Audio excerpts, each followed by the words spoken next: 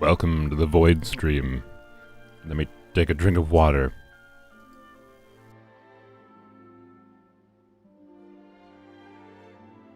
The desert's a tough adversary. Oops, I left Starbarrel up in the background as I was readying Genshin thing. And whether you take on the challenge is entirely up to you.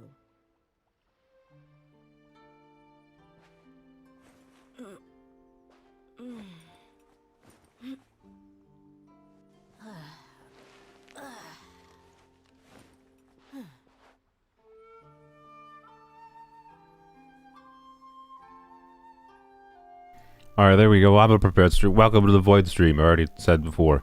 This is the Void. This is Welcome to the Void. But this is just a joke, by the way. I'm gonna... Wow, that sword looks really cool in this. Wow. Who knew you could make Skyward Pride look so wonderful looking?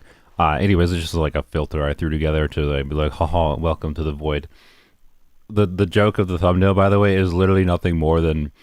I woke up and I'm just like, what do I do for a thumbnail? And I'm like, can I just make the thumbnail completely black? And I'm just like, I think I can. And that's where this joke came from in about 2 minutes in my brain. That's all. It will end in a minute or so after Dia shuts up. Or we could do, I don't know, do I do everything? How about I do everything on my main account just with this overlay? Do people want to see that? Do you want to see me play the game with this overlay for a few minutes? You can't really see anything, I think. It's just very red and very voidy. That was the goal. I think the overlay looks good for my goal. But I don't think I want to do the whole stream like this. But I could do just my main account things. I don't know. By the way, tomorrow should be... where's my freaking stream stats, by the way? Tomorrow should be... There we go. Okay, I can see my thingies now. I'm having a stroke. User reviews, unit reviews, account reviews, whatever kind of thing. So, hopefully, I gotta like look for a bot. I gotta look for a bot that will like queue user or like unit reviews for me. So I gotta research that a little bit today, and I'll have a video out tomorrow as well. Or it should. So, I don't know. I got a bunch of stuff to do after this stream, basically. I gotta research freaking bots, implement the bot, try to make it work for the chat. Because I'm stupid and I didn't do that earlier this week. And then... I just forgot. That's just how I roll. And then... The map is... what does the map look like? Oh, the map is just darkness. The map is just darkness. Alright, then. That's fine. I can increase the brightness slightly. Oh, everything is just really dark over here. It was brighter in the teapot. Here, let me... Look, let me adjust this a little bit. Let's see. Filters. Let's go here. Brightness. Oh, no, that's not. No. Contrast. That's like doing nothing. What about... Alright. There we go. Perfect. Just crank up the contrast. Change the gamma a little bit. Here we go. That looks like more... That looks like it's more intentionally artistic. This is still counts as a void stream, but now you can see things. What a world! And most importantly, Skyward Pride still looks really cool for some reason. I don't know why. I don't know how I actually make Skyward Pride look this great, but what's going on with the stream? I mean, that's the commitment to the joke of the thumbnail. That's all it is. That's literally it. So we're doing. I'll turn off this filter very shortly. I'm just doing it for the funsies for a few minutes. Anyways, unit reviews should be tomorrow. And I do think I'm just gonna mostly do those weekly on like Sunday streams. Is I think my intention. Early dev preview, yeah. This is a dev preview, and therefore I have to have a filter of the screen so you can't see things going on. Oh no! Oh no! No! Oh my gosh! It's just a Dia team for you. Can't kill the wind elemental when it's down in the first instance. Oh boy. Anyways, what does the map look like now? Oh wow, it looks kind of... Oops, I just dragged the window instead of dragging... That looks kind of nice. Wow, what? I just have like a cool neon filter going on. I didn't do this on purpose. This is just like... I just happenstance into the neon filter, apparently. Wow, okay, well how fun. Video effects. This is like... This is just one of those like... I'm 14 and I've never messed with a video editor, and this is cool type of situation, to be honest. But it's fine.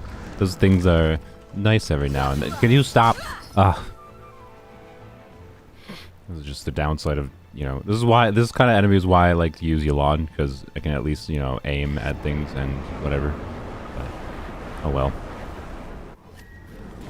Now we just sit here and wait. Oh, something I want to rant about very shortly, which I may as well rant about at the start here. I listened to a new song this week called, and I'll just say what it's called if you want to look it up. It's a fantastic song. I might play it on the stream and just say monetization on my stream because I like it that much. It's called Speed Racer by a band called Teenage Dads. Thank you for dying. A little bit of phlegm in my throat. Let me clear my throat with water.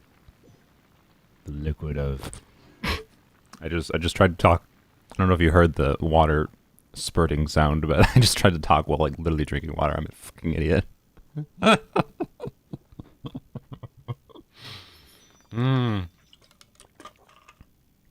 What is happening? I just got off work. What is happening is I have a filter because the thumbnail said like it's like a void, right? It's the error stream, right? Nothing's going right, haha, right? So, and I just basically configured a filter super quickly, and it actually looks kind of like, oh my god, look how neon everything is. I'm absolutely gonna save this filter for the future because like, look how friggin' neon the Zippo's Moonlight there looks. It's fantastic. I don't know. It looks kind of great. Let's be real. Now I kind of want to look at every single character, see what it looks like. Purple hair Kaza. Oh yeah, it is. I wouldn't really call it purple personally. Was it purple? I mean, it's definitely something. But, anyways, you two trying to be Twitch, I guess. So, anyways, it's just a joke based on a thumbnail, because my low-effort thumbnail was like, can I just make the thumbnail black? I don't feel like thinking about a background image for the thumbnail this stream. And then it turned into, what if I did a funny, this is the Void stream joke. That is all that is. Anyways, so continuing my rant on, related to music. So, that song is like, it's from an indie band, right? Like, I looked up their YouTube channel. They have like 3,000 subscribers, and this song that I adore, it's called Speed Racer, just in case you just joined. Speed Racer by Teenage Dads. And this song, their video of it has like 5,000 views, right? And what confuses me is like, I would love to just play this for you guys, right? Like me just playing an indie song I really, really love is something that could super potentially help out that band. It could kickstart that band, and therefore I'm going to probably play it anyways and just say fuck monetization on this stream. But it's so stupid to me that like indie bands, like because music, right? If you're in person, music is one of those like perfect human experience things that's like completely shareable, right?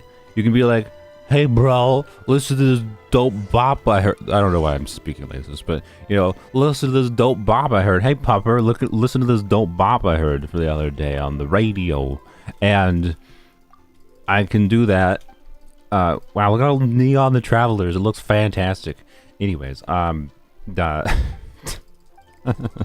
getting distracted from my own rant by the neons. It frustrates me because, like, if I want to go into, I could show this in like the YouTube. YouTube does have like a music library thing, which is like an improvement technically. It's better than nothing, which is what it was before the YouTube music library existed. But, anyways, I went into the YouTube music library to see like, okay, I want to play Speed Racer for you guys on stream, and see what the monetization restrictions are. And the restrictions for Speed Racer is that I can only play 30 seconds of it, or my video is not eligible for monetization. Most songs I would say just say not eligible for monetization. If you use anything of this song, you dare have a single note from this fucking. And it's just like so stupid to me because like, particularly indie bands, right? The internet, one of the best thing about it is like, it's discovery, right? And it's just sharing, easy sharing of things. But the music industry decides, no, you, anyone that's not, giant band that has, Taylor Swift marketing or whatever shit, right? And No, you actually, you just have to get lucky otherwise, but guess what? You know, getting lucky by, I don't know, a streamer sharing a song, an indie song they really like on their stream to 100 people, that could kickstart, you know, a band that, you know, might have some, like, niche popularity, but, like, suddenly they're gonna get a lot more popular by someone playing their song on a stream? And no, you can't do that. God forbid that be something that, you know, a streamer would want to do. But, right?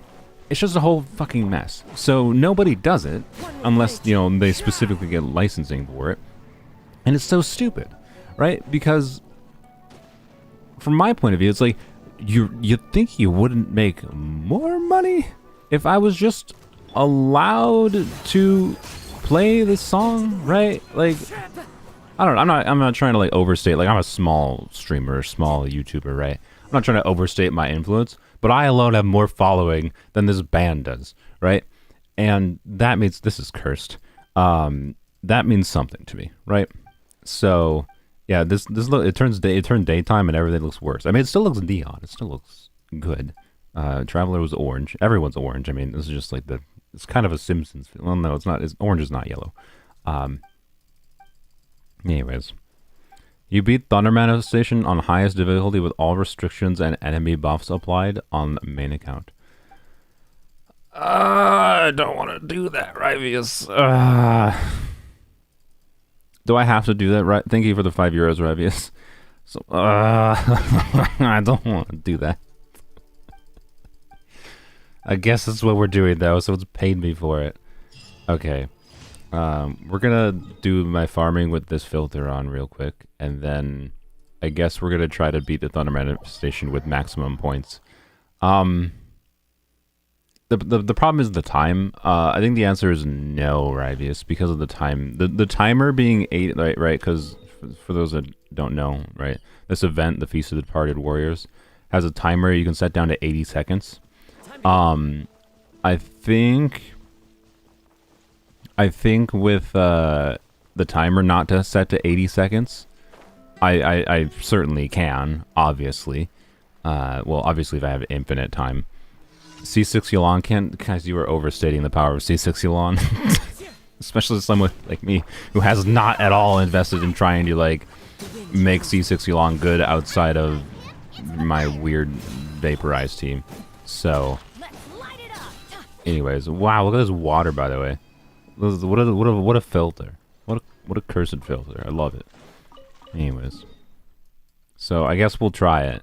But point is, I tried it with not full like buffs and whatever going, enemy buffs going, with my Elan team when I first tried the event. Didn't record it, and it did not go well. So €50 if you can. Oh, good lord. Okay, I guess I'm gonna proper try now. Now it's money. Rivius offering €50. Does it have to be with the 80 seconds, Rivius? Does it have to be the 80 seconds? Why am I in this? If it has to be the 80 seconds, I honestly don't know if I can. Thank you. I shouldn't say I don't know if I can. Like, I feel like I have the ability to, but currently C6 Yulan and Nahida are the most busted. Yeah, I don't know. I gotta think on it a little bit. Let's see. Okay, let's turn off the filter. By the way, I'm gonna go to no, we're not going here. We're gonna go here. I decided to start farming this domain again. Let me where is my filters? Blam! Look, normal mode. Okay. So I do have to do the 80 seconds. Okay. I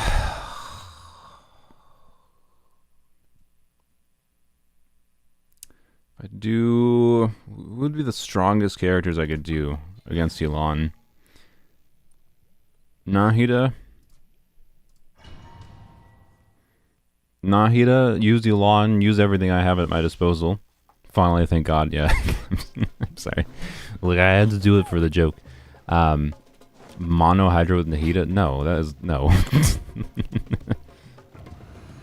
You said that, I didn't say the domain was worthwhile. There's no world in which I said this domain was worthwhile. That doesn't mean I don't want to farm it. The reason I farm this domain is because of two reasons. One, I want it for niche garbage utility on my Nucleon build, right? Hey, thank you for grouping up. And secondarily, the reason I started farming is because I leveled up a piece I got from the Abyss, this attack percent piece, and it rolled, this is not good for Elon, obviously, but it rolled 28.8% crit damage and then 1 into ER, so this is a very, very good timepiece, especially for someone like Dia. And it is technically Dia's artifact set. You might say, why would you use that artifact set for Dia over Emblem? And you're correct, for everything but skill damage. And one of the biggest thing that I think is a crime about Dia's kit, the biggest problem I think she has, and with all the problems she has, the number one problem I have with Dia's kit is that she doesn't work well with Candace. So, this artifact set then, right? This artifact set buffs skill damage. The only realistic synergy I could have with Dia and Candace together is a set that buffs skill damage. And it also happens to buff her burst damage at the same time. That's why I'm farming it. Is it a good reason to farm? No, I'm aware, but it's fine. I don't really I mean, I should probably just continue farming Emblem on the account realistically. It's like, this the most useful artifacts to me. But it's fine. I can do what I want. This is the wrong character. You guys group together a little bit more? Thank you. When? So point being, I'm farming it for Dia, and I'm farming it for Elon. Because for very niche Elon utility, and thank you for giving me not the set I want, I appreciate that. For very niche Elon utility, and then making Dia worse. That's why. Use Benny, Shungling, Nahida, Yulon. Yeah, that could work. Benny, Shungling, Nahida, Yulon, yeah. Okay. Benny, Nahida, Shungling, Yulon. I'd have to switch Shungling's artifacts a little bit, but that's fine.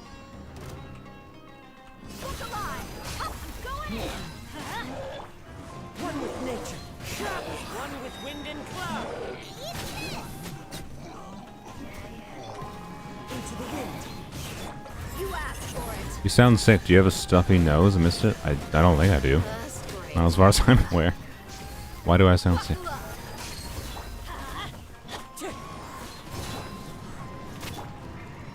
You cease existence? Thank you. I might be just speaking differently. I don't know. I've had a little bit of phlegm in my throat like the last couple days, but my throat feels completely clear right now. It's probably just like very minor allergies or something. But overall, okay, it's fine. I was gonna say wrong set, but honestly, the stats. If this was like double crit ER, I would have mauled it a little bit. That could have been an on-site comment for Dia, but it's fine. Time to deal with YouTube's awful chat video placement again. Indeed. But it's not Twitch. Twitch is a f***ing mess as far as I can tell. I'm probably going to remove Twitch from my YouTube video descriptions, and if I start casually streaming, I'm probably just going to have like a secondary YouTube channel for just like casual streams is my intention versus doing Twitch, because I don't know, Twitch seems to have like, I don't know, one, they won't give me a partner, because even though I'm eligible for it, the page just doesn't work when I try to type in my information. So, you know. Bro for a sec went rah rah like Lady Gaga. What does that mean? Gotta love all the goblets with bad substats. Indeed, just normal Genshin experience. Alright. Last piece of garbage for the day. Yay, thank you for the stats. I don't even care about a single crit line. Thank you for the things. Twitch chat is the worst. Yeah, I mean, like, a lot of people like the Twitch community, but honestly, I find it to be like a... Not to insult anyone who uses Twitch or anything, but it's a bit too of a meme community. Like, I don't know, man. Something about that community just like... It's like, are you all the same person? That's what it kind of feels like to me. Anyways, all right. So we got total butt garbage for artifacts. It's a song. I know Lady Gaga is a song. I didn't know like Rah Rah is a song specifically. I know I should say Lady Gaga is a song. I know Lady Gaga is an artist. Okay. All right. So, Xiangling. If we're gonna, all right. I think I like the Bennett Xiangling. Yeah, Bennett Xiangling. Bennett Xiangling. Yelan. We'll just keep Yelan on her Nuki build.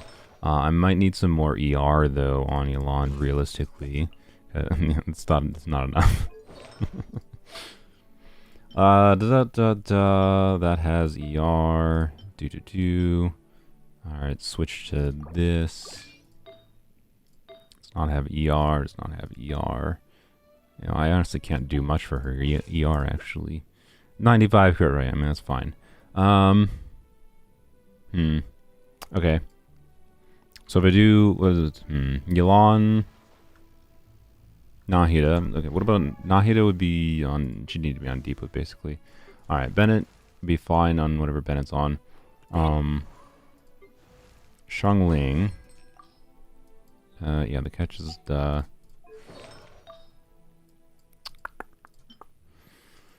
that should be good.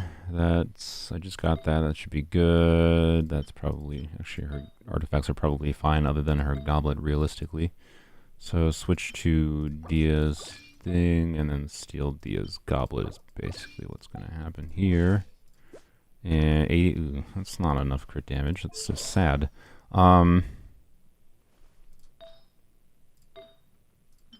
think both of my Pyro Goblets are high in crit rate. Oh, that one has slightly more crit damage.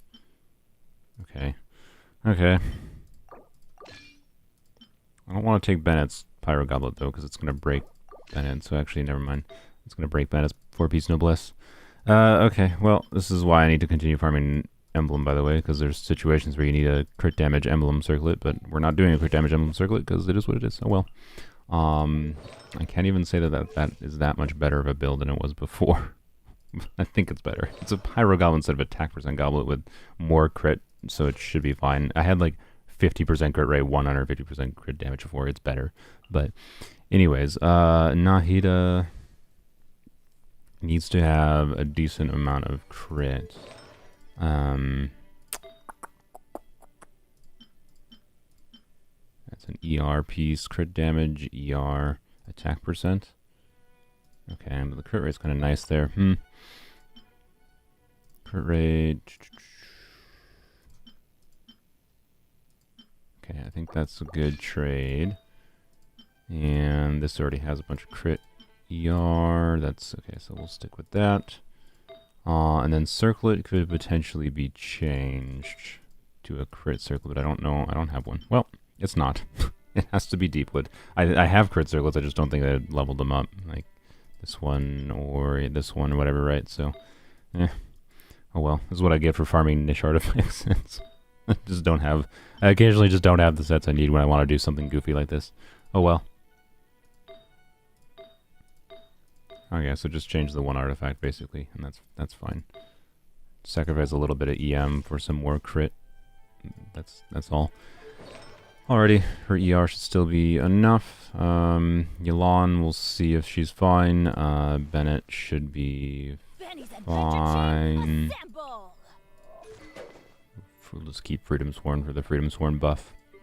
Alright, let's try like that.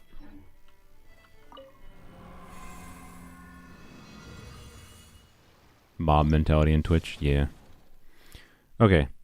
Alright, Rivius, let's see if we can do this.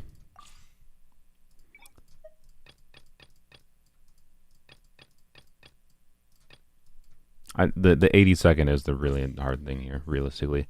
Okay. EM is probably good. Electro-related reaction dealing true damage, maybe. Burst damage. This is good for Yelan. Electro reaction. I kind of want the healing one, honestly. Just so I don't have to worry about it. We're going to try healing first. because the other ones I don't think are really. I mean, the shield might be better. The true damage might be relevant, but I don't know how much true damage it actually is right? Attack is like okay, but just being able to not worry about my health as much is good, right? Because just Bennett I might not live. All right, so it'd be Bennett, Xiangling, Yelon, Nahia.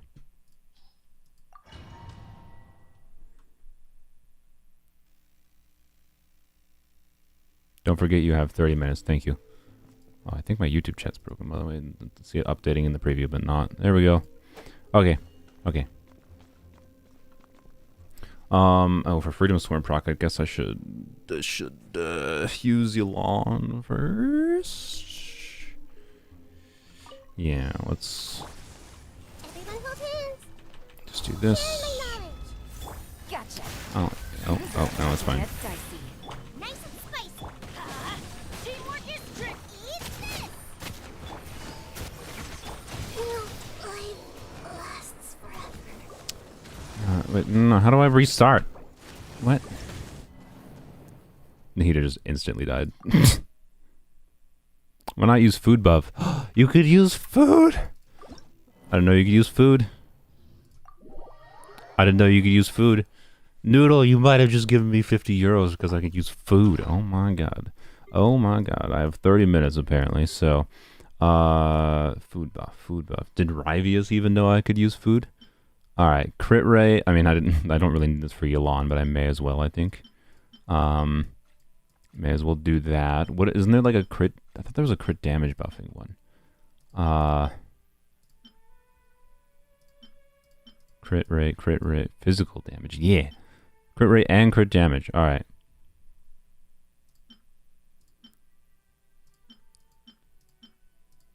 There might be better ones than this one, to be clear. You can even heal? Oh my god. Okay, so... The desert's a tough adversary. set this then. At least it doesn't hide anything. What you see is... Oh, okay. I mean, in domain. No, I know. I'll use it in the domain. I just want to see what foods I have. So, crit rate, attack. I mostly just have crit rate and attack buffing things. Okay. That's fine. I'll basically just take an Adeptus Temptation and then a one of these, I think. I think there's like Hydro damage. Isn't there like Hydro damage? Oh, yeah, Hydro. Oh boy. Okay, I gotta get Hydro and Dendro. Can I just go craft Hydro Dendro damage vials? Hydro Dendro and oh, HP buffing. Oh god. Okay. So HP buffing, Hydro damage, Dendro damage, Pyro damage. All right. Right. Dendro damage. Okay. I mean, I guess I may as well use someone.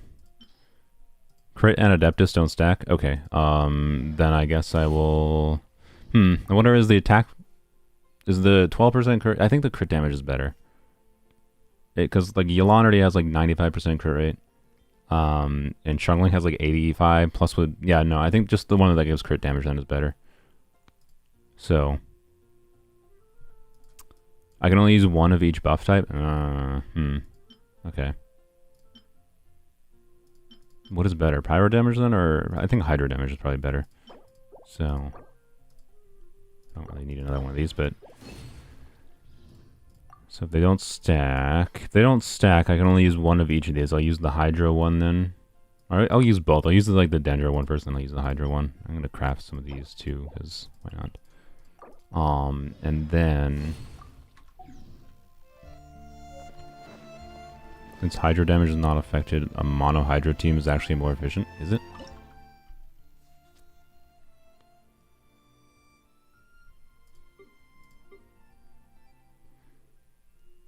I don't know who. I don't have anyone to do Hydro damage with though.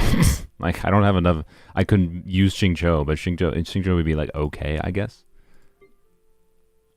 That's basically it. Okay. I don't know what does the HP buffing one look like. I don't even know if I have it, to be honest.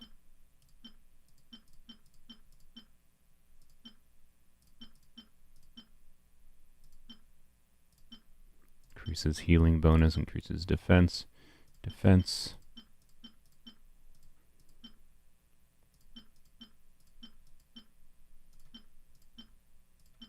I don't think I have the HP buffing food. Alright, I'm just wasting time at this point. Alright, well. Dia's dish is the best HP food? Yeah, I don't know, but I don't have Sakura's. That's not. Max HP. Ah, frick. Yes, I do have it. Okay, nice. I already have some. Oh, okay. Alright.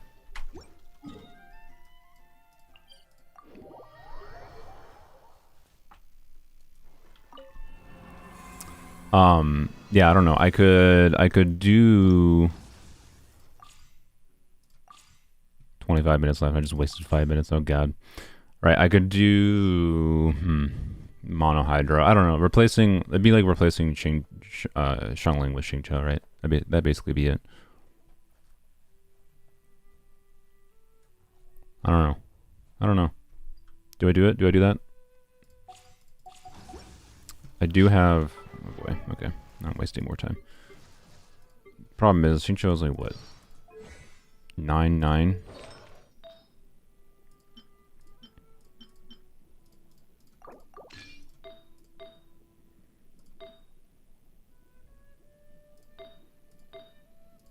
He need a crit damage. You know, no. I changed my mind. I'm not even gonna consider it because too much time wasting. And oh god, now Dia, I effed Dia. Too much time wasting, and I don't have a crit damage circlet again. I was thinking like put Jade Cutter on him and then use a crit damage circlet, but again, I don't have a freaking crit damage circlet and emblem. So no, just I'm not gonna bother. I'm gonna try this. What's Bennett for? Chungling.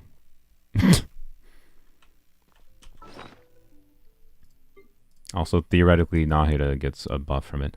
Okay, food. Where's the Sakura? There is the Sakura.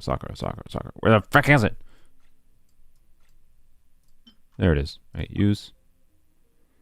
Okay, and then where's the crit damage one? There was a crit damage one. This one, crit rate and crit damage. And then, so that's attack up. Then we had a defense one, so we can use one of these, I believe, right? So I'm pretty sure if we use this, we can't use this. It says I can use it. Okay. I'm just gonna use them all then, just in case it works. Off we go. I might have overwritten some of them though. I'm going in. I see everything. The Temple of Wisdom. Quietly now. Here comes the catch. Busted. Out of the frying pan, into the fire. Ow.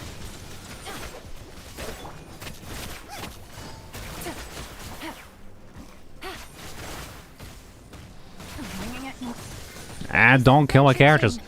I have failed you. Couldn't break the Bruh. doors.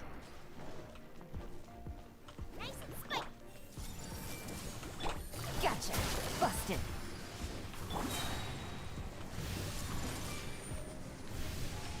Make yourselves at home.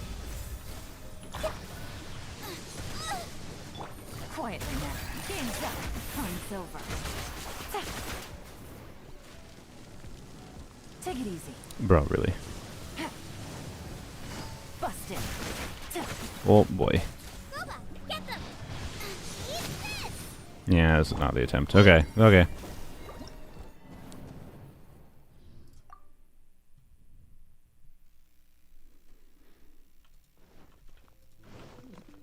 They don't stack? Okay, so do I have to like use the hydro potion again then? Probably. So hopefully that overwrites the previous one. Everybody stand. The Temple of Wisdom. Quietly now. Here comes the catch. Gotcha.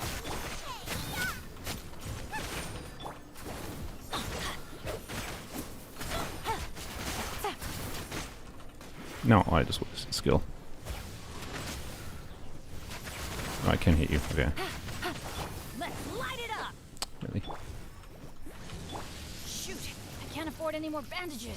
What did I get hit by? What am I getting hit by? I'm sorry, what the f am I getting hit by? Is that some stupid buff that I enabled? I just die?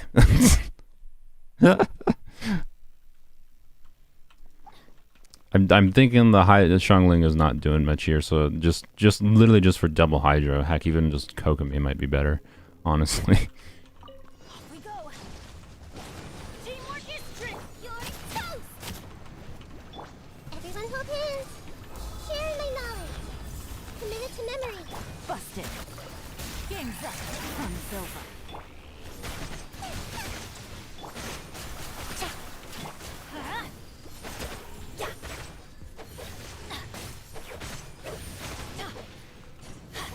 Let's light it up. Quietly now. Grow, grow, grow. Oh, that's not what I wanted. Blech. Don't kill me. Why are you killing me? What is this effect doing damage to me? By the way, there has to be one of the effects going on. It's absolute bullshit. But Gotcha. you're dead. Okay. I'm the bridesmaid. Into the fire. Oh my Benny's fucking god. adventure team. I have failed. DPS Kokomi is on fielder. Yeah, maybe. Honestly, that's what I'm leaning towards.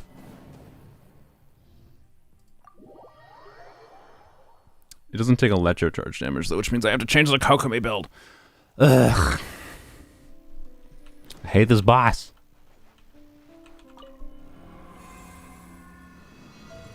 Who do I have for Hydros is not. Actually, no. We're gonna use. We're gonna do. Frick. Okay. I'm gonna F up all my artifacts for the sake of trying to get this money. Oh god. Okay. Yeah, we'll take that. We'll take. No, we need like an ER focused one. Yeah, there we go.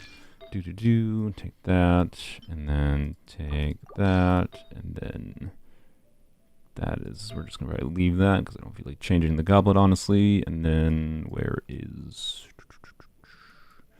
I could have sworn I had another healing bonus piece from the one set, but I think we're just gonna say I don't care, I guess.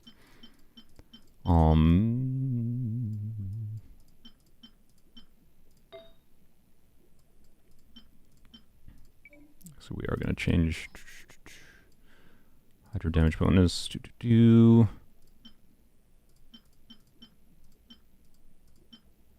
guess to this one. Crit rate don't really do that much, but we'll take it. And then do I just do? I don't even know, man. Attack circlet? Do I have an attack circlet? I do. There we go. 155 ER should be fine. Okay, sack frags should keep up healing. All right, and then Xingqiu. Bloop-a-doop-a-doo. You might say that's a weird decision, but the idea... God, my artifacts are going to be so effed after this. It's fine. Okay, goblet is fine. That should be fine. This instead has more ER. That has ER. Okay. Tributes. One. That's not enough. What the... Fuckles. Okay. Shit. Let's just do ER timepiece then, I guess.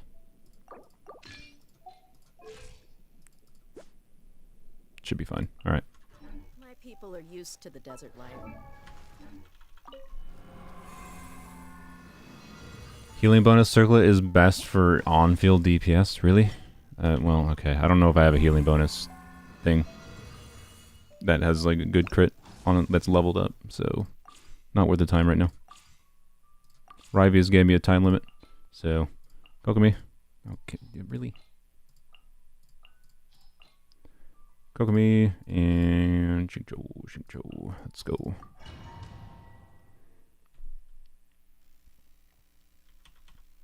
And still have food buffs out. Let's go. I see everything. Make yourselves at home. Yeah, allow me. No, my sword. Witness the power of good. Busted. Things are about to get dicey. Quietly. Yelan is not on the right build too. I just realized, by the way. Why am I not using? Covenant of the deep.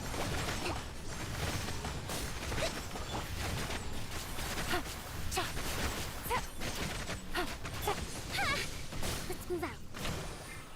Rain outlines your fate. Rain cutter. Committed to memory. Sharing my knowledge. Ow. Gotcha.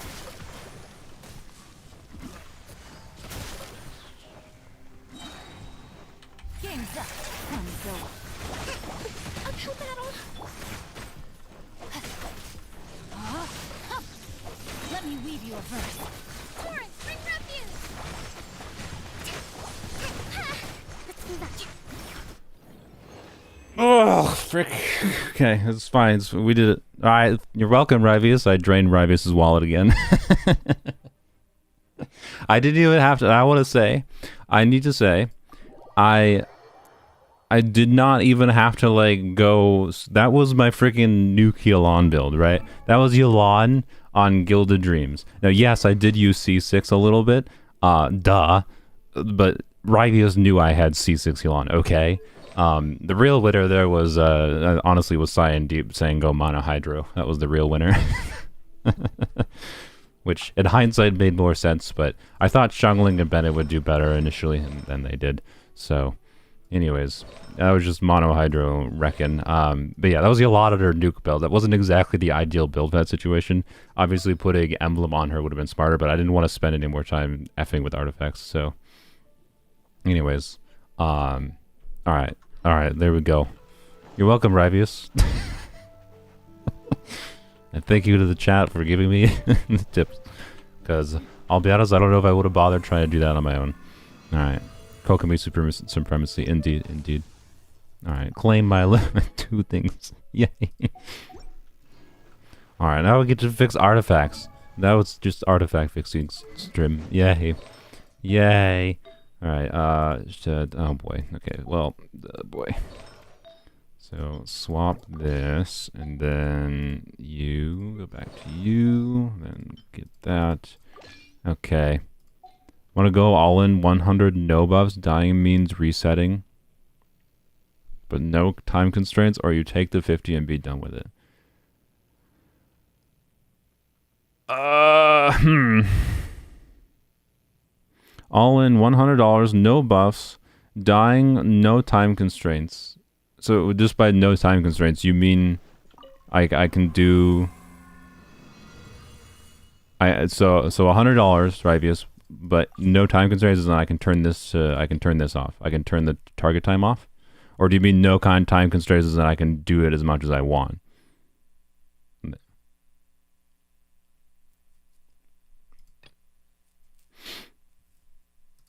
Because I don't think the buffs are making that much of a difference. So I think I'll take this deal.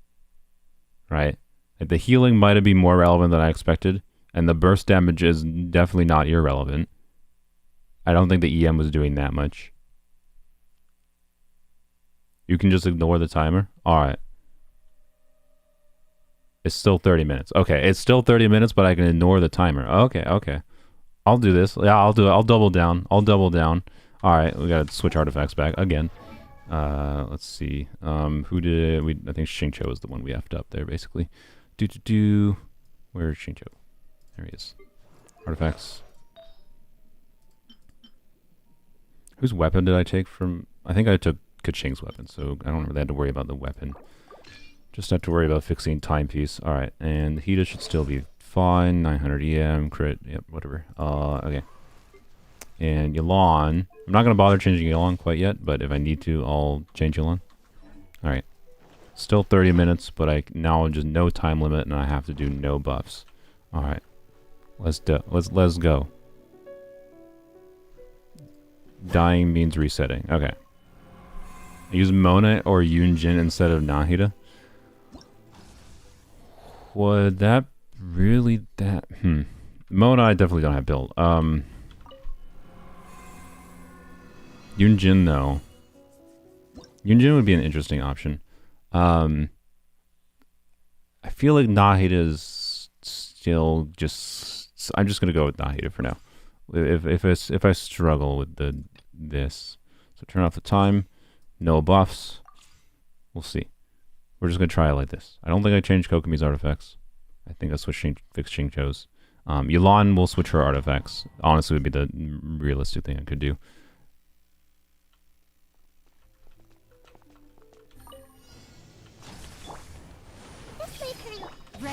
Lines your fate. Witness the power. The Temple of Wisdom. Allow me. Quietly now. Things are about to get dicey. Oh, I don't think I have food buffs going on. Billowing surge. Whatever. You know what? We don't need to have food buffs. I'm not a coward.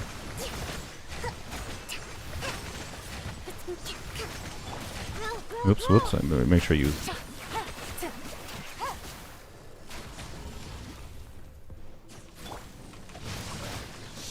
Oh boy, oh boy, don't. Ah, frick! No, it's fine, it's fine, it's fine, it's fine. I lost just 80% of my defensive utility. Oh, you absolute ass. God, I hate this enemy. Quietly now. Game's up. Hunt's over. Busted. A co-battle covenant of the deep.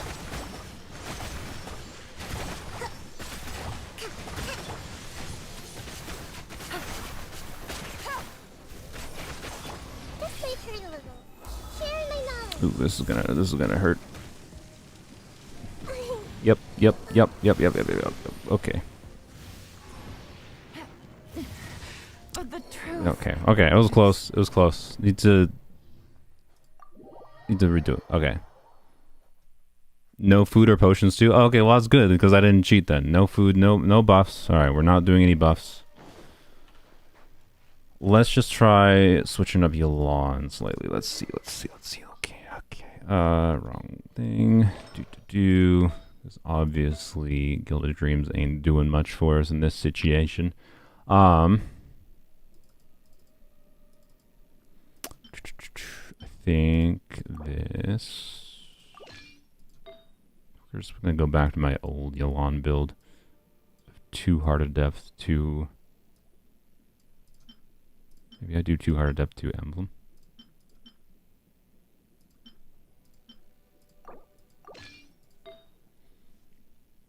Oh boy, I don't know if I have. What's my best HP timepiece on a set that's relevant for her?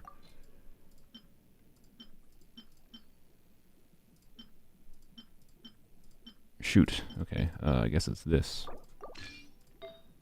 Which means I need to do tenacity, huh? Oh, tenacity. That's pretty good. Oh yeah, I remember I used that. Oh yeah, then I have this circle. I remember what I used to do in Yelan. Yeah, okay, I used to be this build. What's her ER like though? Existent. Okay, no, we're not doing that. We're doing switch back to that. We're gonna do oh frick, you have that circlet. Guess we'll do that. That has 2 yeah, that's worth it. And then just a heavy crit piece. That's obviously high. Let's see. Shaolin, yeah, we'll just take this. Okay. 120 ER, 79, 224. Okay, that might be fine. Let's try that.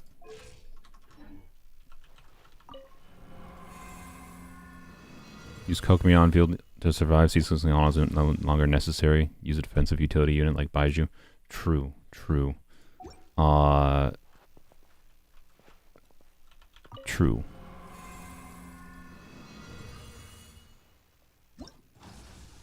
Dying means reset. Oh, did I have to reset because one character died? Oh, okay.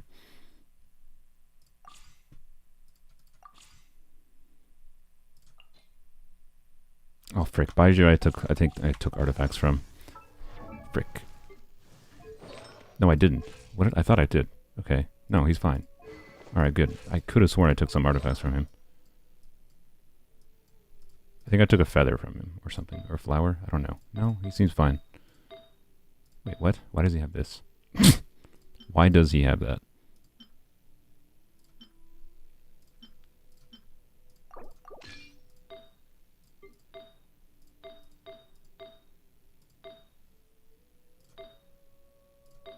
Okay, there we go.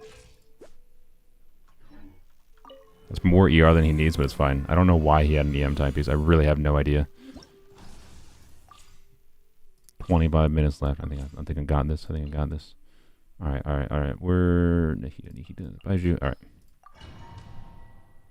Let's go.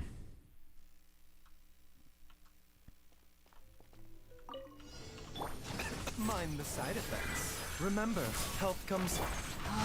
What? Oh, I did hit him. Okay, I thought I didn't hit him. Allow me. Gotcha. Things are about to get dicey. Quiet. Torrent, bring refuge.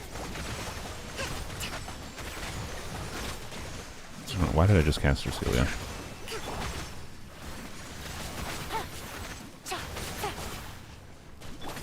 Rest and rebuild. Ow. Gotcha. No, my sword. Witness the power. The doctor will see you. Seems like an emerg.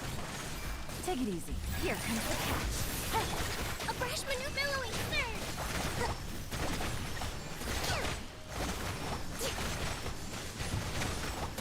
Hold the line. Can I switch? Busted. Swear to God, I was trying to... a lot of damage.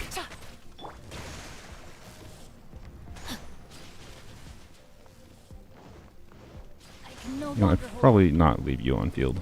Mind the side effects. Let me weave you a verse. Huh? Rest and rebuild. Gotcha.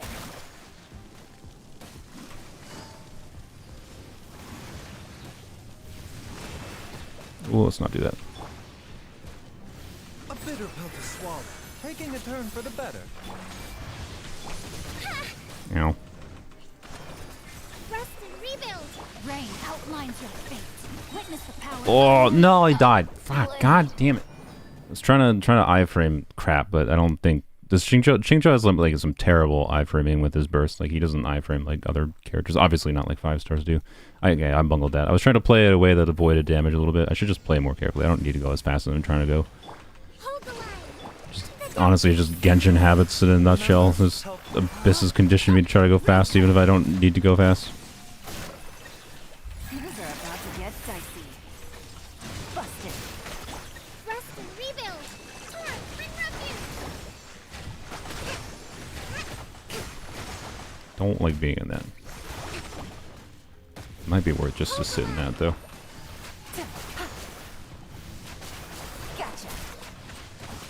Yeah, I wasted some of C60 on. Oh well. Rain outlines your fate. Let me. A bitter pill to swallow. Taking a turn for the better. Busted. Game's up. Fun's over. Where are you? Ow. Allow me. Not good. Ow. Gotcha.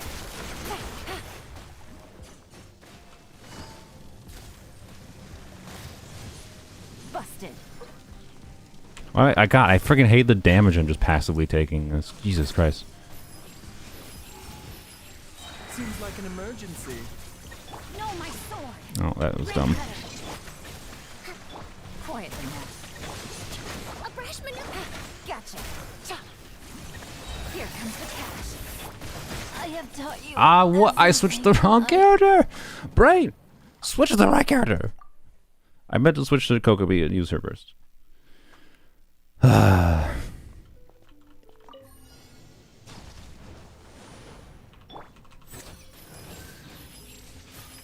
a turn for the Just better. wasted energy particles, whatever. Witness the power. Rest and rebuild. Busted.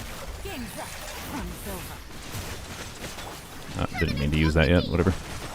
Wanted to backload the damage, but...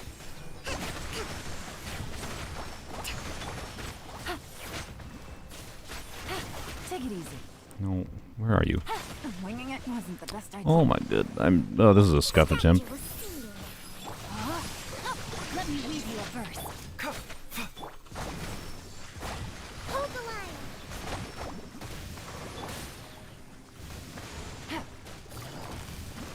How was it? Alright, that was just terrible. That was terrible. Most things in this game can be summarized, but it depends basically. Yeah, pretty much. You want to burst off cooldown, even in flexible rotations, and a good chunk. I'm guessing you're talking about other things. Alright. Witness the power. A bitter pill to swallow. Seems like an emergency. Quiet now. Things are about to get dicey. Busted. Torrent, bring refuge.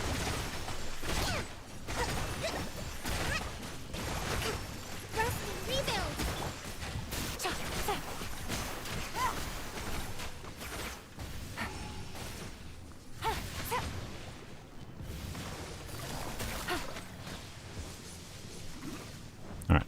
Mind the side effects. Taking a turn for the better. No, my sword. Let me leave you a I mean, it was like, quiet now. Billowing surge.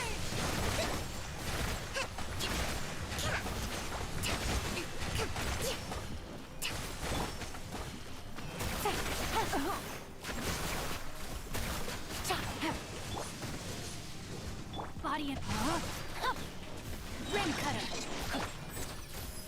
Yeah. I got Baiju's 200 ER, by the way, in this team, and is not getting his burst back. This was an R5 Amber. Allow me. Oh, that's just terrible. Things are about to get dicey.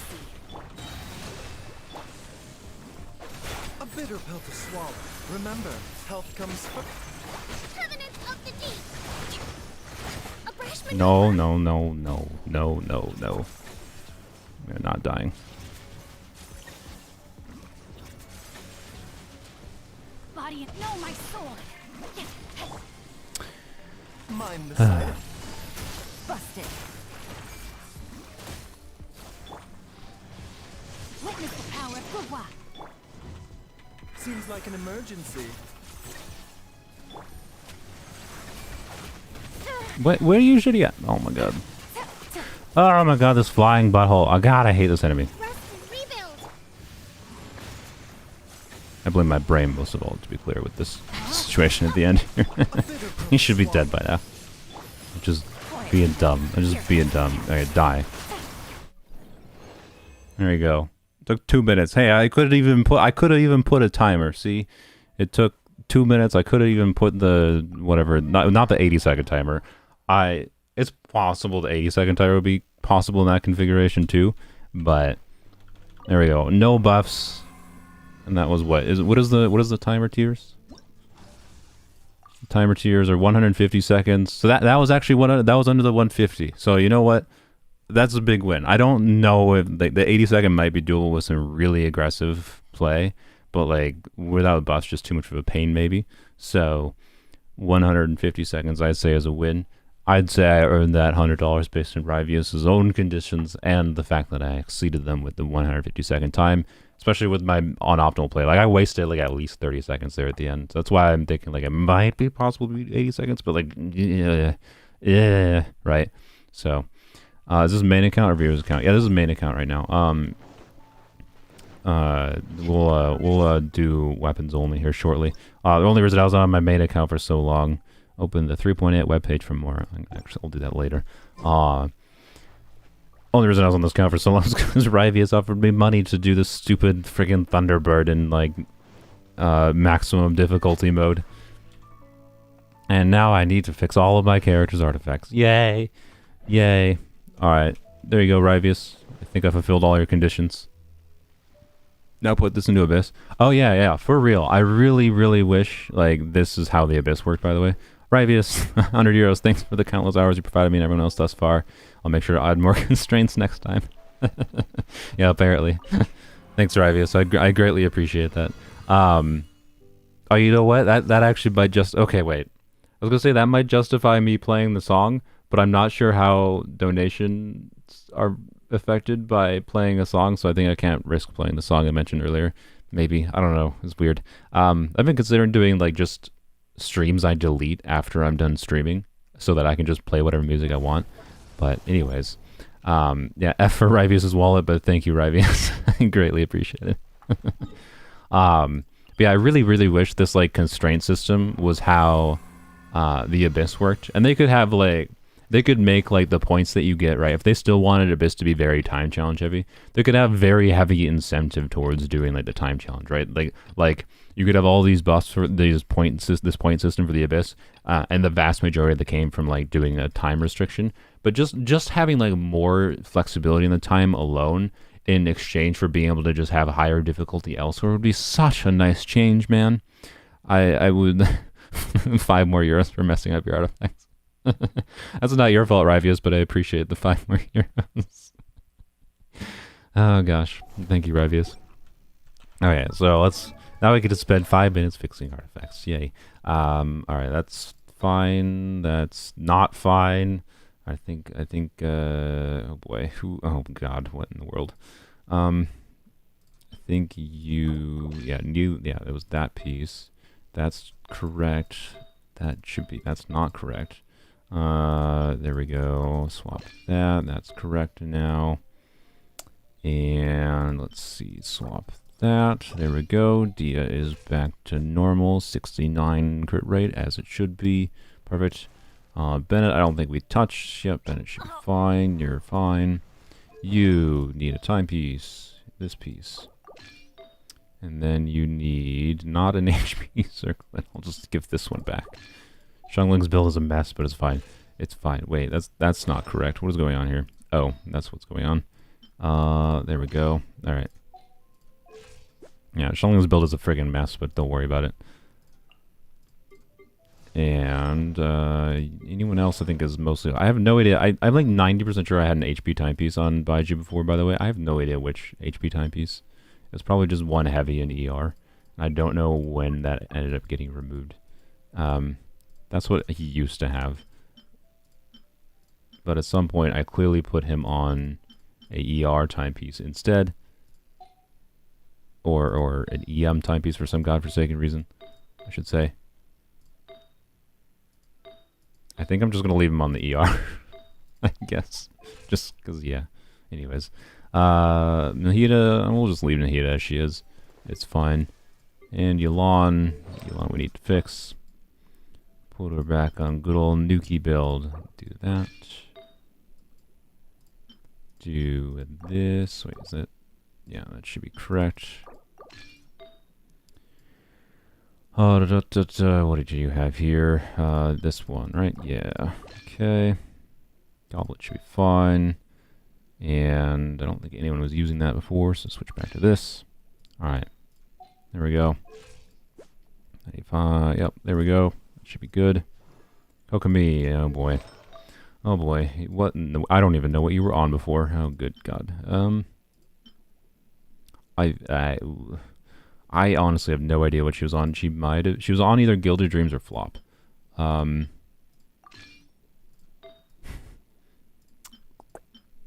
think it was Flop.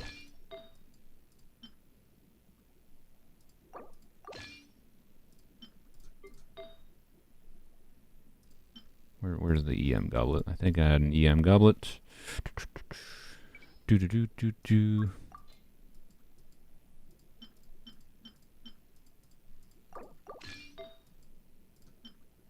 Yeah, it was Flop. Okay, yep. I think this is what she was on before. It's not the greatest Flop Kokomi, to be clear, but it's fine. And she still heals. Alright, I think that's everyone. I think no one else is goofed up. Alright. Yay, good all fixing characters artifacts, because there's no... Like, if there's just like a... It would be so nice if there was just like a button that was simple as save all characters' current artifact states, right? And then I can F around with things as need be, and then I can just go reset. Was Kokomi... Oh, that's what happened. That's why Baiju was on an EMPs. Kokomi's HP Clam Sands was on Baiju. That's why. So he was on... Yeah, he was on this because it has a whole bunch of ER. Yep. Okay. That's why. Alright. But actually, I think I have this, interestingly enough, which... You know what? Why not? This is a Thundering Fury piece that rolled... I think... Was this a... No, this was a 3-line. This is a 3-line that has rolled entirely into ER so far. Let's see if we get more ER rolls, because I think this actually has more ER than the other piece does already. Are you going on weapons only now? Yes, I will be going to weapons only shortly, Kamish. Well, I think I'll do polearms only first, just because polearms only is going to take like 2 minutes, and then we're going to faff about and things on weapons only. Rude! Unacceptable. I wanted the freaking ER. No, the crit rate's fine. Better in some ways, actually.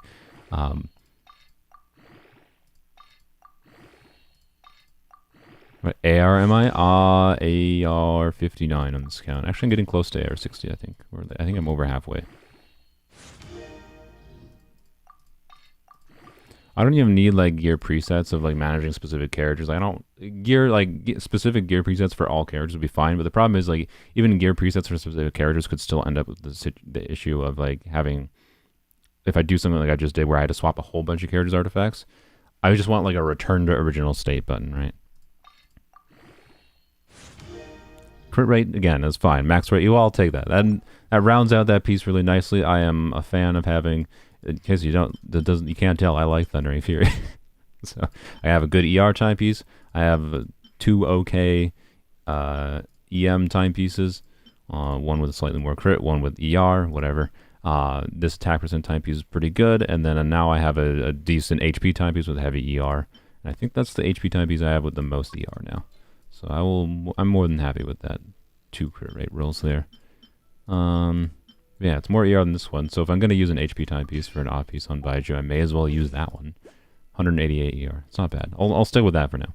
But at least C6 Yulon maybe some money back. True. Thank you, Rybies. Thank you for slowly refunding me my C6 Yulon. Alright. Yeah, AR wise on this count. Oh, okay. I thought I was over halfway. I am not. I lied. Okay. I am only like a third of the way. Alright. Okay, let me turtle it up. Turtle. Log into a different account quick. Yes, for those that are recently joining, I will be doing unit review stuff tomorrow. Hopefully I will get a chat bot of some form set up for doing a queuing system. If not, it might be cast. Again.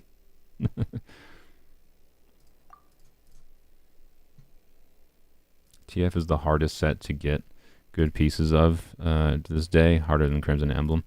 I don't think it's harder than any other set. The thing that's weird about TF to me is like, because it's an artifact set that there's some goofy ass reason I might want, like I might need like literally any combination of like heavy ER, heavy EM pieces. There might be a situation where I need a defense percent main stat piece, right? So like, because of the fact that it has the most unique like skill cooldown resetting function in the game, I feel like I keep a lot of Thundering Fury pieces that otherwise I might not keep, like because there's other sets, right? Like say the Elon or the Dia set I'm farming right now, right? I'm probably not going to keep certain pieces that I would keep in Thundering Fury.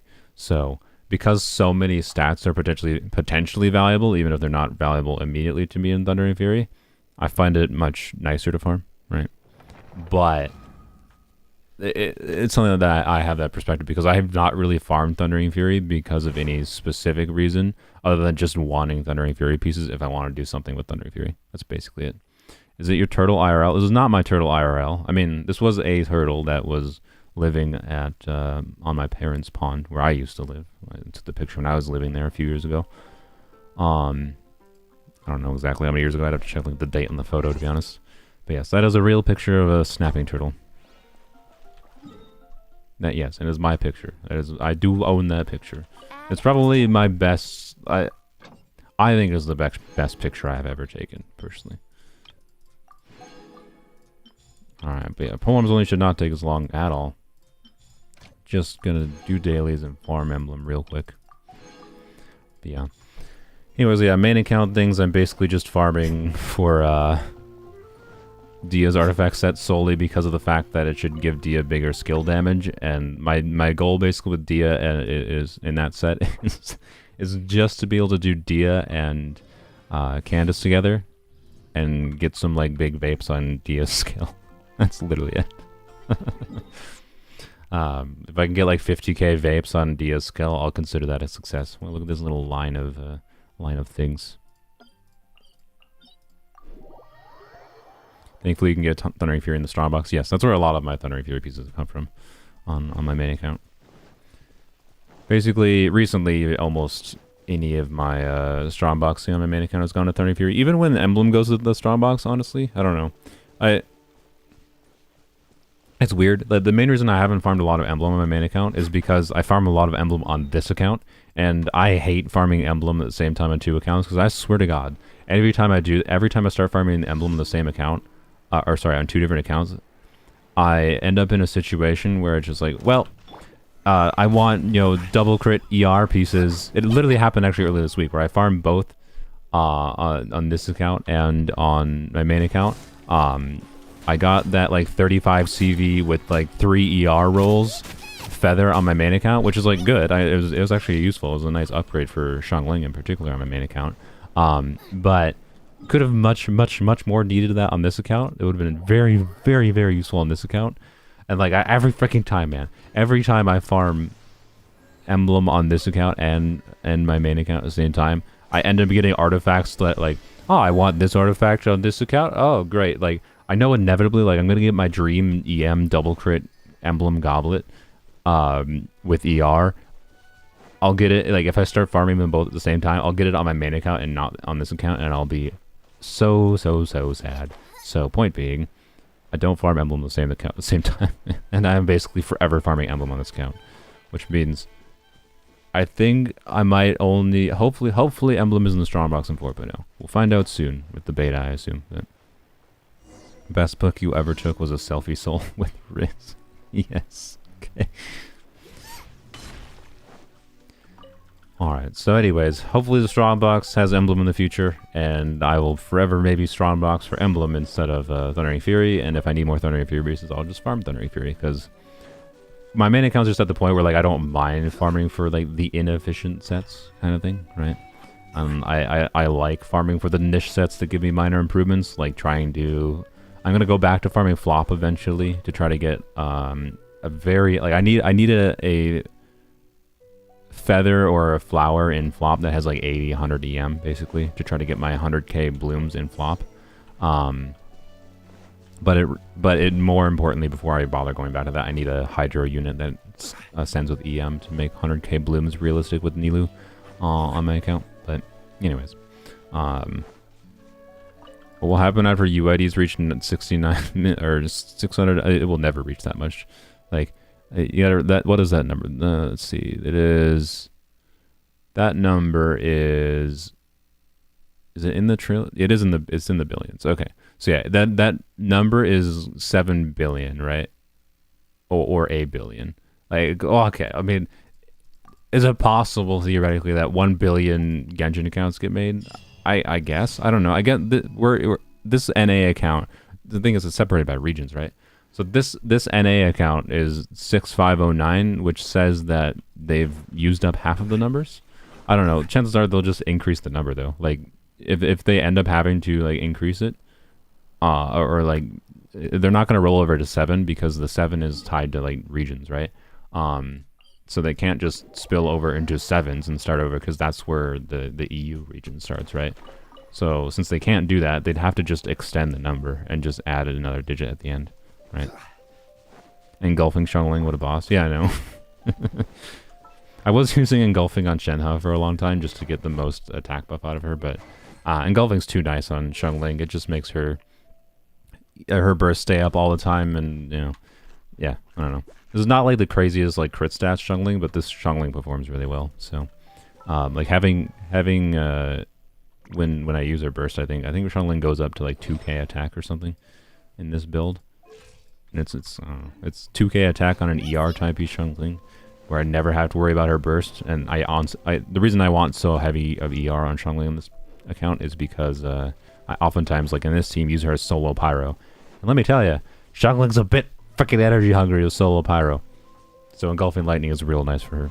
It's honestly the best thing. It's the most use I've gotten out of Engulfing Lightning, and I'm glad I got it because it was definitely lucky. It was probably the luckiest I've gotten this account. It's just doing a YOLO 10 pull after Raiden and getting Engulfing. But anyways, Shenhe deserves it, yeah, but like honestly, the Fab is just better.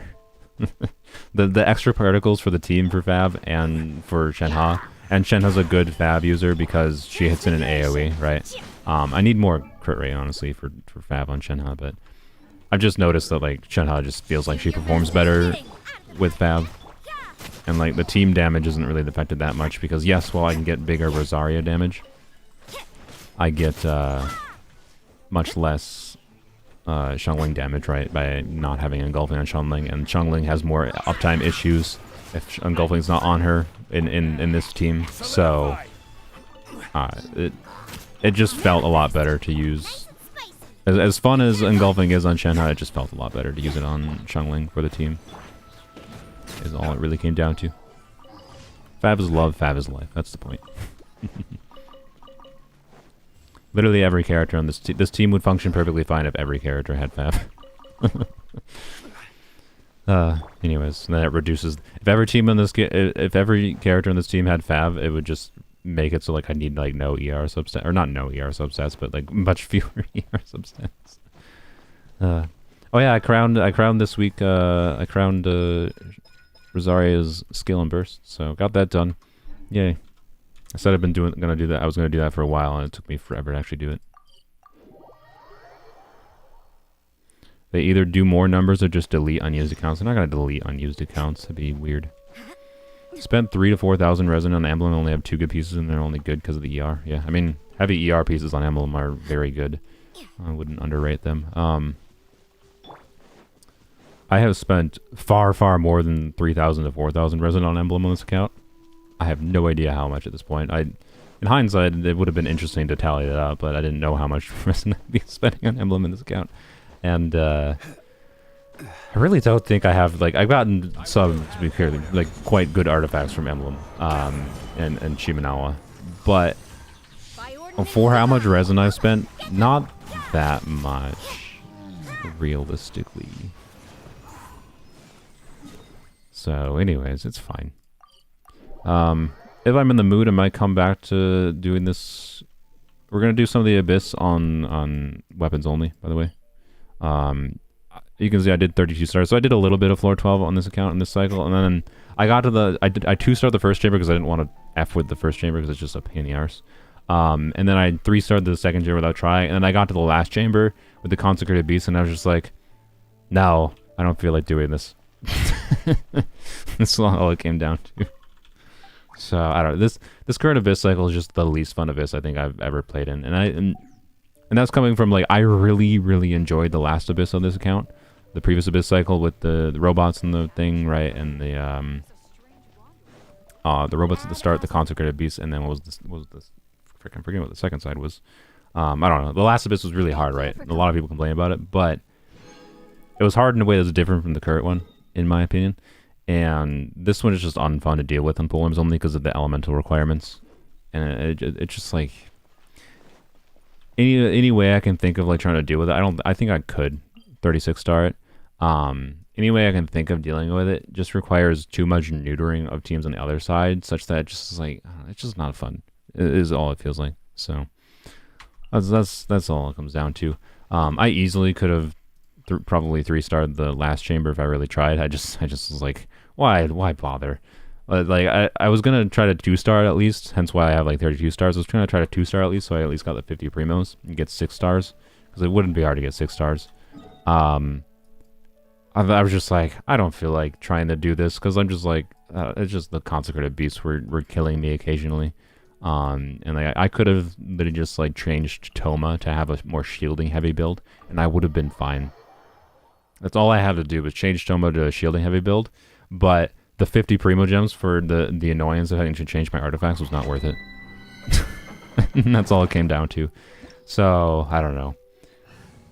And the only reason I even tried in the first place was because the buff was a lot better. The buff that you get based on, like a damage increase based on normal attacks. But yeah. Let's see how big of melt damage we can get here. The Weena Abyss was the last one that was fun. Yeah, I did enjoy the Weena Abyss too. Like the Weena Abyss was a good like as annoying as the Weena is in the context of Abyss because of how like time wasted they intentionally made it, right? That was the boss I probably had the most fun optimizing around, particularly on polearms only, like trying to figure out I don't have my burst up. This normally I can clear this very easily with this team. I have my burst up, but I don't. Oh well. So, anyways, My will embodied. You can't run. what was I saying? I do not remember. Do I have my energy up? I do. Good. Okay, good. We can do a proper run here. The Weena Abyss on this account, I really had fun optimizing. It was a good balance of like not taking an insane amount of time, while not like it wasn't that hard for HP, right? It was like you gotta play optimally, and it was restrictive, right? A little bit. But the fact of the matter is, the Weena I could deal with only polearm characters. It wasn't, I think, the hardest challenge to deal with. It was an interesting challenge to work around, and I actually think I quite like it. And I think I said as much when I did it, right? Whereas, like, as annoying as it is, it comes down to really the annoyance of how they do the Abyss in general. And as far as, like, making the Abyss interesting, it was an interesting one to play around. And then the previous one with the robot cycle is really fun, and now this current cycle with just elemental check dot first chamber, it's just like, I don't know, or dot second half. Sorry, I think it's not just first chamber, it's more just second half in general. Obey.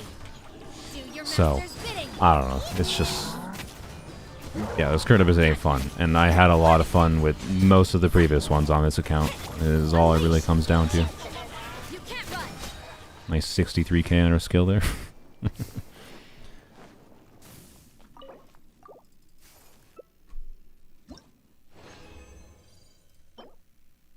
Maybe, but probably not. I don't think I have a good attack percent timepiece on Emblem on this count, but I don't think I really have a use for an attack percent timepiece on Emblem, so I don't really care, is what I'm saying. Hello, Esdeath. Is that named after that? What is that? What was that anime that had... It was like really enjoyable in some ways, and it was like really scuffed in other ways. I forgot what it was called. There's a character named Esdeath. The lady's great. Divine.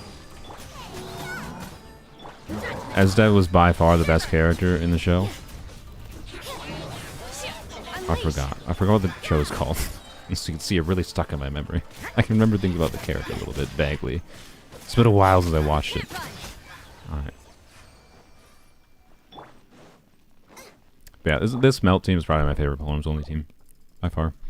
Which is a surprise, because like I went from like Shenhe, like I don't know how useful Shenhe is going to be for the account, and then Shenhe made as a core part of like the main team I really like on this account, my favorite team. So yeah, Akame ga Kill, yeah, is that one? There you go.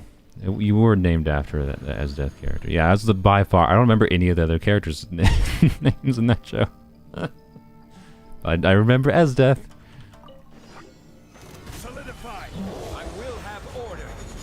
Can you go through the pillar? Obey. No. Okay. Cryo I think I would know that. I'm pretty sure I did know that. I just didn't remember it. Judgment. I think about the info at 3.8 and the Fauntain from the lives. I'm assuming you're just talking about Fontaine in general. You can't run. Oh, died. Was that a 40 AK melt from Xiangling? Woo! Okay. Xiangling just wrecking. Extreme. Wow, how many freaking 3 artifacts have I gotten? 3 artifacts and total garbage from all of them. I mean, the Geo Goblet might be okay, actually. Told you Melt or physical Rosario come back with Shen would be fun. Yeah, it's not the physical. I mean, the physical is like I occasionally will whack with enemies, and like because I have her level 8 normal attacks from forever ago, she does okay physical damage plus decent attack stat. Go figure, right? But anyways, yeah. This isn't like an insane build of Rosario or anything. It could be improved, right? Like this is not the most insane piece. This is pretty good, but nothing crazy, right? This is actually extremely good. And this Cryo Goblet is like good, but obviously it would be better to have some crit stats than the attack.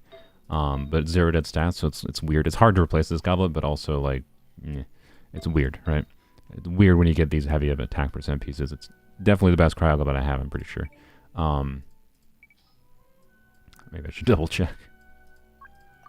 This is gonna be a spoiler for a short. Oh, probably, yeah, okay. It's definitely the best Cryo Goblet I got. I was gonna be a spoiler for a short. I got what I thought was an almost assuredly a really good upgrade for Xiangling this week. So Xiangling's current build, right? 59 crit rate, 130 crit damage, pretty good build. One of the biggest things I could have gotten for Xiangling to be better was either like an onset good ER timepiece, which could enable an offset goblet, or a better circlet. Like the circlet is fine. Or just like, more crit, whatever in the flower and feather, right? But I got another onset goblet this week. It had crit rate or an ER, I believe, to start, or crit damage in ER, one of the two. And then the fourth line rolled crit. But it had defense percent. I'll talk about Fontaine in 3.8 a little bit more. But it had defense percent. And it started well. It rolled into crit. And then it rolled into ER. and then it rolled into defense, and then it rolled into defense. So I was so sad, man. Like, or sorry, it did 2 crit. Actually, yeah, that's what was so sad about it. It started with 2 crit rolls. I was like, let's go. All this needs is 1 more crit roll or an ER roll. Literally, if either of these defense rolls were a crit roll or an ER roll. So it had 2 instances of a 75% chance that this was an upgrade for my Xiangling, basically. That's basically what this goblet was. It had 2 chances of how it rolled, where it was a 75, each one of those was a 75% chance. So that means, like, what is that? It's 0.75, so getting as unlucky as I did is 0.25 times 0.25, right? So if it was a 1 in 16 chance, because it rolled crit rate twice, and then rolled defense the last 2 times, so at the point where it was half leveled up, right, level 12, it was a 1 in 16 chance that this was not an upgrade for my Xiangling. And that's what happened to me. I got the 1 in 16 chance that it turned into not an upgrade for Xiangling. Which, God, that made me so fucking sad. Like, it's like a side grade, basically, from my Xiangling, right? So this crit rate it's slightly higher crit rate. Versus, so it'd be trading like a minimum crit rate roll for like a minimum crit damage roll. So it's basically the same crit value, but this has 1 line of ER versus this has attack percent. That's basically what this is. And in my opinion, because Xiangling needs a bit more crit rate more than anything right now in this build, I'd say, her current one is better. And unless I needed the ER. If I really needed the ER, then the new one would technically be better. So at best, it's a side grade. But it had there was a 1 in 16 chance. It was like a 90% chance. It was a freaking like 90% chance that it was an upgrade. And it fucking didn't. Ugh. This might be one of the artifacts that's maybe the most sad ever in Genshin because of that. Right? Because it rolled crit the first 2 times, it's like the chance that it was bad should have been low. It was so low that I had to get so unlucky, man. It sucks. So anyways, I'll probably have a short of that maybe. Although I still haven't made a short of that 50 CVPs either. I keep forgetting. Anyways, so my predictions for... Are we done here? Was there any artifacts I need to level up? I don't remember. My predictions for... I guess we'll try this. Why not?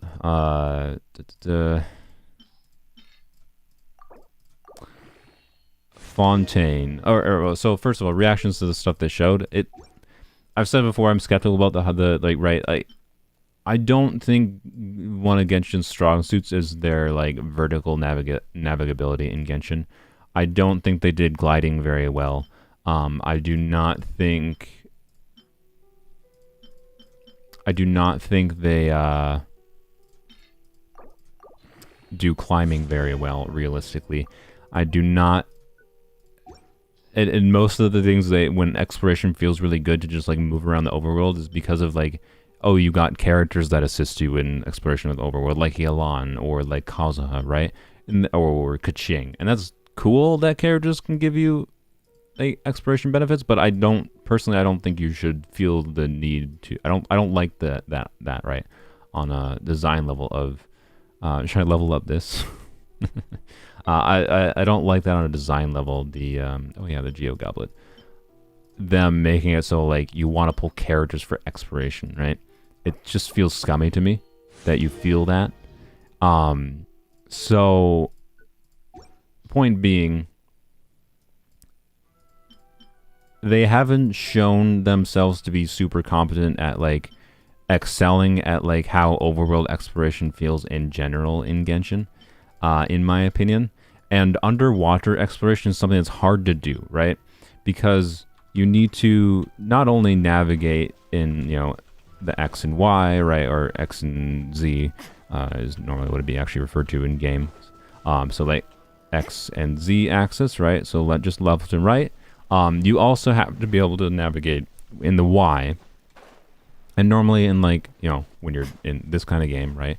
It just basically did what Breath of the Wild does, where it solves the vertical navigation is less vertical and more you only glide from high spots, so your vertical navigation is down. Therefore, it helps deal with the player control issue of 3D like 3-axis navigation.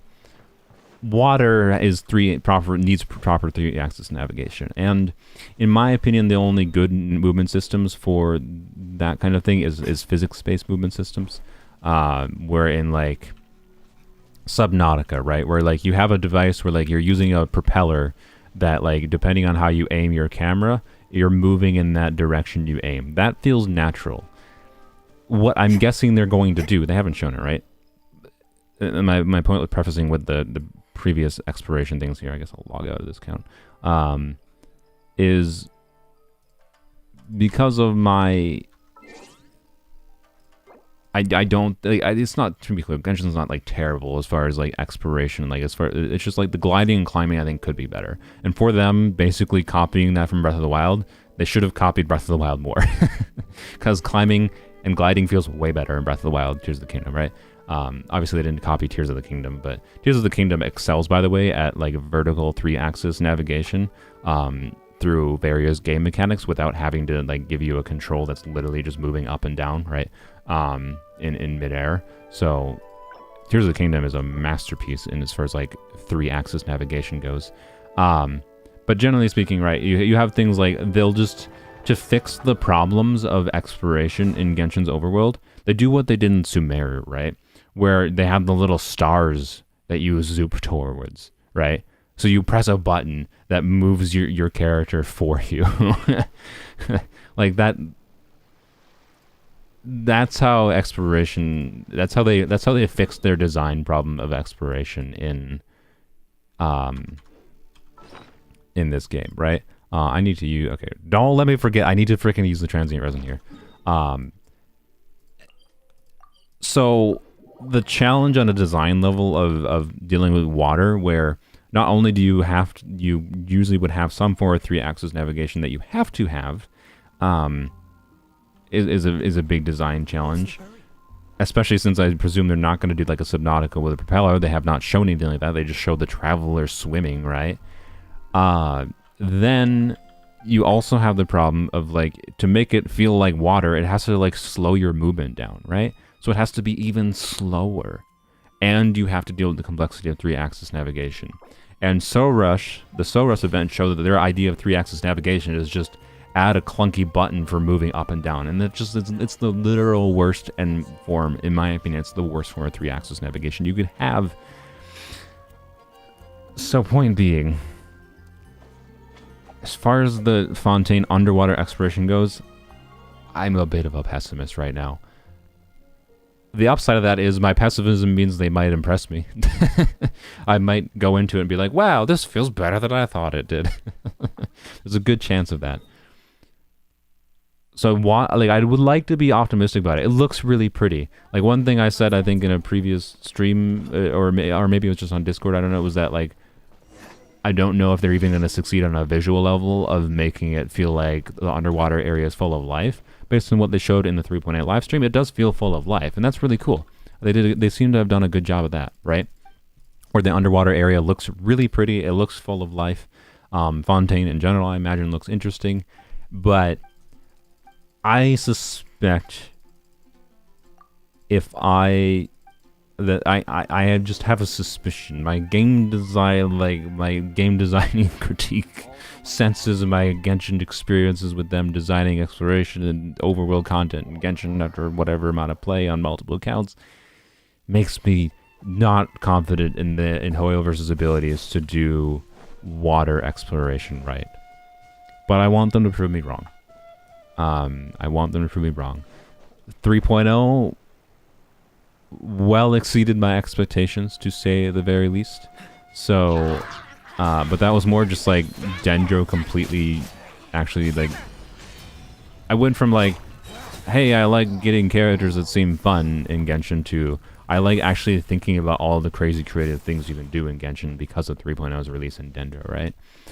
Obviously, on a mechanical level, 4.0 is not going to do that, but it's possible I could be wrong, right? And on an exploration level, all my critiques and like lack of interest in trying to do heavy exploration in Genshin, because of like some of the things I mentioned basically just a little bit ago, maybe they'll prove me wrong and they'll improve things, and like maybe gliding will feel a lot better, maybe navigating underwater will feel great.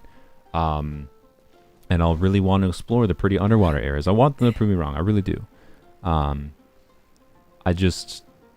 They haven't ever demonstrated anything as far as like exploration chops goes and doing anything special to make me think that they can. And it's also a struggle. Like I haven't seen. There's not many games in general that do underwater exploration good, right? There's a reason most games don't do that. Like off the top of my head, Subnautica did it really well, and the entire game is about underwater exploration, right? And other than that, like Minecraft is like okay, but let's be real. Anyone who plays Minecraft, if you might have like done some underwater stuff, but you don't really want to spend a lot of underwater stuff. And doing underwater stuff oftentimes requires getting really annoying and specific like enchantments on your on your artifacts. I mean, artifact equivalent is basically the artifact equivalent on your armor in Minecraft to get like water breathing, so you can spend more than 2 seconds underwater, or you have to do janky things like placing a door for an air pocket, which doesn't even work on some versions of the fucking game. So, anyways, point is like Minecraft did it like okay, I would say, because they did it in that physics-based way, where like you point your camera in a direction and you move your character and it moves in that general direction. I think that's the best way of making water feel good, and it felt speedy while feeling like water still like resisted you, and like I don't know, Minecraft felt good, I would say. Minecraft just has a problem of you can't go underwater very long. You'd rather empty out the water in an ocean monument, exactly. But even Minecraft, who I think did it pretty well, I think a lot of players didn't like that, right? Like I think a lot of people didn't really enjoy or don't oftentimes engage with Minecraft's underwater exploration, right? At least until the point where they have the equipment that basically trivializes it. And then we have things also like on top of this, there's like other layers of things, like the fact that Genshin tends to like rely. You're probably going to need a gadget. Like someone pointed out that like the abilities they showed the Hydro Traveler use underwater might not be the Hydro Traveler's abilities. It might just be a gadget that you need to use underwater to do exploration underwater. I don't love, right? Like yes, I want to, and people are going to be like, oh, but they have a quick swap gadget. Like, yes. The problem is, right, they're doing like every fucking area in the game, right? They're doing like, this area you need the Liar gadget eventually once you do the quest to unlock it. This area you need this gadget. This area you need the Res gadget, right? Like, they keep on doing areas need specific gadget. And look, a quick swap menu is it's good that they added this in the previous patch or whatever. Or was it this patch? I don't know. They just added it, basically. But, like, just Sumeru has 3 gadgets you might need. If they keep on adding fucking areas to the game, and every fucking area has its own exploration that wants you to equip a fucking gadget, a goddamn quick swap wheel doesn't do shit. You're still going to have to constantly go in your inventory and switch to gadgets, right? And, like, you might say, oh, if you just do one area at a time, but like you don't always just explore one area at a time, and especially any new players coming into the game are not just gonna go, I'm just gonna explore this area, then I'm just gonna explore this area, then I'm just gonna explore this area, then I'm just gonna, like, no, it's an open world game. You're open to go wherever you want. You're gonna wander into some area, and then you're gonna see the desert. Well, like, wow, that looks cool in the desert. I'm gonna go to this, and like having to constantly swap your gadgets, even if there's a freaking quick swap, when there's 500 fucking gadgets in this game 3 years from now. For every fucking area in the game, it's stupid. So I don't like that. Like, people suggest like, oh, it might be like the reason I'm malding a little bit about this is because it seems like people are like, oh, it's not Hydro Traveler's abilities that you need to use underwater, it's a gadget. Like, it's a good thing. Like, no, it's not a good thing that everything in fucking Genshin wants a gadget to use in different areas. It's so annoying. It's bad open world design. Like, to be clear, it could be fixed a little bit because, like, the Liar is actually a good example. So if you, let's see if I can like find something. This is just the rant stream now. I'm sorry. If you find like the harpy areas, right? Genshin does have a system to, clearly they have implemented something on a programming level already, is my point, where the system can, the games can detect, hey, you know, for object in overworld, indicate, have visual indicator that player needs to switch to gadget, right? Or use gadget. And this thing I'm talking about is really simple. It's literally just that there's like a little animation that applies around the layer. I don't see one close by. I was hoping I could see one in this area because I didn't think I had done much in this area. I don't see anything very close by. But anyways, right, there's a little animation that plays around the layer when it says you can use it for an overworld puzzle thing, right? what that says is that they have programmed something that says, oh, if player buy object and has layer equipped, give graphical indicator. If they're gonna do something like that, why don't they have, like, in the quick swap menu? Why don't they have, let's say, a special fifth slot? This is like my suggestion for them to do what they're doing for exploration, with exploration requiring fucking gadgets everywhere, which I don't love. But something that would fix it is, let's say there's a secret fifth slot that is reserved for the game, that the game automatically puts the gadget you need for the like thing you're at, right? So instead of it only doing the graphical indicator for the lyre when I have the lyre equipped, right? The game will do a graphical indicator that'll light up my gadget wheel, and I just press Z on keyboard, of course, and then the special fifth slot that's reserved for whatever exploration gadgets will always have automatically whatever that gadget is needed, right? Rather than the player have to remember when there's 500 areas in the game that have 500 different gadgets, which are the 7,000 different gadgets. This account doesn't have many gadgets because I haven't actually done a crazy amount of exploration on this account, or quests that unlock the gadgets at least, right? So, I don't know. They keep on doing gadgets and gadgets and gadgets for every single area, and it's weird to me that they keep on doing that, and they don't, like, I hope they foresee that that's going to become a problem more and more and more as time goes on. Any player coming into the game is going to be annoyed by that, I feel like. Is this one of them? Hey, see, there it is. I can demonstrate it, right? So you can see the thing does this little indicator, right? There's a little graphical indicator, which is good. It's good to have a UI indicator like that. Say, like, hey, you should use your lyre here. But the problem is, I'm pretty sure, like, if I have something else equipped, see, it doesn't do it, right? What they should do is, if I have the stupid nets equipped, right? Then they should have that little graphical indicator, that glowy graphical indicator, occur over the gadget wheel, and then instead of me having to have the lyre in one reserve slot, just have a special slot that always has, like, the exploration gadget that's relevant, right? Like it should just do that, in my opinion. If they're going to keep on going this direction of having that, right? So I may as well do this. Oh, I don't have the song. Never mind. Can't do it. That's a whole other thing I'm not going to talk about. By the way, all these thoughts, I had the idea this week. This is very, very preliminary, but I'm going to mention it. This might not come out for a long time, but I have a lot of thoughts on Genshin as a game, and I have enough, like, knowledge about the game, enough knowledge about the game design, and I've watched videos before and quite enjoyed long-form video essays. Most recently, the video I watched this week, I didn't watch the whole video, actually. I might watch more of it later, but I watched someone, like, did a 5-hour video essay, and they released this video like 2 hours ago, but it randomly popped up in my algorithm, right? Someone made a 5-hour video essay about the fall of Doctor Who, and that gave me so many ideas that started flowing in my head of trying to structure a long-form video essay for Genshin Impact, because it's a complicated game. And the basic structure of it that I have in mind right now is that it basically would be titled, "Is Genshin Impact a good video game?" And then the answer to that question is yes, with about 1,000 asterisks. And the video would be, and I don't know how long it'd be, right? It might be 3 hours, maybe fucking longer. And the video would be a deep dive on, like, as many aspects of Genshin as I think is relevant that I have thoughts on. A deep dive critique on Genshin, answering why I think Genshin is a good video game, but why there's a million asterisks on that, right? So yeah, that will come eventually, but I have no idea when. Well, I shouldn't even say eventually, honestly. It's a lot of work to do that kind of thing. I've got to, like, because, right, if I'm doing a very long form, I gotta, like, structure. I gotta, like, I've only got, like, a really vague outline of structure. Like, I think the first chunk of the video is going to be talking about the gacha system, because that's a bit of the elephant in the room. And then the intention, by the way, for a Genshin video essay would be for it to be watchable by non-Genshin players, right? Both to serve as, like, a long form thing of, like, hey, you like open world games? Do you want to consider playing Genshin type of video? Like a deep dive type of video to answer that kind of question.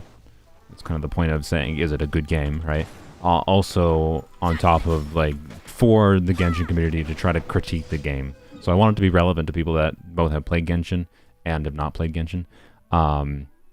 and it's going to be very long form. Genshin's a complicated game. It's a live service game that's ever changing, so that's like an important factor too. But basically, if you watch my streams to any significant degree, and you heard me rant like I just did about something for 10 minutes, I want to like organize all of those thoughts that I've had through all of my streams, through all of my playtime of Genshin. In fact, actually, I'm just going to go open up my document that I have open and put a note in there to make sure I have a section about gadgets and exploration. I think I already actually have a note for that, but let me double check. Okay, I noted exploration, gadget exploration, quick swap thing. All right, there we go. Yeah, so right now it's just like I'm not like I haven't. It's literally the very beginning where I just have like a document that's just. Anytime I have something like, all right, this is probably something that should be in that, but like I gotta like structure it, right? It's gotta be structured in a way that makes sense and feeds into each other, segues naturally, and builds to an overall point, right? So it is not an easy video to make. Like long form video essays are incredibly hard to make. If you're not like familiar with that kind of video, check out the likes of like Joseph Anderson. He's made, I don't know, like a 6-hour video. I don't think his. Did he have the part 1 of Witcher 3 out yet? I don't know. Like, go check out like his Witcher video essays, right? It's a complicated thing to do. So I'm not going to guarantee it's going to come out anytime soon. It might not be out for a fucking year, but it's something I'm going to passively work on over time. Whenever I feel creatively inspired and start having ideas flowing in my head, which happens randomly, like usually in the nighttime. I get no sleep. That's why my brain works half the time. I start like having, I go into bed, like I'm going to go to bed, I'm going to try to sleep. And then as I try to sleep, I'm just like, suddenly my brain's like, now's the time to be really creative. Like, thanks brain. That's what happened this week, basically, with the video essay thing, where like I watched that stupid Doctor Who video, and then my brain just started having a flood of freaking like thoughts about like Genshin. And I was like, ah, crap. Now I'm not going to sleep until 4 a.m. Oh well. So, anyways, want to do a long form like structured video essay to take all of like my live stream thoughts, all of my rants on my live stream, whatever they had. They're all like chaotic and like a bit emotional and like on a moment by moment basis of like whatever thing annoys me. I want to like break those down into a structured like logical way that's relevant for players and non-players of Genshin alike. Is kind of like what the goal would be, right? And it would talk about things like outside, because Genshin is more than just the game itself too. The core of the video would be talking about the game, but there's also a heavy, like, part of this game is definitely trying to push you into the community of the game. It's something MiHoYo is obviously trying to do. So I'm gonna wait to do that. The reason I'm leaving this exclamation point is because I'm gonna click on this later and share, copy the link, share the page to get the Mora, because I do need the Mora. Anyways.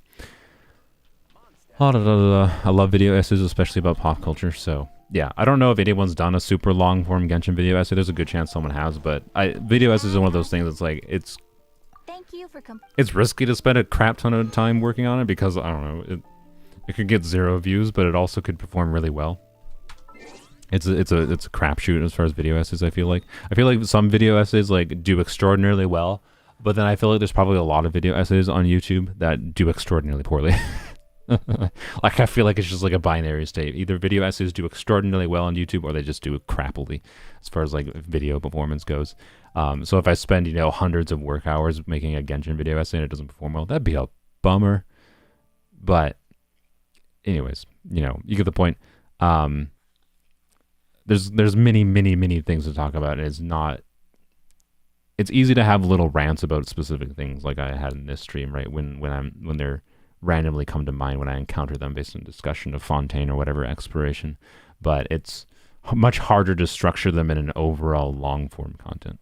It's kind of what it is. So you probably know what I'm talking about if you have seen a single 3-hour long video essay. Did I finish dailies? I think I finished dailies. So anyways, back to Fontaine thoughts. All right, we need to use resin. That's basically it. Let's go I'm going to do bounties and requests real quick before we bother with our resin. Just because I just want the Mora, basically. Hold people at gunpoint until they watch your video. Exactly. But yeah. I don't know. I think they're very valuable. I think the long form video essays are valuable because it's like something that acknowledges the complexity in things, right? Because realistically, like if you're trying to make a 20-minute video, I don't think it's possible, in my opinion, to make a 20-minute video that tries to answer the question of like, is Genshin a good video game? Which, by the way, the point of that question is like meant to be a vague question of like, should you play Genshin, right? And it's going to, it's a very broad, open-ended question, right? But it's like not a question you can answer in 20 minutes. This is way too big of a game. There's way too many like social contexts across multiple cultures, even they're complicated things to try to get into, and like anyone trying to like answer that question in a 20-minute video, it's just not correct in my opinion to do it that well. Not that there's not content not that you couldn't make a review of things in general, but for a game like Genshin, man, it feels like the only like real way to do it would be long form, I feel like. And my point of doing that would be to like try to do it all in one rather than just make like disparate videos of like, here's a critique of the artifact system, here's a critique of the resin system, which is stupid in my opinion, because right, those two systems are they're two in the one thing, right?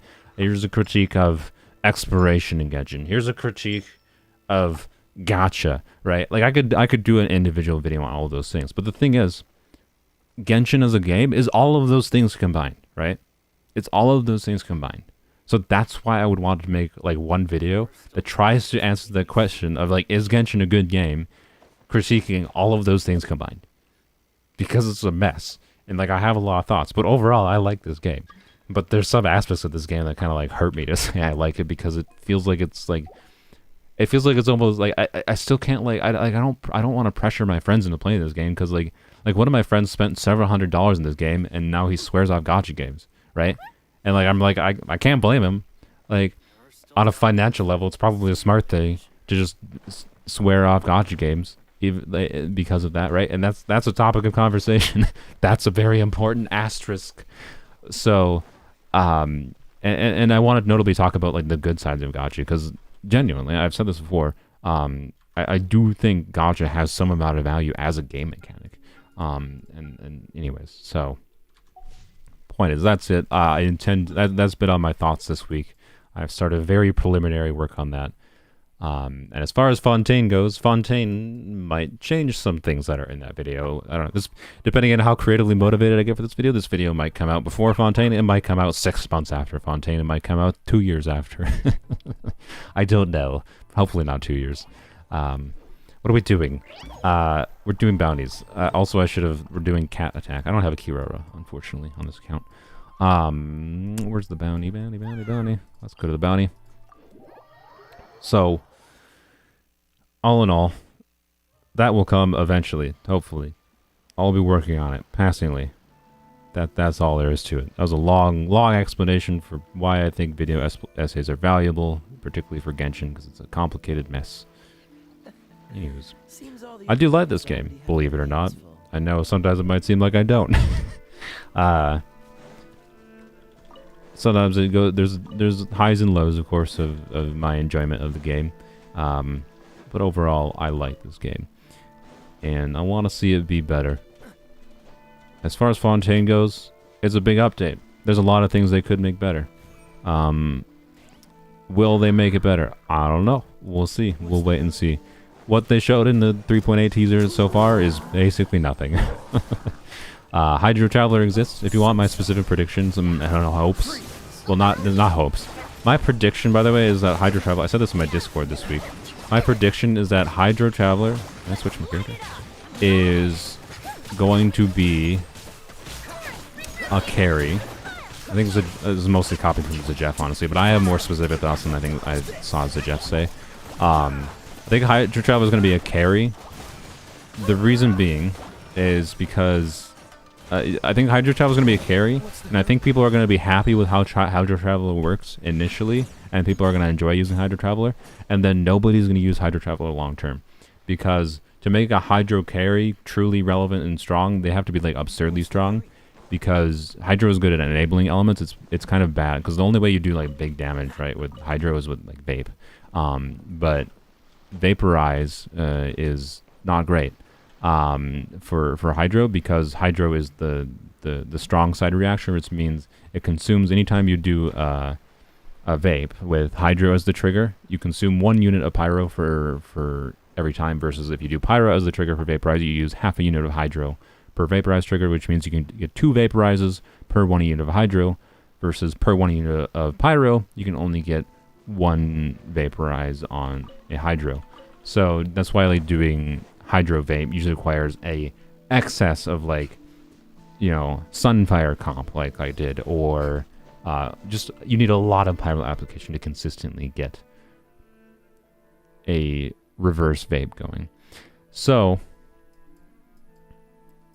I think they're going to make Hydro Traveler be someone who can get big damage from vapes, right?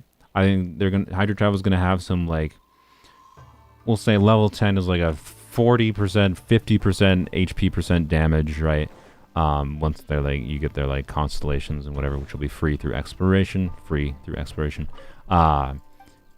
So they'll have the ability to do like big 100k plus nukes with the likes of a build like I have on my Elan, right? So people are gonna be satisfied with them in that sense, is my guess. But no one's gonna actually really use them long term, because it requires characters being like really overpowered to truly like Child has no ICD on his attacks, which is ridiculous. Sure, you'll let you in, Kamish. Point being, I think Hydro Traveler is gonna be a carry. It's gonna be like okay, and like people will enjoy them initially, but no one's gonna really use them long term over Dendro Traveler, who is just more useful for Traveler to be on as a supportive element, realistically. But there's some people that might really like Hydro Traveler. That's my prediction for Traveler, is they're going to be okay. But they're going to be a carry. They're not going to do good off-field Hydro, because if you want a really good Hydro character, the generically good Hydro character, like what the dream kit for Hydro Traveler is just something generic, like a AoE off-field Hydro player that's decently good at AoE off-field Hydro. Like a decent AoE off-field Hydro player, even if it has to deal with like circle impact like Dendro Traveler does, would be really good for the game, because that's free, right? A free AoE Hydro player would be amazing for the game, right? So that's what I would actually want, in my opinion, for the health of the game. So if they do that, I'd be very happy. But I predict they're just going to do something simple that like, it gets like, oh wow, Hydro Traveler is great. Look at the big multiplier and big damage you can make Hydro Traveler do that people will do on social media. They can do that instead, but then like make them have like no good off-field Hydro, so they have like no supportive utility, which means they're not going to risk people not pulling for their like Hydro supports because of the fact that Hydro Traveler is a good Hydro support, right? That's why like Hydro, like they're not going to risk losing money because they made Hydro Traveler too good, right? It is my prediction. So I think Hydro Traveler is going to be a carry, because I don't want to risk losing money by making them an off-field support. And making them a carry is an easy way for people to be satisfied with Hydro Traveler without them actually being broken in any way. That's my prediction. But if they're fun, honestly, as a free Hydro, and if they're fun, it'll be fine. It's just like, it would be better for the health of the game if they were free, if they had free off-field AoE Hydro.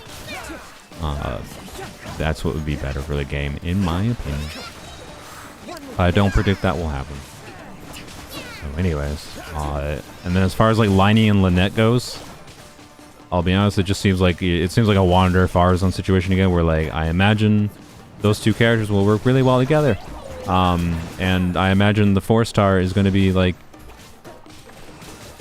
okay for like some niche buffing utility at C0, or very bad at C0, and quite good specifically at C6. Weird. But then because it's like, oh, they're gonna do a Wanderer thing again, right? Where they're only gonna run Farazan with Wanderer, or they're only gonna run Sara with Raiden, right? So they're gonna have niche support character. I don't even remember which one was the 4-star, by the way. So Liney and Lynette, they're just gonna have, right? Anyways, well, Yank and Star Rail me. Didn't know I could change my Traveler element before you came to Inazuma. Different elements and tier list always confused me. Yeah, that's fair. I mean, It's not intuitively obvious until you explore a little bit and play the game for a bit.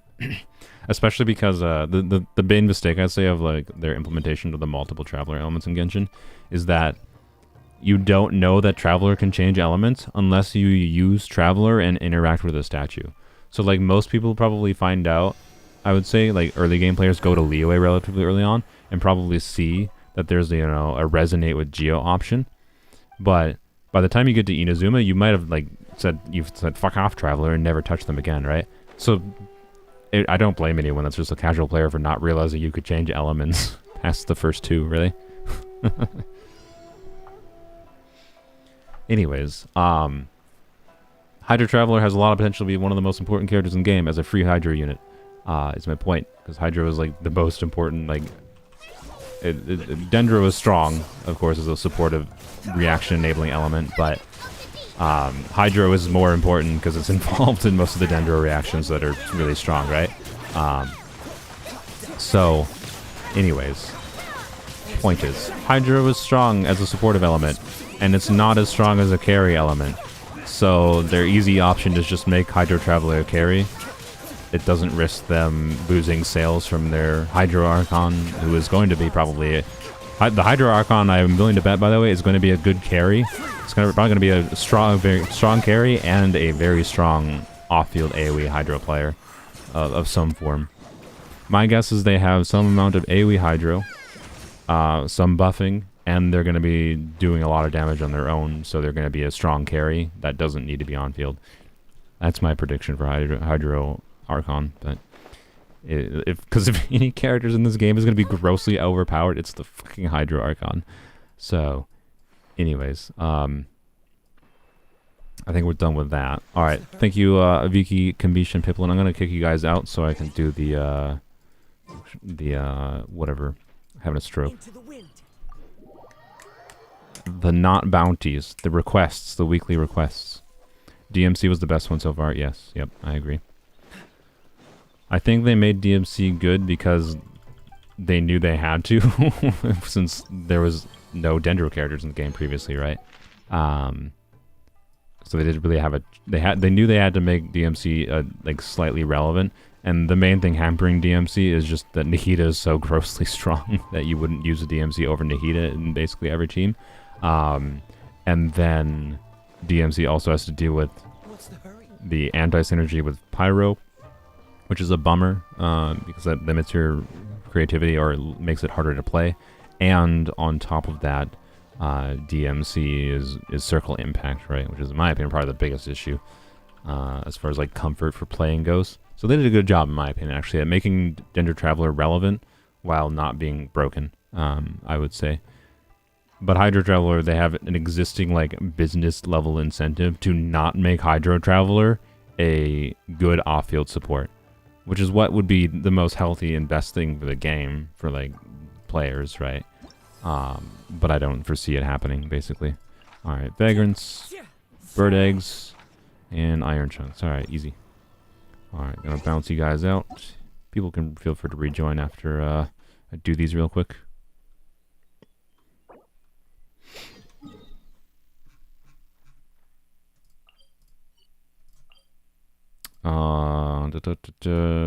And notably, another reason I think they're gonna try to make Hydro Traveler just be a carry, and so that people can just be like, wow, look at Hydro Traveler do so much damage with big number multiplier, is because not everyone, a lot of people have Traveler leveled up now that didn't have Traveler leveled up because of Dendro. So that means that like more people will just try Hydro Traveler, right? Because they already have Traveler leveled up, which is relevant in my opinion, to the effect of them trying to like maximize the initial impact of making people happy with Hydro Traveler, but them minimizing the impact of them not eating away sales of their Hydro characters in the future, right? That's my prediction. But prove me wrong, Mihail. Make Hydro Traveler be a useful off-field AoE Hydro support, and I will. If they did that, I would commend them a lot, because like genuinely, like if Hydro Traveler is a decent AoE off-field support, unless you really like Ayato, there's no fucking reason to ever go for Ayato again, right? And like it would be a disincentive even to potentially go for the Hydro Archon, depending on how good of an AoE off-field Hydro player they are, right? So, literally just like take Hydro Traveler's kit, by the way, copy and paste it onto Hydro Traveler, but now they apply Hydro in, you know, ticks off-field. There's a really, really good character. And like for a character that would be freely available to anyone, right? An AoE Hydro player, it'd be really good. I don't see it happening. It's basically what it is. Alright, what are we doing? I think the lady wanted iron, so we'll go here. And then there's vagrants we gotta murder. Friend is a devoted Animo MC main. I mean, Animo MC is okay. But once you get a Sucrose, Animo MC ceases relevancy. It's basically what it comes down to.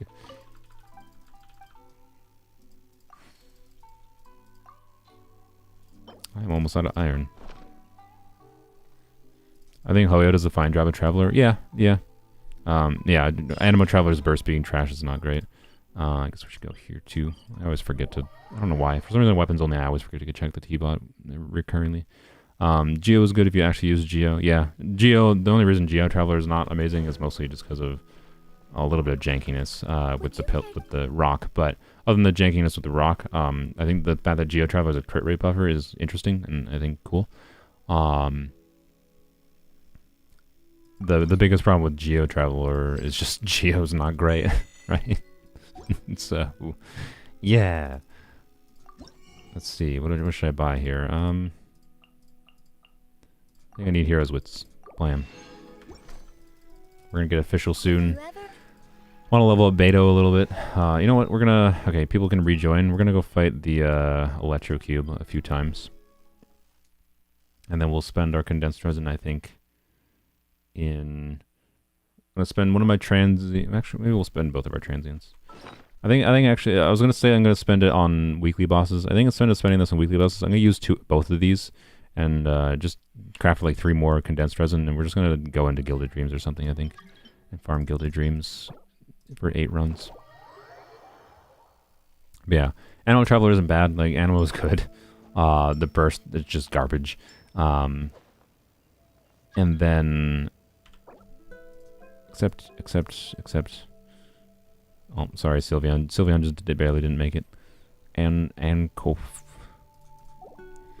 Alright, we're fighting the QB, so let's use... Should I just use Gene? Just do Gene. I don't know. What are you guys using? I'll let you guys use whatever, and then I'll change my character based on what you use. So, yeah, Geo Traveler's not bad, but Geo is meh. That's kind of all it comes down to. I appreciate that they made like a crit rate buffer in the game that's freely available. But Rosaria exists and is an element that's relevant. Sorry to Geo enjoyers, I'm sorry. Electro Travelers, yeah. I think Electro Traveler, they just neutered Electro Traveler too much. And I think Electro Traveler suffers from Raiden also being not that good. The joke there, by the way, is that like Electro Traveler is just a bad version of Raiden, right? Like a really bad version of Raiden. And the reason Electro Traveler is so bad is because Raiden's not that good. Raiden's good, I want to be clear. Raiden is actually good. I just think she has more niche utility than I would have expected for a character that like refunds bursts, right? And like as far as like an idea level of character that would be really fun that does the same idea of like giving characters abilities back. Just like Bronya. If you know what Bronya does in Star Rail, Bronya is a skill that immediately brings your character up to be like it's your turn now, right? So like Star Rail's a turn-based game. Bronya has a skill where it's like, no, it's your turn now for your allies. That's incredibly useful and fun.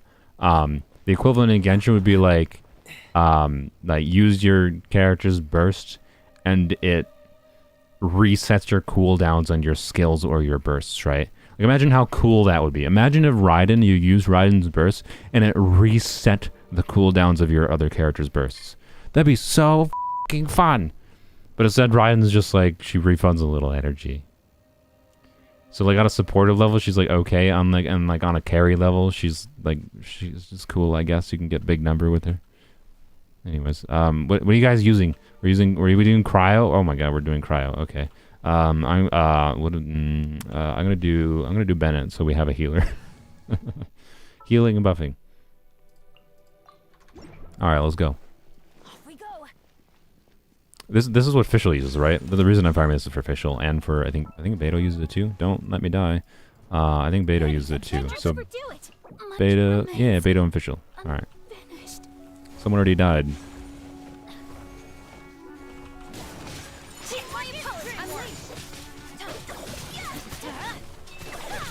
Man. Transfiguration. Making a character who can decrease skill cooldowns would be cool. Yeah, no. So there's plenty of design space for cool things in Genshin. And like I don't know.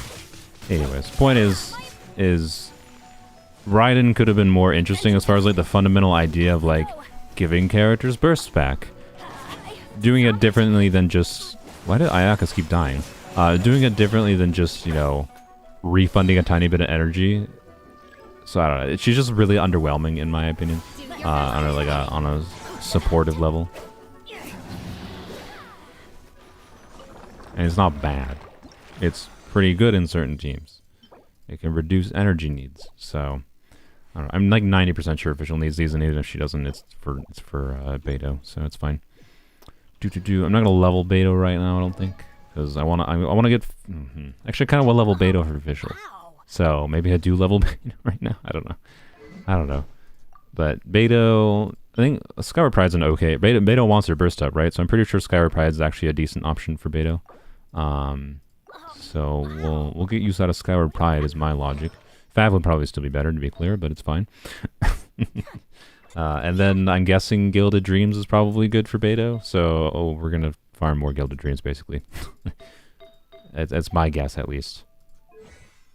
By the way, I believe what makes Beto notably strong is her C2, because this can aggravate. I believe it doesn't have ICD when it, or no, it's not that it doesn't have ICD, it's that when it jumps to targets, right, any enemy has individual ICD, so it's jumping additional targets, each one can trigger an aggravate, which means she can get pretty big damage with her C2.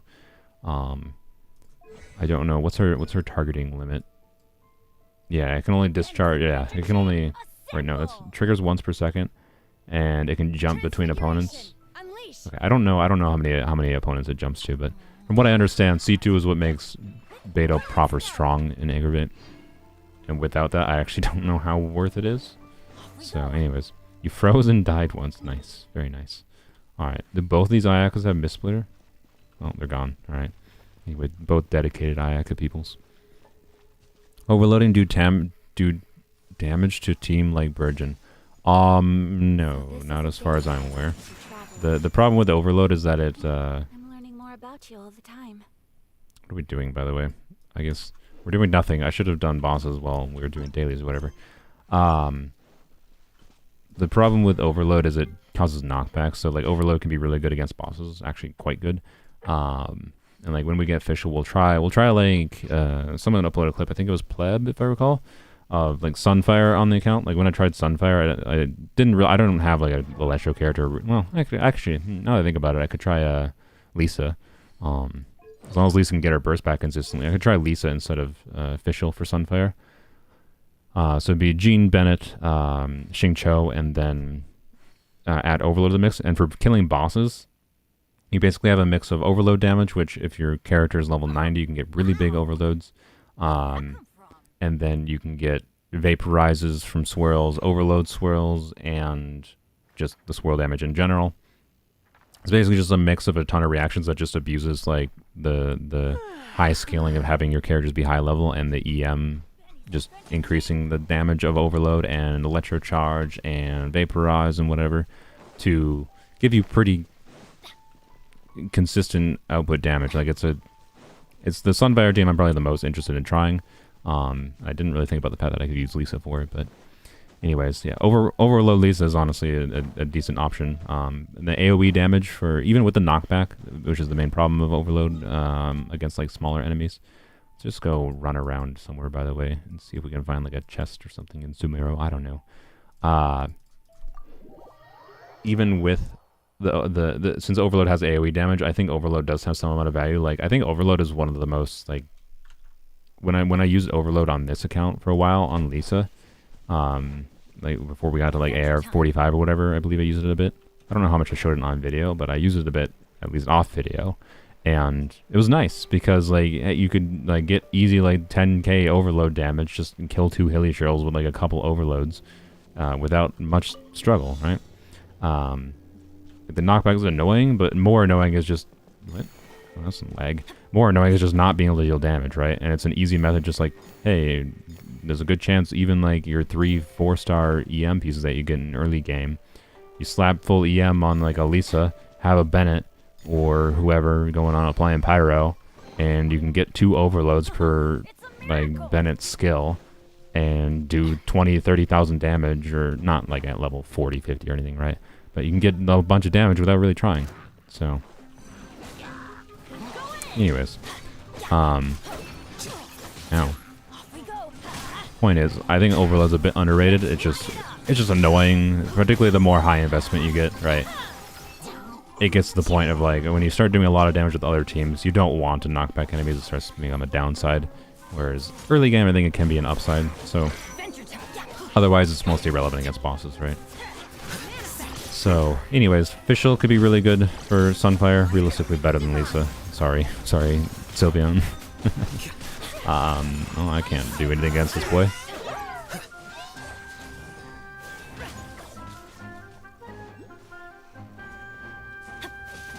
You think leveling Fischl first is better? Yeah, no, oops.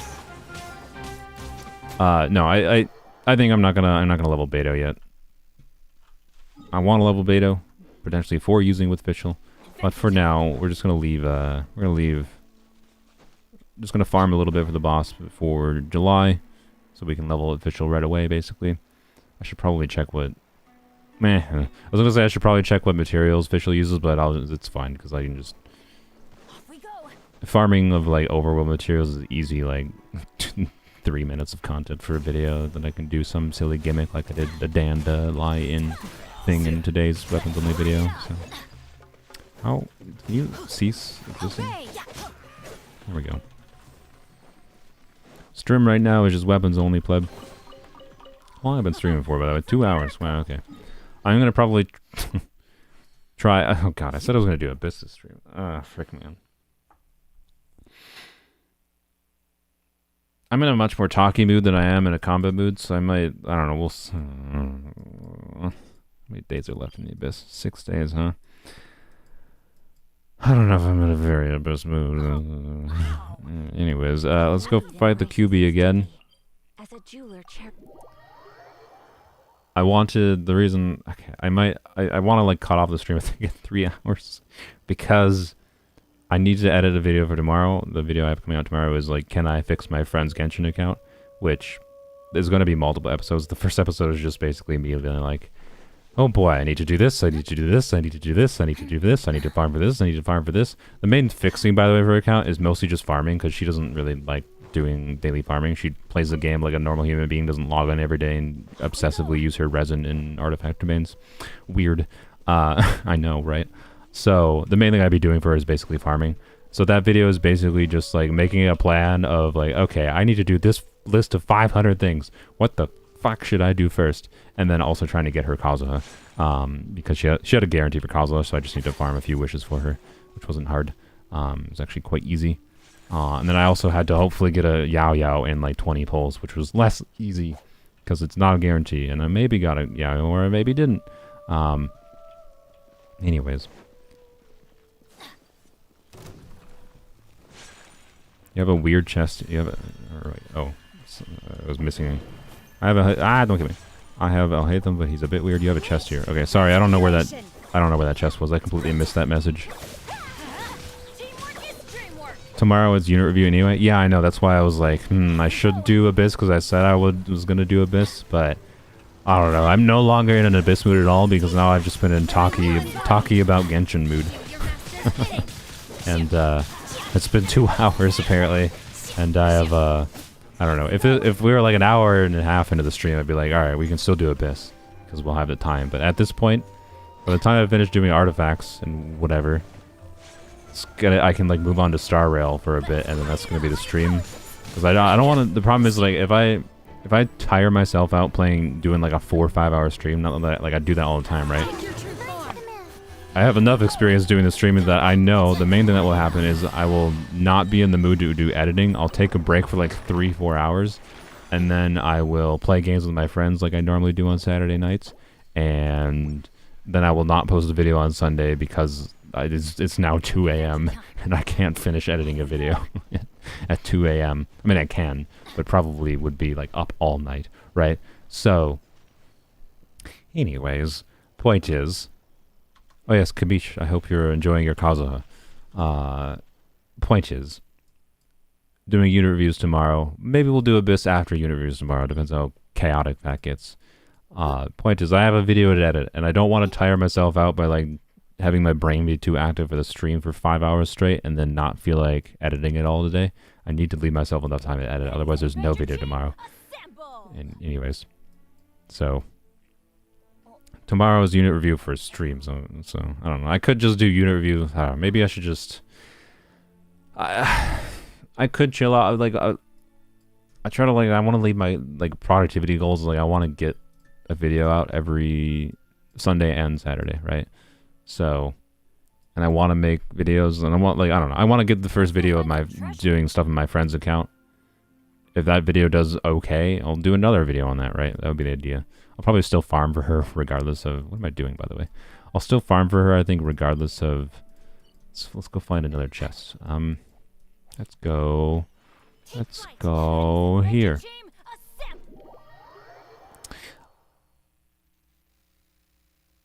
I lost my train of thought. Point is, I think I have lots of things to work on. I have lots of ideas, and I have the footage for it. I just need to edit it. It probably won't take a crazy long time to edit. It'll be a little annoying. It's like 2-3 hours of footage that I gotta like figure out what is going to actually be included. Do requests in Discord get priority? What do you mean by requests in Discord? Oh, like unit reviews? Realistically, no. I was actually considering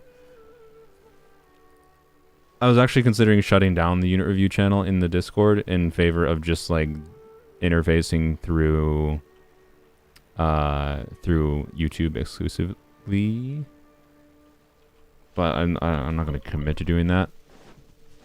I need to at least until I get a proper like queuing system set up, because I don't know. The main reason, right, is because someone can submit it in Discord, right? But I don't know that they're going to be there for the live stream unit reviews, and I want to do it live with the people I'm reviewing so that I can ask them questions, right?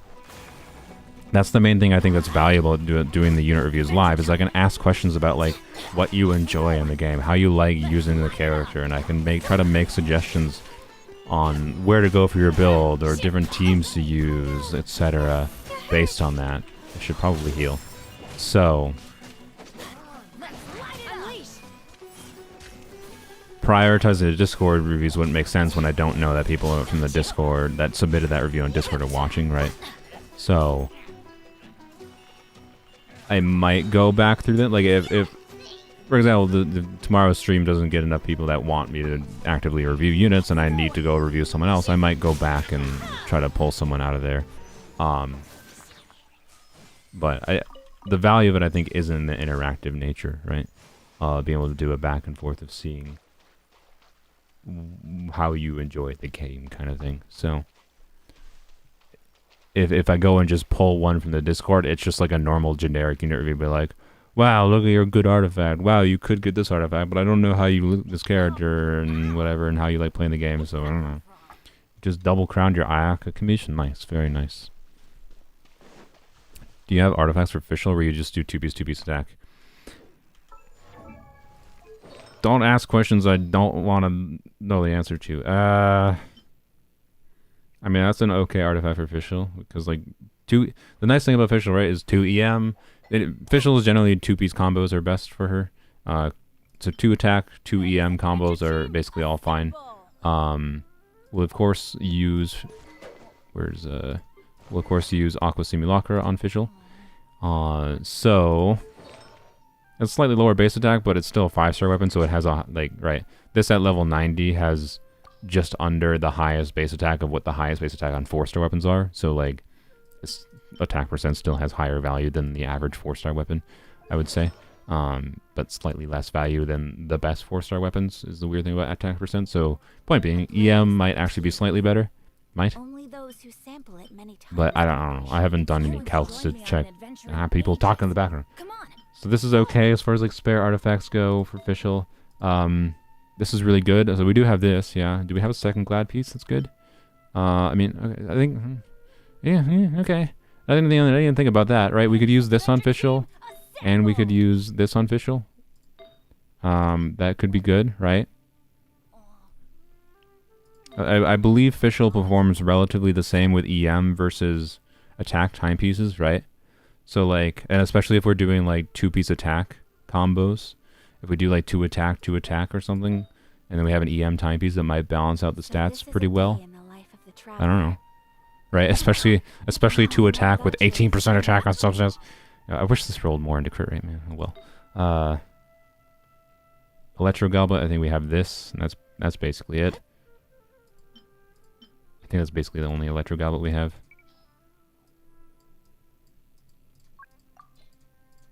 And we have this. Oh, this could be an onset goblet. Okay. This could actually be pretty good. So this would have to be leveled up, I think.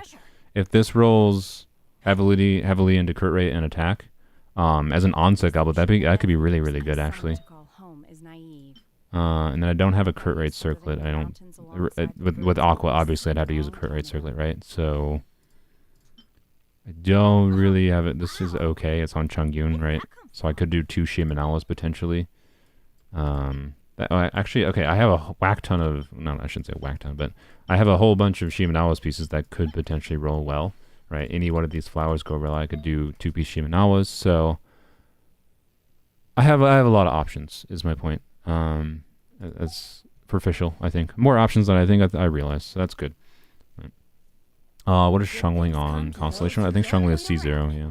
That's what they say. I would like... Knowing my luck, the opposite is probably true for me. If I can go back in time and tell myself, hey streamer, don't use that 20 star glitter for the weapon banner to try to get, I don't know which one I used star glitter on, but like a little while ago I used like 20 star glitter, I believe, for a few more wishes because I was losing my sanity trying to grind. I think it was for the Cookie's weapon, which, now that we have Freedom Sworn, yeah. But anyways, let's go back to the boss. I think, like, if I go back in time, I'd be like, hey, Mr. Streamer, just grind for 10 more hours for 4 more wishes. Don't use that star glitter because it can get you a Shungling Constellation. I would have maybe done that. But realistically, 20 star glitter still ain't a Shungling, right? Like, 20 extra star glitter from what I have now would have been about half of a Shungling. And I still would have had to wish a bunch more to be able to get Shungling. So official would have still been the priority. So, anyways, point is, we're not going to buy C1 fish or C1 Shungling from the shop. That's just silly, I think. Hello, I love your videos. Good night from India. Thank you. Thank you. Oh boy. Soy. I gotta try. It's not soy. So, I don't know if it's like so. I don't know if it's so or so. So Miadipa. So Miadipa. That's So Miadipa Mandal. I love Indian names. I don't know. They like. I'm bad at speaking them, of course. Go figure. But I don't know. There's something about the look of them. They feel like they like flow, like the consonants and the vowels flow so well. I don't know. There's something on a visual and like speaking level that like my brain likes them on a symbolic level, and then my brain fails to say them. So, anyways, I like your name. I have no idea what it means if it has a special meaning, but thank you for the support. Crazy idea. Keep pulling on this weapon banner, and hopefully you're lucky enough to have enough star glitter for Shungli as well. Maybe. Maybe. You're not necessarily wrong. I mean, like... Well, no. I'd have to get insanely lucky, right? Because I would need, like... I would have to get, like, 2 early 5 stars to have a realistic chance to get a Shungling Constellation from the shop, right?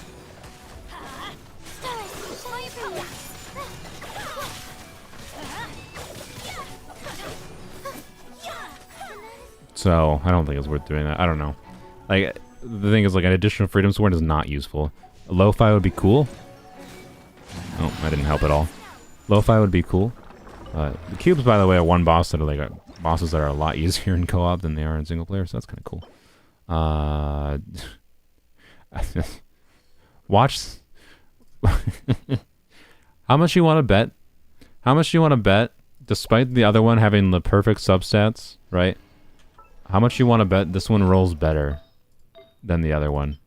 Which I don't think I can justify rolling it now because I basically have to spend all my artifact fodder leveling this piece up. I'd rather, I think, level up some other artifacts than that EM timepiece right now. But could you give me an EM timepiece in Wanderer's Troop that has like good substats game? Like this easily, if this rolls heavily into crit rate, it could roll better than the other one. What artifact set should you go for Baiju if you don't use them with another Dendro that's still Deepwood? I mean, the reason to go Deepwood on Baiju is like, even if you're not going to use him now on a team that deals a lot of Dendro damage, right? If your only intention right now is to use Baiju on a Sino team, where, well, and it's a Sino, it's a non. Actually, it's a good example, right? Let's say your only intention right now is to use Baiju on a Sino, non-Hyper Bloom, just an aggravate Sino team, right? Let's go to Guild of Dreams. Then that's fine. It would technically be better to do like, I don't know, 4-piece tenacity or just 2-piece HP, 2-piece HP to get maximum the maximum buff from his passive up consistently, right? Or sorry, not consistently. That doesn't have anything to do with artifact sets, but just to keep up the maximum 50k HP cap, right? While having enough, like doing 2-piece HP, 2-piece HP, ER timepiece, and getting 50k HP is not that hard. To keep it the maximum buff for your aggravate. That'd be fine and technically better for an aggravate specific comp. But like with Sino's a good example of like, as soon as like, let's say you decide you want to try out Quick Bloom Sino instead of just aggravate Sino by using Xingqiu. Now you need someone on Deepwood in the team, right? And the obvious user for that is Baiju. So it's a situation of like, even if you might not use Baiju, need Baiju on Deepwood right now, where it might be better for the team you think you're going to use Baiju on, there's a good chance that there's a team you're going to use Baiju on in the future that would want Baiju on Deepwood. So if you want to not have to worry about fucking with your artifacts on Baiju in the future, just do a Deepwood build. Right? That's kind of my logic.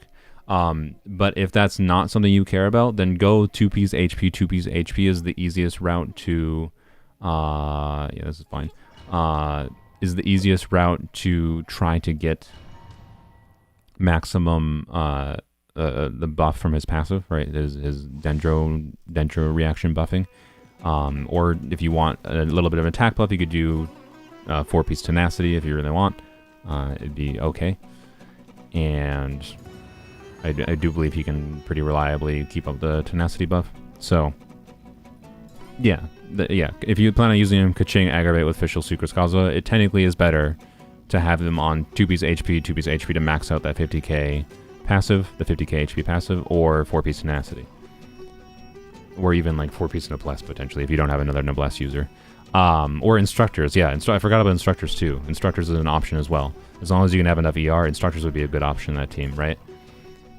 But again, it just comes down to the question of if you ever want to end up using him on a team where you do need Deepwood on the team, do you want to have to F with having to change his artifacts for it? That's basically the question I asked myself, and I was like, no, I don't want to have to F with it. I'd rather just him be on a Deepwood build that I don't have to think about for the most part. Other than maybe occasionally changing one artifact. So that's what it came down to me. Especially because his 50k like the difference between him having 40k HP, by the way, is buff you get from 40k HP versus the buff you get from 50k HP is not insane. It's I believe it'd be like an 80% like additive bonus to like bloom damage. I don't know what the aggravate percentage is. Like an 80% versus a 100% bloom damage buff, which is additive. So it's that 20% seems like a lot, but it's not that much. Like with the full 100% bloom damage buff, Baiju on my Nilou team can make me get 10% more Nilou damage functionally. So a 100% additive buff is actually only like at best 10% buff, right, to actual damage. So losing 20% of that 10% is only losing 2%, right? So for the benefit of having him on Deepwood for flexibility, if I need to use him on a Nilu team, and then not having to think about him on other teams, yeah. You're trying to farm Deepwood, but you're so unlucky you kind of want to use him already. I mean, you don't have to think about his artifacts that much other than, like, HP main stat. So there's a good chance that if you're using Fav, you can get away with just HP main stat timepiece. But honestly, like, as far as, like, if you ever run him solo Dendro, he's very ER hungry. So honestly, like, if you're using, I recommend Fav. If you're not using Fav, if you're using Prototype Crescent, then it's fine. Prototype Amber. So it depends what you're using a little bit, but realistically, ER timepiece, regardless of Fav, is a good idea. Fav would let you get away with it, HP timepiece though, and would be theoretically ideal. But as far as making him work, all you need is like slap an HP Goblet on him. If you're using Fav, you could even use a crit rate circlet, but slap an HP circlet ideally on him, which is usually relatively easy subsets to get, and then ER timepiece if you need the ER, or HP timepiece if you can get away without having the ER. Right, and then a flower and a feather with ideally some ER substats, or crit rate substats if you are using Fav, but are not strictly necessary. So, if I had to choose between Baiju and Kirara, who'd you prefer? Like, if I had to axe one of them from the game, if we're asking who I would axe from the game, I'd rather have my stupid cat. Even though I'm not really, I've gone back to obviously using Dia, as you saw early in the stream. Kirara, because she's more fun. that's the only reason. I think Baiju's better on average, but Kirara's more fun, so Kirara. That's all it has come down. I'm using Fab and he has about 180 ER with Ocean Hued Clam. Okay. Yeah, I mean that's about what my ER is usually sitting at on Baiju too. So in the teams I've been using him in, although that ER is definitely enough with double Dendro. Without double Dendro, if he's solo Dendro, it might not be enough. Your mileage may vary. Depends on enemies and making sure if you have him on field while he catches his particles, if you're good with making sure you use his skill twice per rotation, etc. Depends on team, depends on Fab using the team, blah blah blah blah blah blah blah blah. So, you know, you get the point. Fun over meta, I agree. Yeah, if you're using Fav, 180 R is probably fine, especially as long as you're proccing Fav semi-consistently. I'll let new people in co-op, by the way, once we do a few more runs with our transient resin, whatever it's called.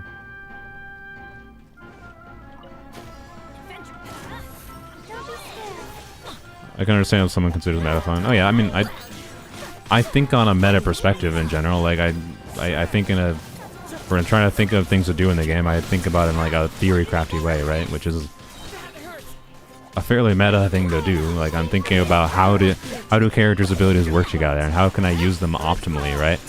That's engaging with the meta in the game to some degree. But what the community generally prefers as meta is different from what I just called it there. Most people would just call meta as, like, I would say the framework they have in their mind is just using teams that are like the most popular and like objectively the strongest kind of thing, right? But like my Kirara team isn't meta in the sense that like, oh, Kirara could be replaced with Sucrose and it makes the combo of Baiju, Yai, Fischl, Kirara team. That team is better on a meta level if you put Fischl, or sorry, if you put Sucrose instead of Kirara, right? But it's still meta in the fact that I'm engaging with how do I want to use Kirara. How do I get the most out of using Kirara in the way I enjoy using her? That's what that team did. That's engaging in a meta way of thinking, of trying to maximize the potential of this character in the way I want to use them, right?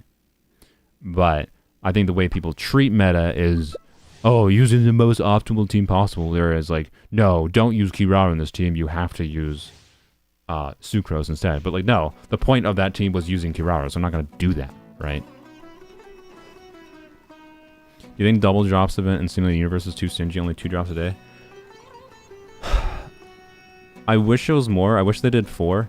You want to know why I think they did that? I think they did that largely because they don't want people, because a lot of people might struggle to clear Simulated. Like I'm trying to clear Simulated Universe right now on the highest difficulty. It's actually hard again since I got to level 60. Simulated Universe is not easy to clear. I don't have guaranteed clears right now, I would say. Depending on what teams I use a little bit, but... Right. So... And they might not... They don't... If they do 4, right, it might push people into not having fun in Simulated Universe because they feel like they have to try to complete the whole Simulated Universe to use all 4. And like, yes, you might say, oh, you can just do another run and do... Like, if they let you use 4 total, you could just do another run and do 4 by using 2 in one run and 2 in the second run. Yes, but I think most people, if they offered 4, when they played, would try to complete it fully. But because it's difficult for many players to complete fully, they didn't want to try to push people. Sure. Would have really liked that on Gilded Dreams. I think you get the point, right? I think that was their logic, is they didn't want to push people to having to complete full Simulated Universes to use the full 4, even if you could do it over. So, and even if there's good strategies for surviving regardless, the average player of Star Rail, if they're just casually engaging in it, might not think in that way, and might not have fun just feeling like they're forced to do Simulated Universe over and over when they don't want to, kind of thing. So they might have gone a little conservative with it. Or they might just be being stingy because they want to be stingy because it's Mihoyo. I don't know. So, yeah.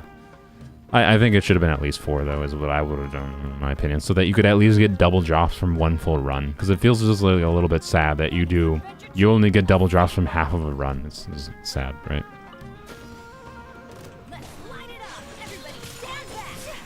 But yeah, I think it's okay because you get lots of fodder. Yeah, I agree. Honestly, the most relevant thing is less than, oh, you have more chance to get that, sphere you're always wanting for your Sela. But no, the best thing about it is that you get more fodder. Because honestly, one of the more annoying things at Star right now is like, I have a lot of things I want to level up that just I don't have leveled up because I don't have enough freaking fodder to level them up. So on a bare minimum level, it gives me fodder, and I appreciate it for that. But again, it would be nice if it was more fodder. It also might be a factor of, like, they don't want to... If they did 4 per day, that would pressure people into just farming for planar ornaments for the full week, right? Instead of feeling the freedom. So maybe that's what they wanted to do, right? Maybe they wanted to make sure players still had the freedom to... I don't know if I have an EM Deepwood Goblet yet, so I'll lock that. They wanted to make sure players had the freedom to still spend the majority of their toilet paper on other things, rather than just feeling like they have to spend it all on the planar ornaments farming to take advantage of the event. That's actually probably realistically the actual answer, is they didn't want to force players to feel like they had to use their resources to just the event, right? That's probably why they did it like that, actually. Now that I have that thought. But personally, I still wish it was 4.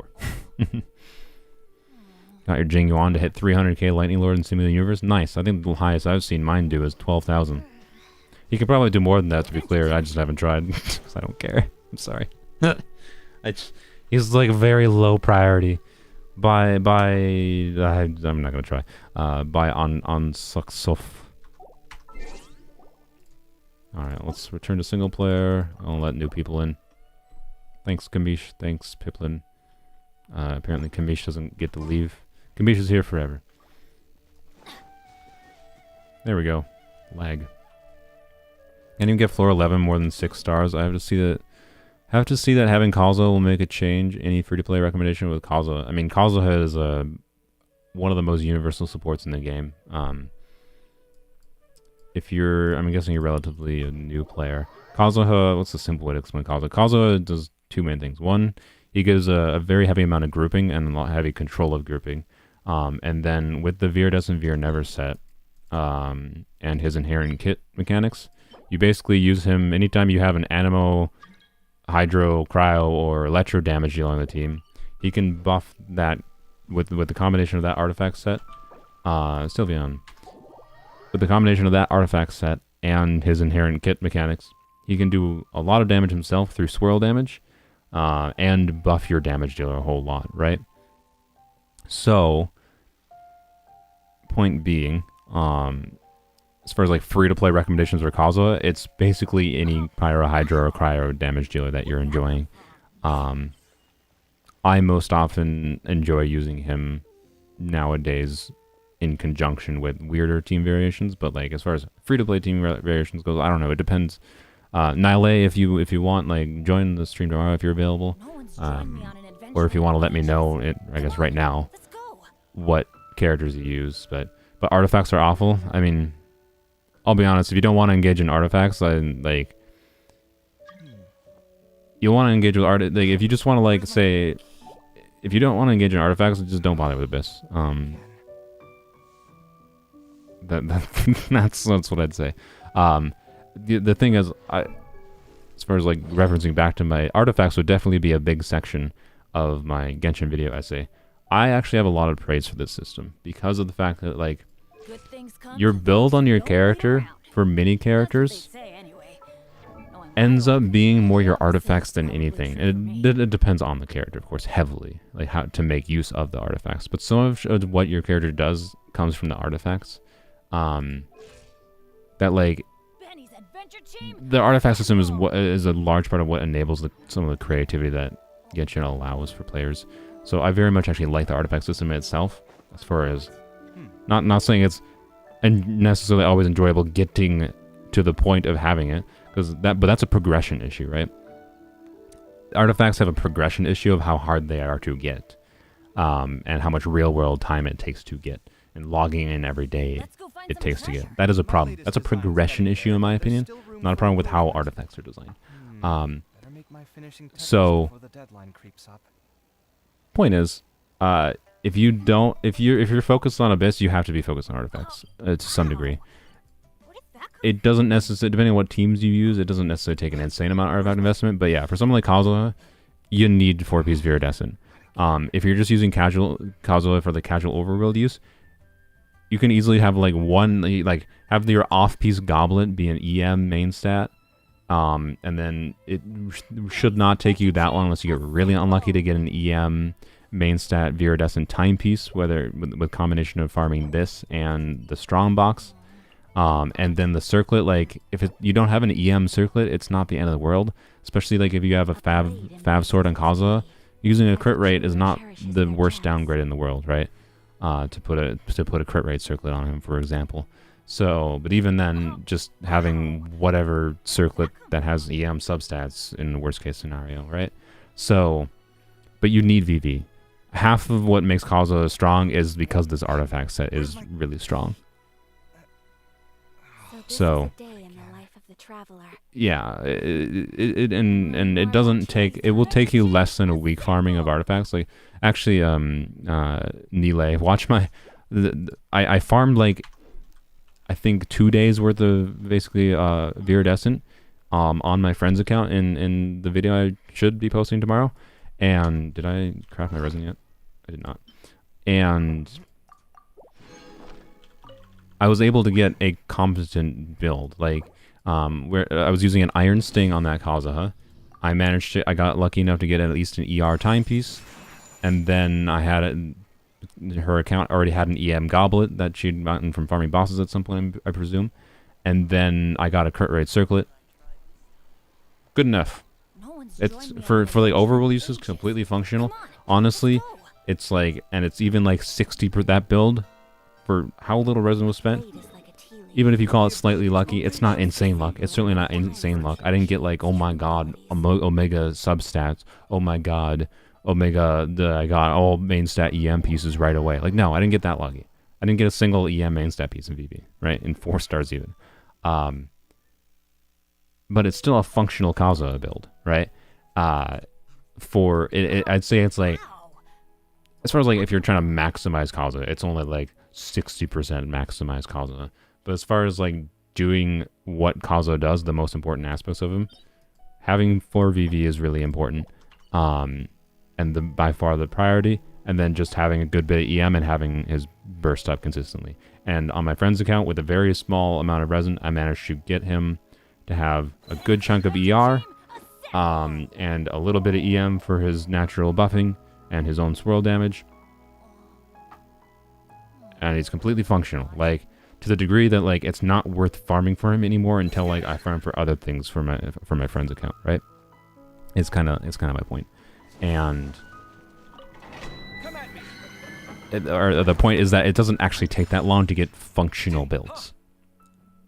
So you might be getting too stressed on the RNG of artifacts and seeing people's builds and videos and whatever where they're like, they got their 1000 EM Kaza, and you're just like, ugh, how fucking long is it going to take me to get that full EM Kaza? And the fact of the matter is, you don't have to.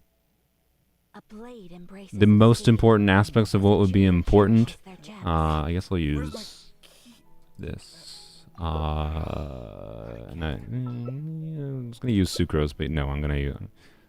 Yeah, screw it. Screw it, no healer. Wait, does Sucrose have artifacts? I don't know. We'll find out. Point is like, the vast majority of what makes Kazo strong, you don't have to like get a really high investment build in Kazo.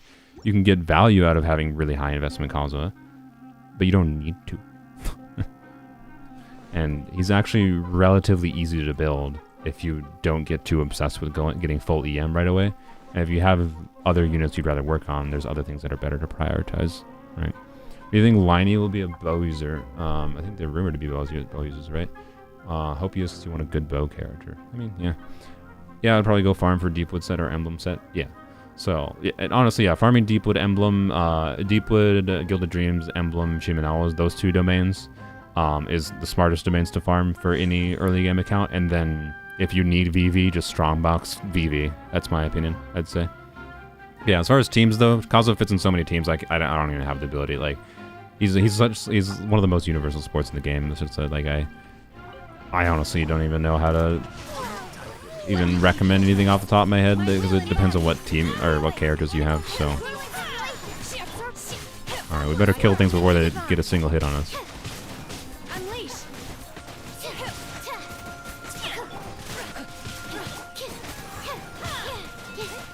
Why are things not dying? We have an Ayaka here. Oh no.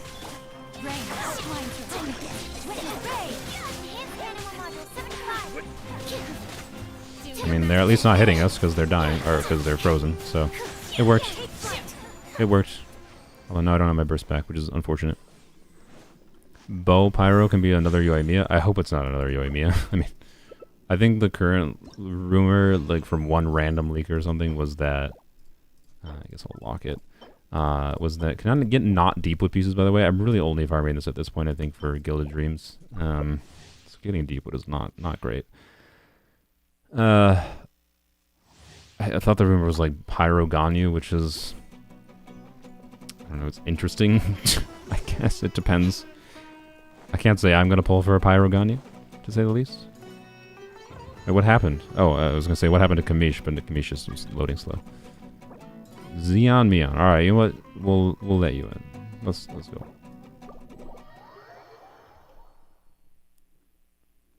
Yeah, Amber is Pyro Ganyu. Yeah. So, I don't know. As far as like a Pyro Bow user goes, they could be fun. There's the number of things that they could do, but if it's probably just Pyro Ganyu, like just charge attack, does a little bit of AoE pyro damage. But now instead of like doing Melt Ganyu, now it's a Pyro Ganyu where you're doing Vaporize instead of Melt. It's like cool. It's the same as Ganyu, but a different element. I don't know. Right? If they don't do anything else interesting other than that, nah. Right. As a free-to-play, what is okay EM to have on Kazuha? As much EM as possible while having the burst out. The burst is more important than the EM. Realistically. So, yeah, 600 plus EM is perfectly fine.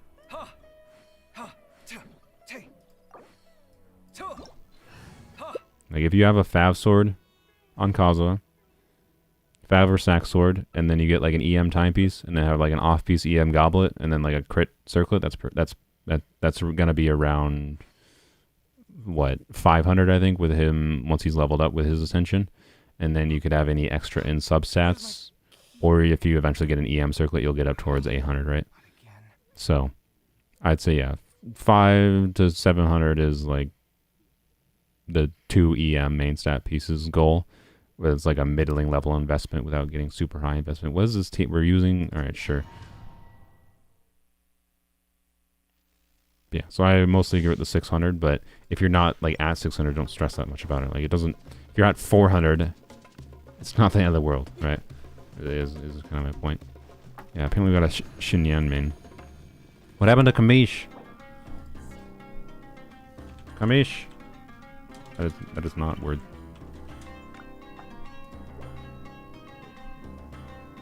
I think Kamish has the slowest loading computer. Or a phone. Your true form. Benny's adventure team, assemble! Yeah, if you're using an ER weapon, realistically the max you could possibly get on Kaza is like a high investment ER weapon. Kaza is like 800 EM, right? So 600 is like more than acceptable. In my opinion. Internet's so bad it takes me a long time to load. Well, we'll do one run without, yeah. Bye, Sapphire. You're gonna miss Star Rail content. My will embodied. I could get the godly Sela goblet that I've always wanted. Ow.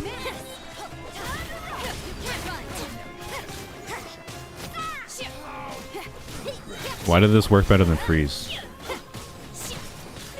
Kamish, I think your Ayaka has some questions to answer for us. Melt Rosaria with Shenhe, which is obviously a good combo, and then Xinyan. So we had double cryo, double pyro going on here. We had Melt Xinyan. Or not really Melt Xinyan. I don't know. Xinyan doing something. I don't know what she I don't know what she contributed there, but maybe she did more than I expect. But we had Xinyan, Rosaria. Thanks. Xinyan, Rosaria, and Bennett, Shenhe. And that was better than a proper freeze team going with VV and everything. When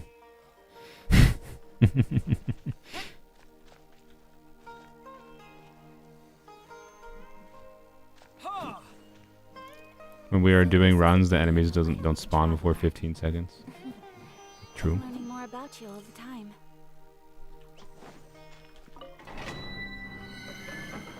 If a crit circlet but want to change the element to mastery and have 772 EM, should I change the circlet? If you have 770, I'm assuming you're on Iron Sting. Nile, I'd say the main question with your Kaza, if you have 772 EM, would be how much ER do you have? Because, if anything, if you have 772 EM, Take flight. with a crit circlet, you probably don't have enough energy recharge, I'm guessing.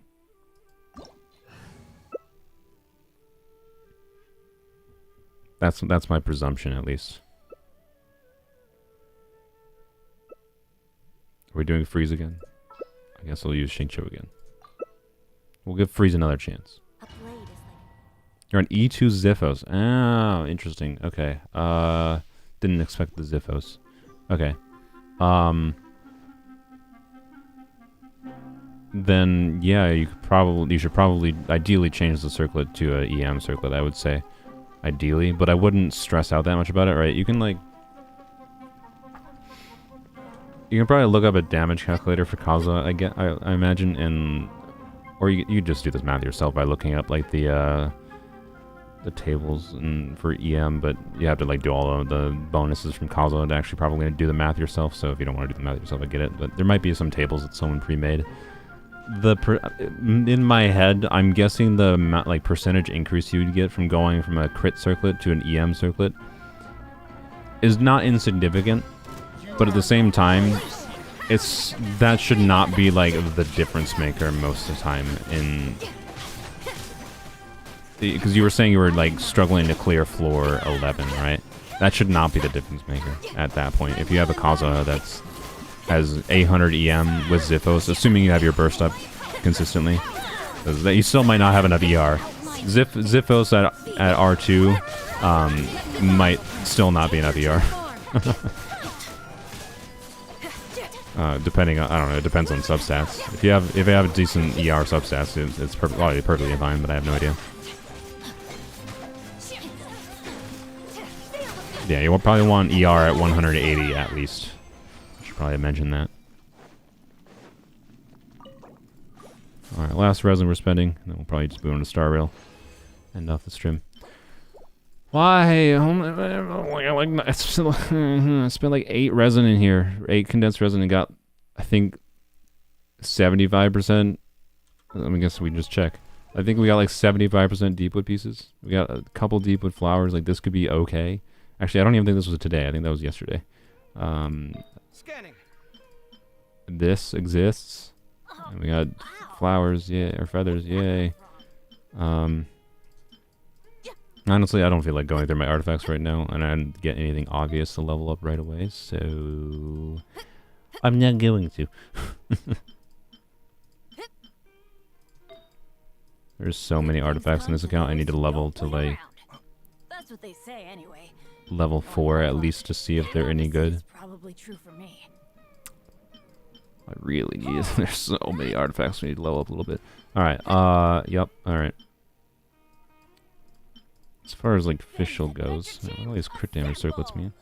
As far as Fischl would be my main concern, right? So I think Fischl is generally better with attack percent timepieces, right? So I don't think it would be my priority to use this. I just think it might be a good option, especially because I don't really have any other attack percent options. Feast your eyes. Whirling snow. I have this. No one's joined me on an adventure in ages. Come on. All right, let's go, game. Let's see double crit. Come at me. It's okay. I mean, actually, it's not really that okay because if we're having Fischl with Aqua Simulacra, we really need crit rate more than anything. So, yeah. Yeah. I'm just scouring for any pieces that are like attack percent crit rate. Okay, okay. Let's try this one. This could be an onset timepiece for Fischl. Oh, ow. Where did that come from?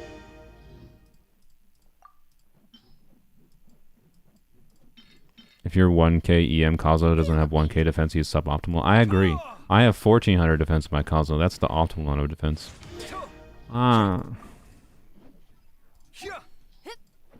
Let's go I'm gonna throw that away either, to be clear.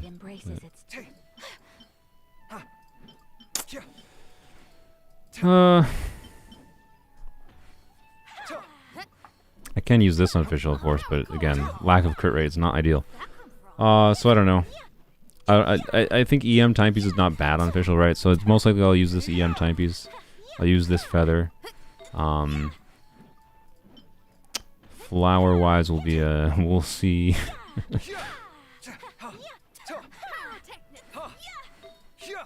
What about... you know what? Let's check the Electro Goblet real quick. In case that Electro Goblet rolls well. So the main question would be, right, we can do 2 attack, or 2 like EM. We don't have any Electro bonus things, right? So options would be like use this Gilded Dreams Goblet as an onset, right? And then we can use one of our like crit rate circlets. Yeah, so like I have this. Actually, this could be really, really good for Fischl, right? So that's actually probably our best option realistically. But you know what? Just in case there's an option of using this as an onset goblet, let's give this a level 4Z. A level 4Z chance. If it rolls HP or... I was gonna say if it rolls HP or defense, it goes in the trash can. Attack percent, I give it a chance, but it has to not roll attack percent again. It has to roll entirely crit rate. Well, not entirely crit rate necessarily, but it has to roll a crit rate the next roll or it's trash can at this point. That's what they say anyway. Knowing my luck, the opposite is probably true for me. It's really I wish it didn't roll attack, because like attack is the only roll that can make me like So like if we're analyzing the stat value of this, right? Let's say let's dream optimal chance, right? Let's say the 1 in 16 chance it rolls into crit rate the last 2 rolls. It has like 10 crit rate. So that'd be 3 crit rate rolls, 3 attack rolls. That's 6 good stats. If this has 6 good stats on an onset goblet, compared to this, which has ER is like, Fischl doesn't not necessarily need no ER, but it depends on the team. It heavily depends on the team. Fischl's the type of character who can get away with people being very noisy, by the way. You can get away with having like no ER on Fischl versus like needing a little bit, right? So, value, questionable value, versus this is 1, 2, 3 rolls of value, right? So like, this could already be a lot better, is the point. But like, I really would like at least one more crit roll is basically what this has to be, I think.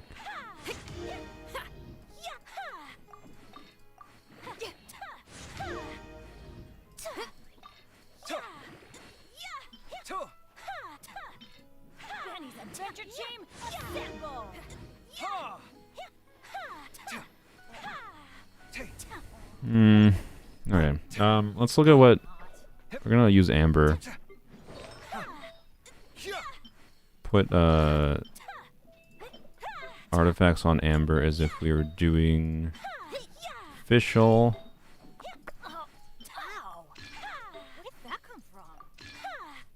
And then this would be, so onset goblet with this circlet would mean we're doing an off-piece flower, and we would basically just want as much crit rate as possible realistically.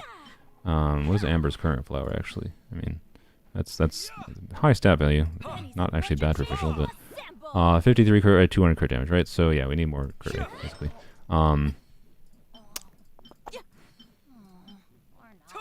Honestly, we just need more crit rate in general. We'd get a little bit more, right? So it'd be with this level that would be like 60% crit rate, right?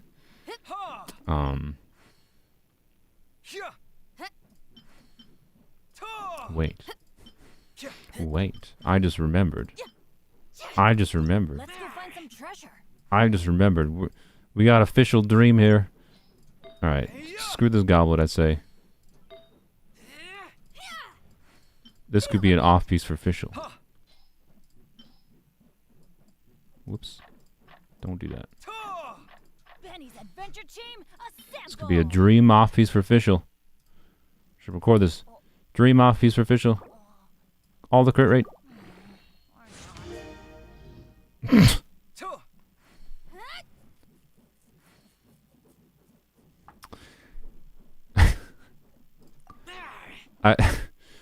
I want to level it up more for the meme, but I don't want to waste the fodder. But like, okay, I'm leveling it to 16 because. All right, well, okay. I wanted to see if it would roll entirely into attack percent, because I love meme artifacts. Okay, I would more than be happy with an artifact that was 30% attack. But no, that's just insulting, especially with the flat attack. Woo. Alright, so that's not being used for Fischl's off piece. But okay, just sort by crit. Oh, I have this on Dendro Traveler. Alright, this is Fischl's piece. Alright, there we go. So we'd use this. Alright, so Fischl should be at 70% crit rate, 190 crit damage. That's not bad. And a little bit of ER too, right? So I'd say this is a very, very strong Fischl. Right? On 2 attack, 2 EM, 327 EM. We did get a little bit more base attack, of course, and like obviously the base attack on Fischl is a little bit different. So it'd probably be around, once this is leveled up, probably be around, I'm guessing, 1600 base attack, assuming Fischl would be level 80 or 90, right? So like I'm guessing the 1600 base attack Fischl with weapon fully leveled. We'd be over 200 crit damage, right? Yeah, well, okay, no, we would not be. That's sad. Oh, no, we'd be over 70 crit rate, which is good, but we wouldn't be over... Wait. No, we can be over 200 crit damage. All we need is this to roll and to crit the last roll. Surely. I don't want to do that. That seems like a waste of XP. Surely. This is all for 200 crit damage Fischl. This doesn't roll crit damage. We don't have a 200 crit damage Fischl.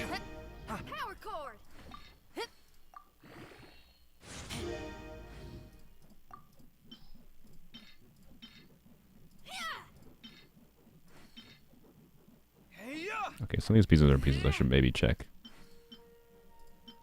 Like this piece. And this piece. Adventure team, assemble! And this piece. Why do I have these not locked? God damn it. Alright, you know what? Wait. There might be a double. Nope. Okay. Okay. If we get a crit damage roll here, we have if this is a crit damage roll, we have a 200 crit damage official. Sad. Okay. Not bad, it's just sad. Okay. Do I have any better crit circlet? I have this one, but I don't really need the ER. Okay. If I really... Oh, wait, that's an EM. Is that enough? Wait, is... This would... Okay, switch to this. So Kaya would take this. I mean, Kaya... This has ER for Kaya. So Kaya would have a little bit less ER, a little bit less crit, but he gains a whole bunch of EM. This is perfectly fine for Kaya. If we use this... I mean, honestly, I think the damage value on this circlet is better for official than this circlet. To be clear. But... Just for satisfaction, I think I might want official. Yeah, so if I use this circle on official, official would end up having, once this is leveled up to 90, right? Because you get 88.2 crit damage. Official would have over 200 crit damage, 70 crit rate. Well, I'm pretty sure the other circlet is better, though. Because the EM, I think the EM, 3 EM rolls is almost assuredly better than one, like, 6.116% crit damage roll. I'm like 90% sure. So I'm actually going to switch back. Because also Kaya can use the ER slightly more, I think. I don't know, he might not necessarily, but they're both good circlets. ER is a fine roll, it's just, I don't know. Anyways, for having a decent bit of ER, like for flexibility for official keeping her burst up, it's not a bad thing. I'm not against overcapping ER for situationally. Having a good bit of EM, having a whole lot of crit damage, it's a pretty good official build, so without having to level up any more artifacts, right? That's what I would say. Yeah, I don't know. I'm happy with that. I'm happy with that. So then it'll just mean working official herself rather than having to stress out about like her artifacts, right? That's my thinking. The only other consideration might be this artifact, which has 3 EM rolls already and some flat attack, which is not useless. And then the crit damage. But that would require seeing like one of these roll double crit, right? Do we have any crit attack percent ones? Crit rate, attack percent. Okay, crit rate.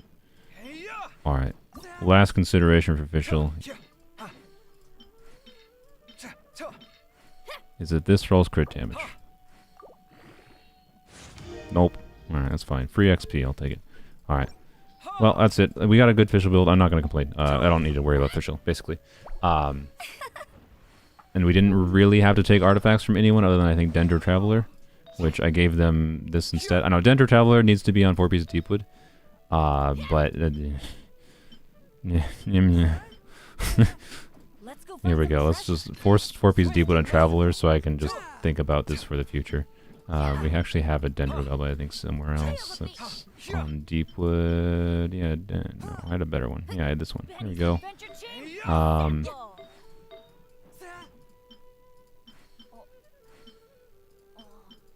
We have ER with crit rate. The main consideration with Dendro Traveler is just crit rate for Eoldi Fage. And that's basically it. So we'd have to level up that. And then anything else is just gravy, I guess. Throw this on them, why not?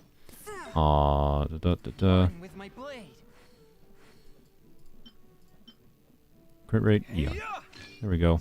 Oh, you know what? End it off with this. That's pretty meh, honestly. The crit rate good. Crit rate is good. Like, ignore the ER because the timepiece is not leveled up, right? But I don't know. Well, okay. Actually, it's fine. It's fine. It would have liked some ER rolls, honestly, but it's fine. We're also on 5-piece Deepwood, I just noticed, so I can actually switch back to a leveled up ER piece like that one. There we go. Sample. So, there you go. Dendro Traveler is on 4-piece Deepwood, has some crit rate, has good a bit of ER. Would need more ER probably realistically, but that's a fixable issue with any of the artifacts I currently have out.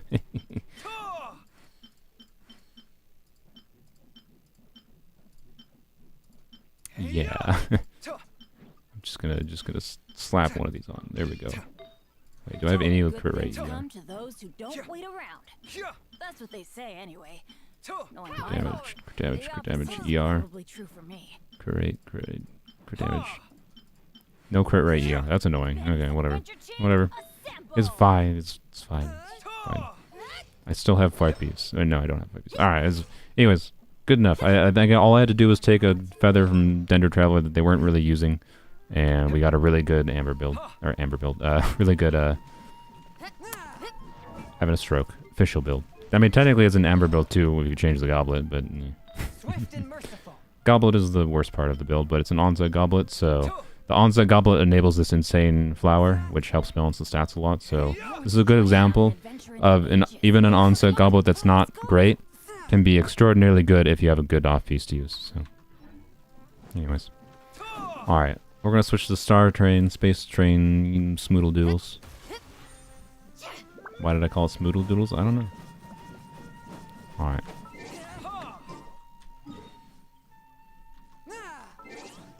Goodbye, spinny boys. Spinny ladies.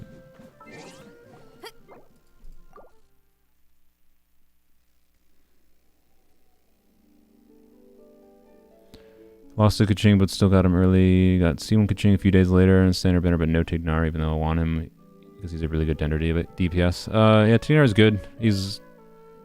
I'm biased towards my Lego Tignari because Tignari... When I got Tignari, the main team I wanted to use him on was with Yai. And Yai is the character that Tignari is uniquely really, really good with because his quick swap nature works really well with Yai's slight greedy on-field time. And it creates a dynamic of like just flexibility of switching between the two units and your supports that I think a Yai Tignari team with an Animo support, or even non-Animo support, even if you do like double Dendro, double Electro, is good as well. So anyways, I really like Tignari, but I'm biased because of how much I like using Yai and Tignari together in particular. I don't think Tignari is like a god tier character or anything necessarily, right? But he is a strong standard bearer character that's nice to get, but it's also not the end of the world not to get him, especially if you get Kaching instead. Kaching is really, really nice. If I had gotten Kaching earlier on in my Genshin playing, I would have probably invested far more into her. But I got Kaching at the same time I think that I got... Or no, what happened when I got Kaching? I think I got Kaching on Ganyu's banner last year when I was like first started playing Genshin. This was only a few months after I started playing Kaching. So Kaching wasn't earlier when I got... Where the frick is Space Train? There it is. So Kaching wasn't earlier when I got. But what happened was... I did a 10 pull like right after I got Kaching, losing the 50-50 on Ganyu's banner, and I was really sad that I lost the 50-50 on Ganyu's banner because this was before Dendro, right, where Kaching wasn't very good. And all I did was really like read guides, and I saw that Kaching was not very good. So I was like, hey, Kaching could teleport, that's kind of cool, but the 10 bull after I did Kaching, I got Ganyu, and I used Ganyu for a long time on my main account instead. If I had never gotten Ganyu, I probably would have ended up investing in Kaching on my main account, and there's a good chance I'd use Kaching to this day. But because I got Ganyu on that 10 bull, and Ganyu I don't care about, I don't give two shits about anymore on my main account. Screen is black because I am launching Space Train. Blam. It's still black because Space Train is loading. There you go.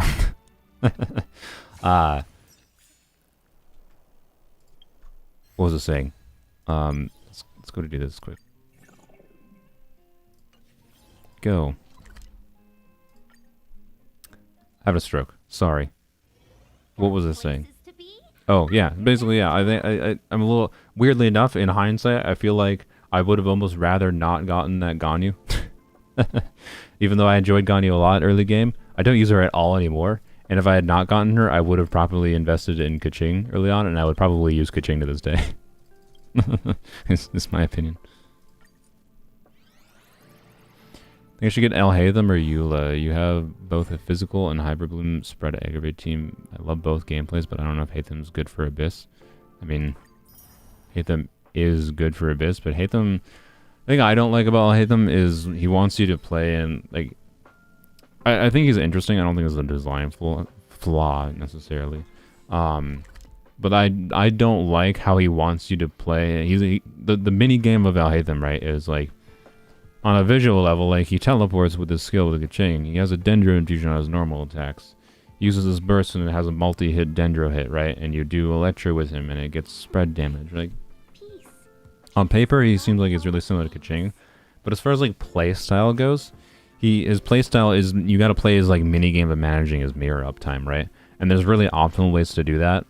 But there's various options of, like, ways to try to manage that, depending on your preference of how you want to maximize, like, on-field time versus burst damage, and it's weird.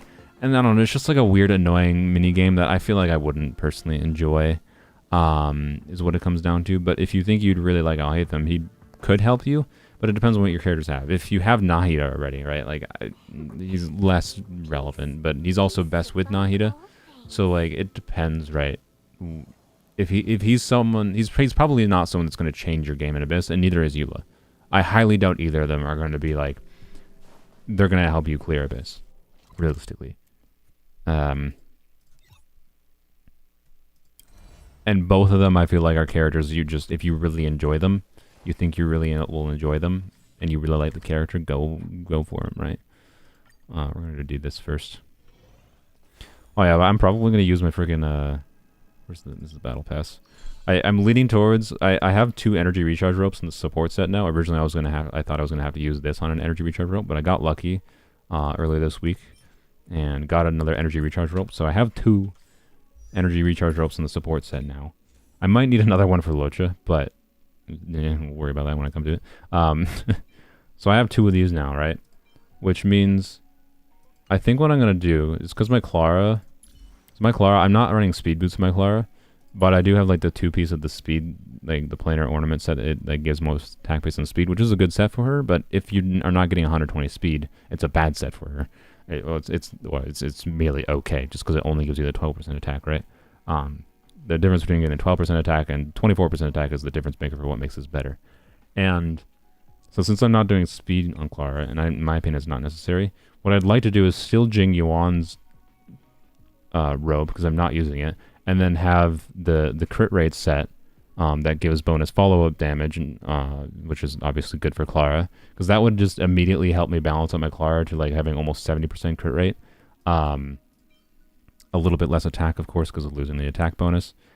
But I need a physical goblet in this set. So I think I'm gonna do a gambit when I get to 40 in the battle pass, and I'm gonna go for the physical goblet. As long as it has, like, honestly, it doesn't even need to be like double crit or anything. It's just like, if it has like 1 crit line, sweet. If it has attack percent, awesome. Like, as long as it has some amount of stats that aren't just useless, I will be more than happy. I like Eula more because woman. I mean, yeah. If you, I genuinely think that, like, Eula Hyper Bloom seems kind of fun. For trying Eula Hyper Fridge specifically. I know people rag on it because, like, oh, Eula's best team is Hyper Bloom, but, like, I don't know, it just seems like a fun way to take advantage of Eula's kit by, like, utilizing her cryo application in some form to cheat out a little bit of extra Dendro cores. You get to build up stacks while triggering Hyper Blooms while you're doing normal attacks with her on field. So your team is doing something while you're trying to execute stacks on Eula, and your team still performs even if you accidentally screw up something on Eula or miss a hit or whatever, etc. So I don't know. If you want to try a Hyper Bloom team and you have the pieces for it, right? You have Raiden or Kuki or whatever to do a Hyper Bloom team with Eula. I think Hyper Bloom Eula would probably be more fun in my, like, I'd rather do a Hyper Bloom Eula than I would an Al Hatham team. Mostly because, like, the Dendro teams I want to do, as I mentioned, I don't think I would like the minigame. I might have fun with Al Hatham for a small amount of time, and then I would get bored of having to play his mirror management minigame. But yeah, she's either Eula's definitely less useful for Abyss, that's for sure. But a Hybrid Bloom team is good for Abyss, and using Eula in a Hybrid Bloom team could be a satisfying way to like get nukes off in a Hybrid Bloom team that still performs through most Abyss content, right? Probably not taking this run the full way through, by the way, but we'll see. It depends how lucky it is. If it's a lucky run, I'll go. Oh, for those that aren't on my Discord, I used all 35 of my fuels once I got to level 60 this week, and I did a mix. I used like probably 20, most of them like 20 to 20. I think 24 technically is what I used for mostly relics. Mostly the 4-piece set relics. I spent a bunch getting trying to do the attack percent set because it was good for the healing bonus set. I needed some for Natasha, even if the 4 piece isn't amazing, but I do like it. And then I needed to try to not have I had a 4-star like a body piece on Ting Yun for a long time, and like 4-star pieces on Welt. So like I farmed the attack percent set a bunch, and then I was annoyed by how much healing set I got from the attack percent artifact domain in the game. So I ended up switching to, I should have used it first, but whatever, it doesn't really matter. I wanted to, I was like, you know what, my Sela artifacts were like, they were okay. My Sela artifacts before I used my fuels were okay, so I was like, you know what, it's super inefficient because the second artifact set that you get, this is, yeah, that one. The second relic set that you get from the quantum domain is hot garbage. I don't even think I can view it, or no, I can view it because I have relics. So the what am I doing? Relics. I think I have, yeah, like this one, right? That reduces damage taken by 88%. Getting this kind of cracked artifact, relic, sorry, when you're farming for the quantum pieces is real sad, right? So I was mostly just farming for quantum, but I spent most of it there, and I managed to get some pretty good pieces. I got this 0 death stat piece, rolled a little heavily into attack percent, but it's very good, I'd say, overall. I got a nice crit rate heavy piece that has high stat value for Sela there. This didn't change. I used a remodeling resin like a month ago on her for that. And then I got the boots also didn't change for her. Nothing really, actually it was just the hands and the head that really changed for my Sela. But that took my Sela from like okay to like properly good, like 75 crit rate, 120 crit damage. And then I spent the last 10 fuels just leveling up traces. So my Sela is proper good now, I would say. Anyways, that was a long way to say I spent like 35 fuels mostly on Sela. And that's a lot of resin, toilet paper just for Sela. But I did that because I was like, you know what? I do this and then I just don't have to worry about Sela ever again. Well, not ever again necessarily, but not the priority for a long time, basically, is my thinking.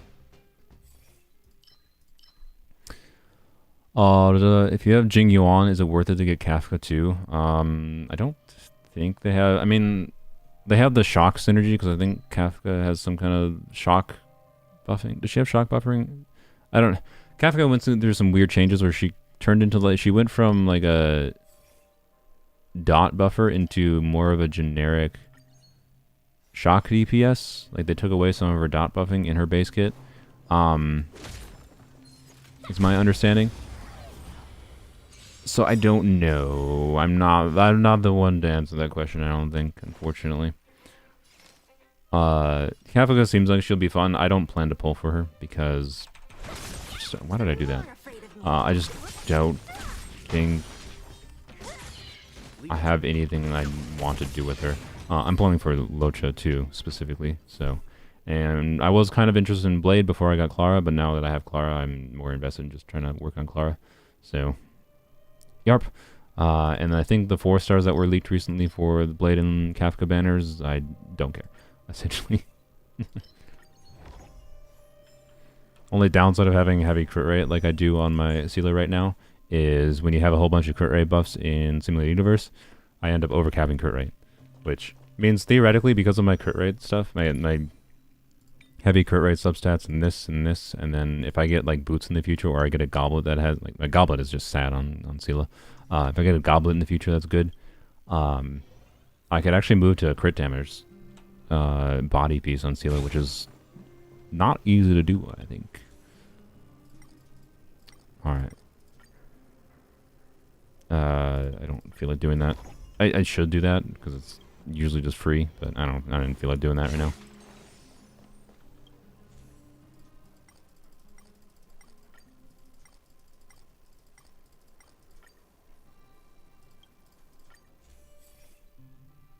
No.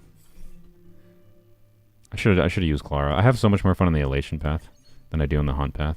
Hunt path is fun, but Elation is better. Mostly because like when you get that 3-star that turns your ultimates into follow-up damage. Oh, it's great. I love that. That's my favorite blessing in the game by far. By far.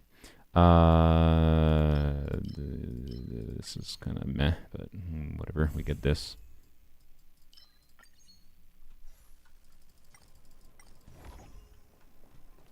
I mean, getting double resonance before the boss is not bad. Before the first elite enemy, I should say. What do I think about Locha? I mean, he's a healer.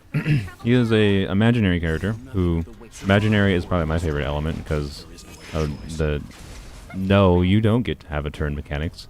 Is quite fun to me, and other than that. I would say, let's do, we'll do this. Just wipe out the fodder first. Other than the, just him being imaginary, right, which is good. He's very skill point non-intensive, right? He has passive healing. He has active healing on an individual unit if they need it. A little bit of damage through his ultimate, but his ultimate removes buffs from enemies. So, like, if enemies buff themselves, which happens a lot, he can remove them with his ultimate, which is cool. And then he passively heals your team. And then he also has a cleanse. On top of removing debuffs, he also cleanses your own allies, which in my opinion is really important. Like, I don't have that much interest in Bailu, specifically because she doesn't have a cleanse. Because the amount of times where I find it's really useful that, like, Natasha has a cleanse is very high. So, like, he's like a super generic, like, skill point, not skill point heavy, passively heals, cleanses, removes debuffs, is imaginary. Like, if you want a healer on a team, he feels like a pretty universal one. As long as, like, until the point where there's, like, potential issues of power creep, where, like, you just need someone that heals more than him, I can't fathom I won't find some value out of having him. And I find him being a healer who has a body in a coffin with him kind of funny thematically. Not that that's like that important for mechanically, but mechanically I want another healer, and like getting a healer that's better than Natasha. Natasha's not bad, to be clear. I'm actually quite happy with how Natasha performs. All in all, I would say. Ooh, this is the worst hunt. Gamble. Worth. I was lucky. This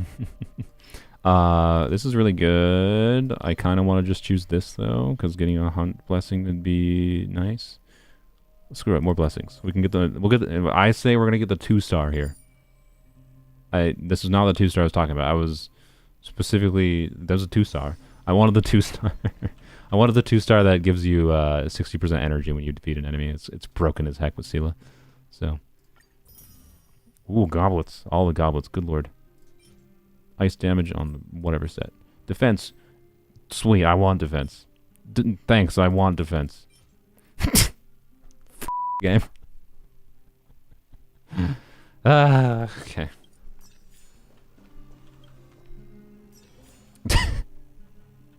But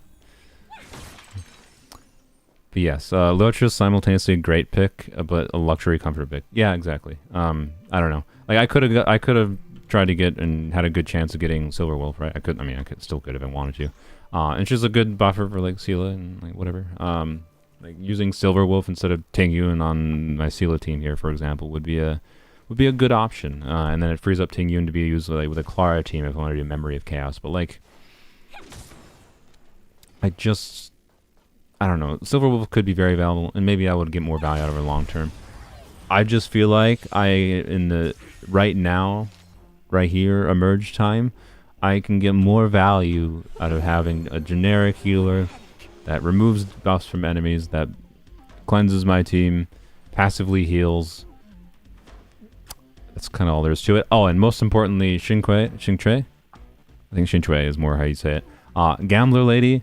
I am interested in faffing about with her once I get to the point of pseudo finishing most of my units. I can just kind of slap my build from Sela onto Xingque and see how it does. Gambler Lady just seems fun, and her Eidolons make her more consistent. So, and then also there's a Fox Lady in Luch's banner, so it was a no-brainer.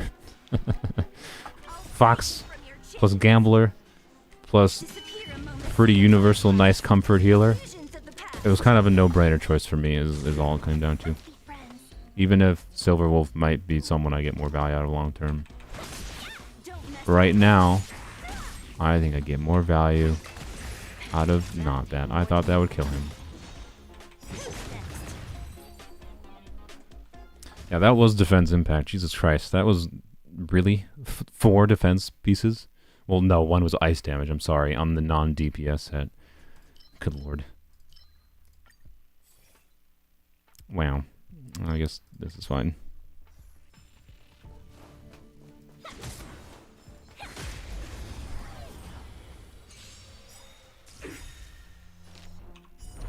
But yeah, I don't know. Gambler Lady is too fun mechanically for me not to do. That did a lot of friggin' damage.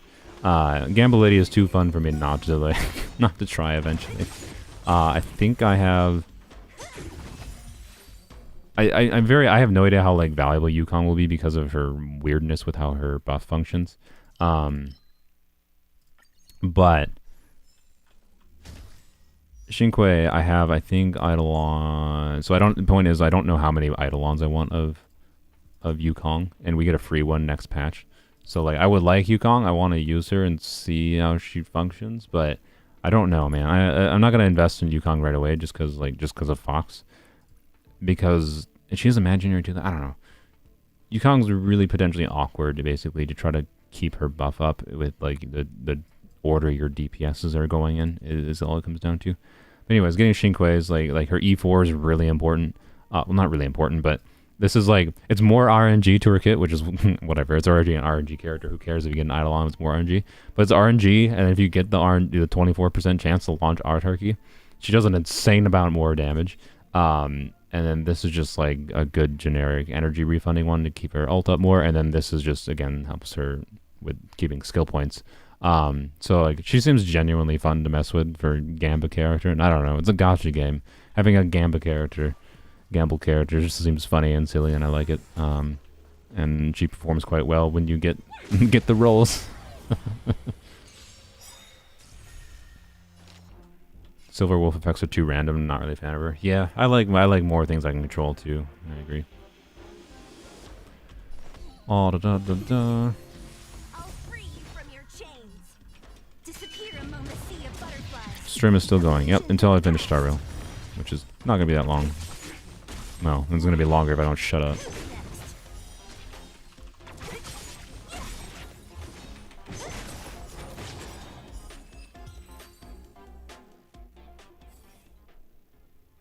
Garbage.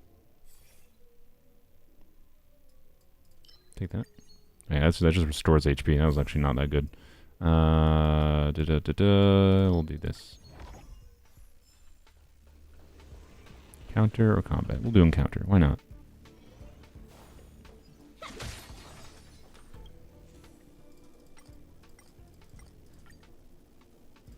Battle victory, then 4 turns, huh? Alright, let's go.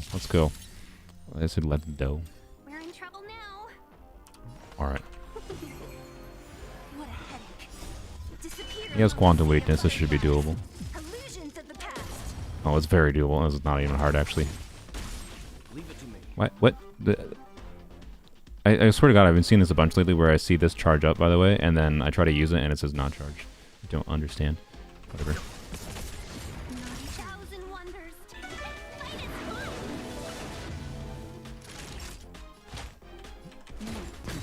fun. Oh, now it is charged. No, I intentionally saved it when the enemies were back. Because now, see, it killed the enemy, and then I just get an immediate... It was strategic. I definitely did that on purpose. Alright.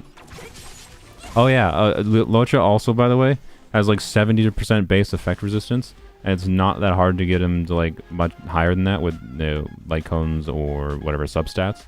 So he can also like resist like all like freeze effects or whatever bullshit enemies try to do, which I think is also really relevant. So like again, he's like maximum comfort healer. Like I honestly don't know what else I could want in a healer other than just like making them more of a buffer, right? Like if a healer is, he has all the comfort things a healer could possibly want in this game. The only thing that can make him better is if he was a buffer on top of that, right? Which is what his Eidolons do, which is funny. His Eidolons are stupid because it's like, ah yes, we took this abundance character who has all the quality of life comfort things you would want of an abundance character, and then we gave him Eidolons that make him into a preservation character, make him into a harmony character with an attack percent buff, and then make him into a nihility character with debuffs too. Like, it's ridiculous. So not that I'm going for them, to be clear. It's just really funny to me that like he's 100%. He's just the all-in-one. If you go for like E6, actually I think you'd have to go to. I think his E4 is his main nihility constellation, and his E6 is just like further nihility. Garbage. Still garbage. All right. Elation, huh? These are all garbage. For each destruction blessing. I mean, it's attack buff, so I guess I'll take that. Small attack buff. Anyways. Locha, super comfort character. I don't know if they've officially announced his Eidolons or anything, but I tried to go to check how much. You can't. That's amazing. They don't let you go into the wishing screen. What? I honestly think that's a good thing. Like, I was going to go to the wishing screen to see how much time was left on the Silver Wolf banner, because I think it's like 3-4 days or something. I can't. They don't let me. What a world. A gacha game that has a part of the game that doesn't let you see the gacha? That's like never the case. Because they always want you to see the gacha. They always want you to be able to just like impulse at any moment in time, go and gacha your way to oblivion. They don't let you. What responsible game developers. I'm genuinely praising them because, like, it's a minor thing, but, like, yeah, it's a no gamble zone. This is an RNG game mode with RNG elements. No gambling. Unless you Xing Chui. I think I'll probably stream my Lucha polls, by the way. I didn't have a Tingyun buff up when I used her ult. That was a stupid. Whoops. That's fine, I did it on purpose. No, what was I saying? No, I wasn't paying attention. I should have used her ult before, what, I cannot speak, man.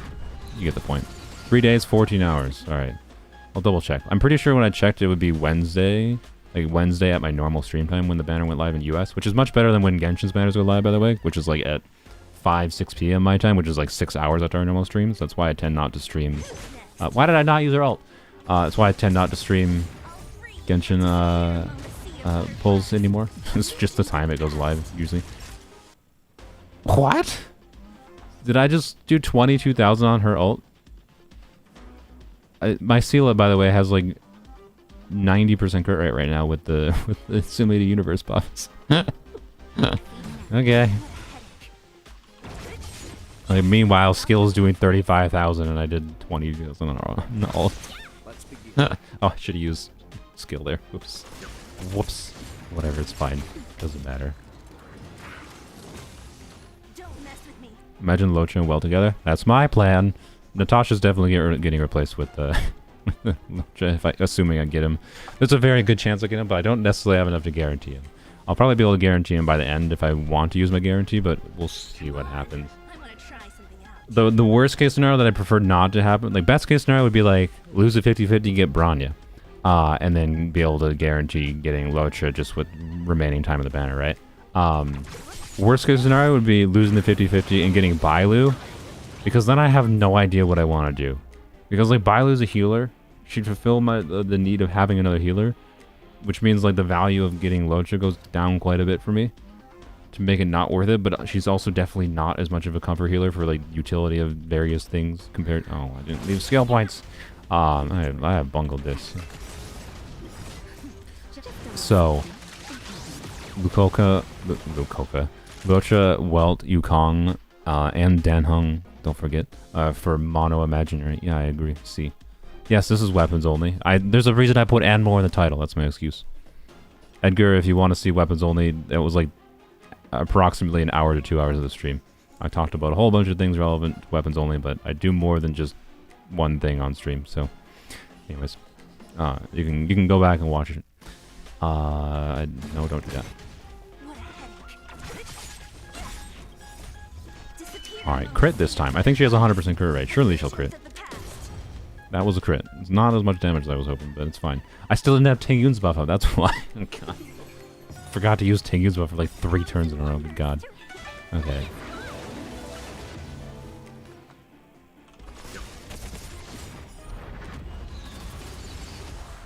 I was hoping that'd do more. What happened there? I was like 90% sure that I pressed basic attack because I was 90% sure that Natasha was going next for some reason, but then Sela was going next. I think her action got advanced forward by something I had. So, anyways, that's okay. I'll take it, I guess. It's fine. This is pretty good. We'll take that, and we'll take defense pieces. Thanks. Thanks. Thanks. Thanks. I'm gonna keep this, I guess, because I don't know. It's a pretty good defense piece. It's on the supportive set. It's not what I needed, to say the least. Alright, okay. This is not a good enough run for me to care about continuing.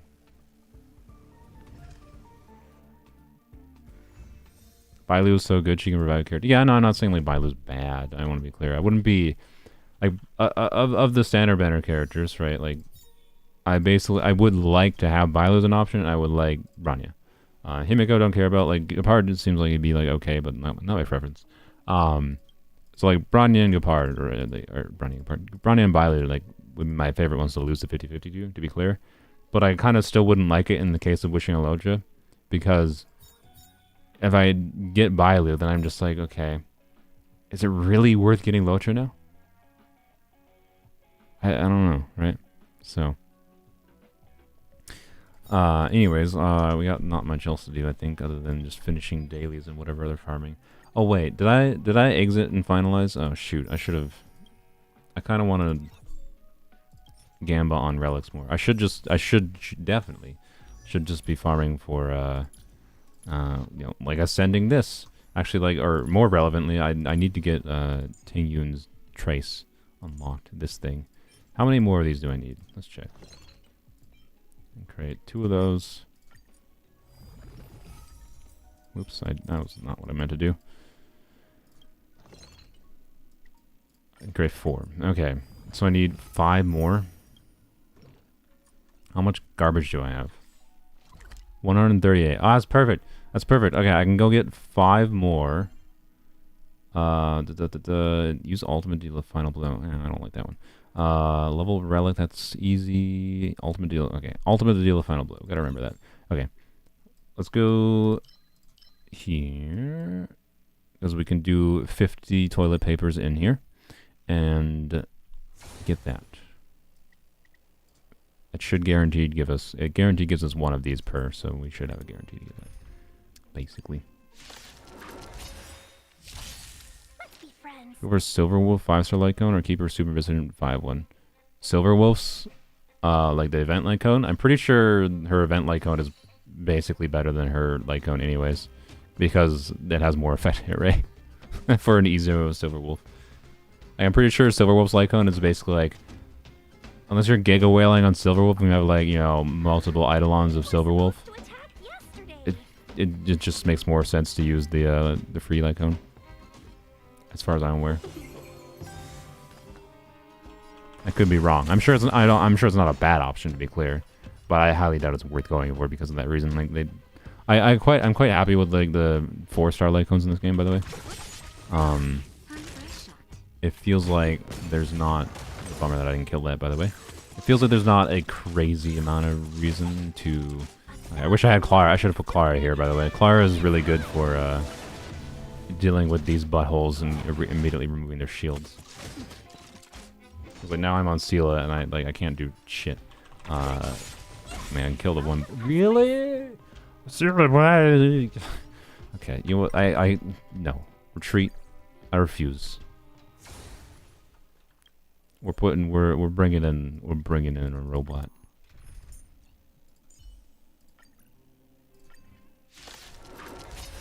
You're at 65 pity and weapon banner. Oh my god, why? Yeah, I don't know.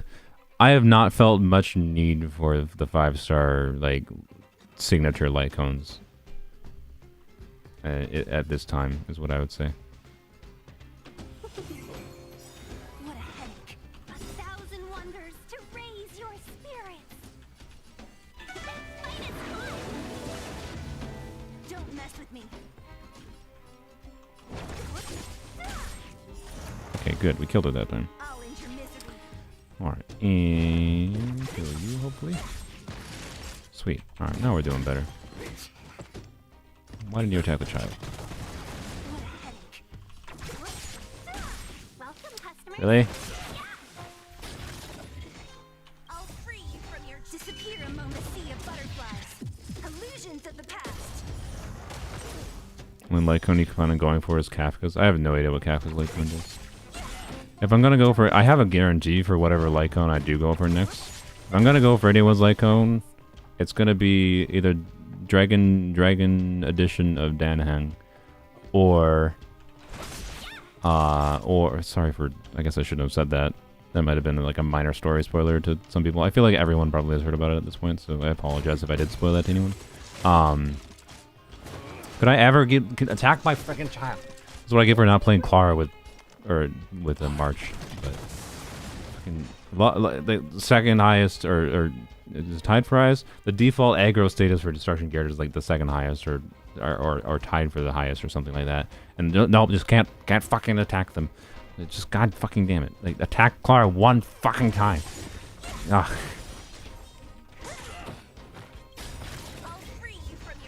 Anyways, as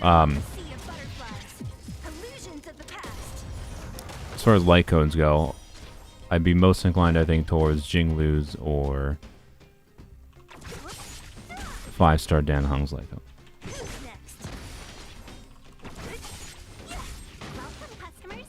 I didn't have skill points there, unfortunately, because I'm dumb. Thank you for attacking the child. Good job, boy. Alright, do this.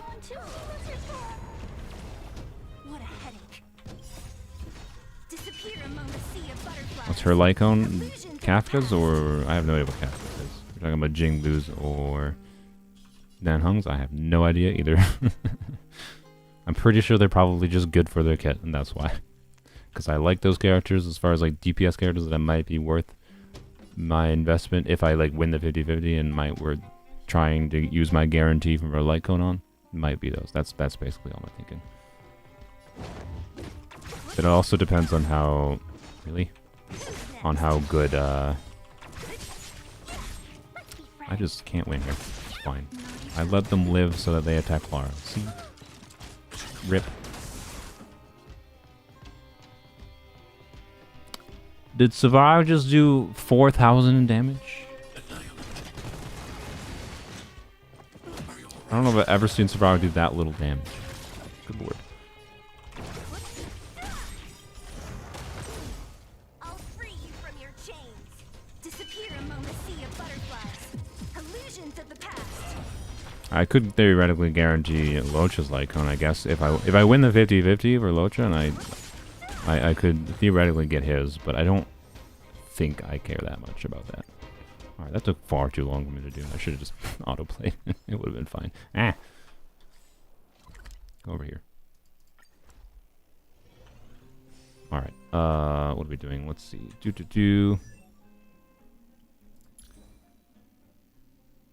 What was I doing? I don't remember.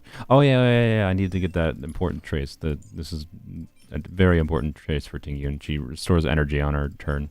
This is the trace that is like why like this light gun is actually not that good on Tingyun because she doesn't really need energy regen, right? Tingyun with an energy regen rope and that trace means she is fine. So this trace means I should probably use a different thing on her, but it's fine. Blam. There we go. Tingyun regenerates energy. There are other traces I might get eventually, but it's whatever. That's the last important thing for Tingyun. Okie dokie. Let's see. What did I have to do? Oh, I forgot about the final bow thing. Okay, it's fine. It's fine. Take one photo. I don't want to do the daily mission. Alright, take one photo. Let's do that real quick. Whatever.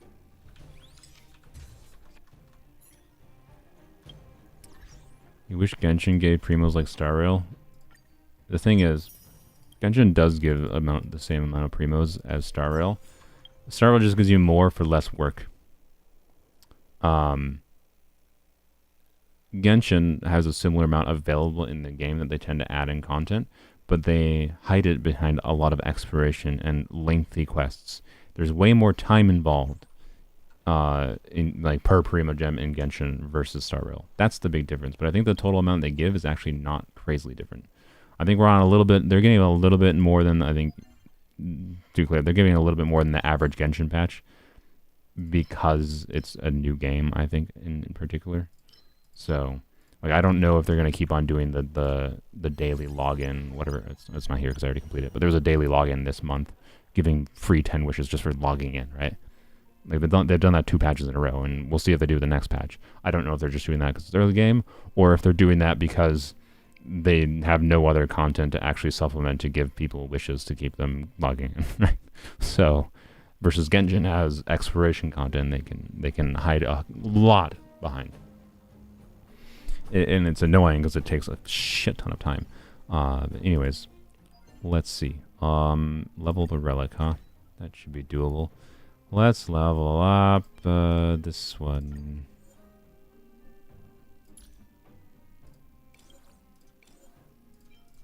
Oh, just have to do that. There we go. Wow, HP leveled up. What a world. Alright, claim. Now I just need to use an ultimate deal a final blow. I can do that. I believe I can. Need to find an enemy, though. This is a safe zone. Literally the opposite of an enemy. Alright, let's go back over here because there's enemies here.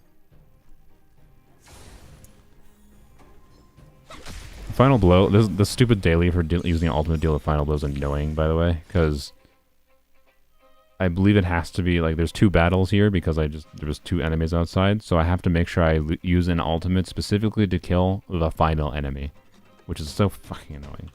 But anyway, so I'm just gonna save Silo's ult. Is basically what's gonna happen here.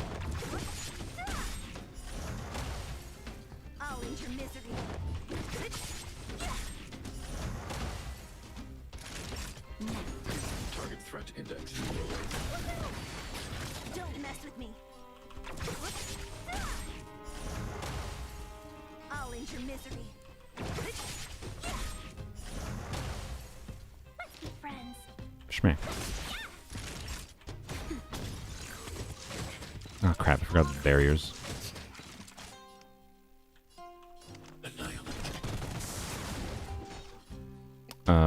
Shoot. How do I do this? Oh no, okay. Normal. Oh, fuck! God damn it! Oh yeah, I could have done. Oh, I could have just used the alt while I did the animation. That would have. God damn it! So the problem there was like I needed to use an ultimate, right? And I was like, wait, I need to make sure one dies without. My logic of attacking the one with higher health with a normal attack was like I wanted it to die without, or I didn't want it to not die so that I could use my other character's next turns to kill the one that had like 0 health left and then use Seal's ultimate. I could have just used Seal's ultimate as I was doing the animation for the one, in hindsight. Oh well. Try this again. Such a freaking annoying commission. Hi, Trotter. Welcome, customers. Problem. I need to. We'll get our burst back. It's fine. Disappear among the sea of butterflies. Illusions of the past. 1,000 wonders to ring. Fight its fun. Yes, this is Honkai Star Rail. All into misery. Alright. We should be able to get our burst back. Should.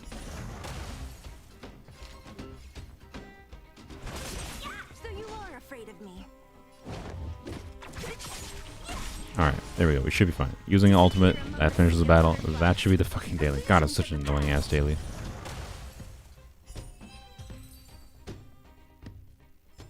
What? What the fuck is this daily? What? I was like 90% sure that's what it. I'm 90% sure that's what I had to do last time. What the fuck? How? What other final blow could there possibly be? I literally used an ultimate to end a battle, killing the last enemy. What more of a higher variation of fucking final is there? Guys, the fucking dumbest goddamn they have. Jesus Christ. Okay, I should just fucking whatever. Just resign myself to my fate and not do that daily whenever I see it at this point. What the fuck? What does this mean? What does this mean then? What more could I do that's final than what I just did? There was one enemy left. The final enemy. I killed it with my ultimate. How much more final blow can you get? What does this mean? Does anyone know what this means?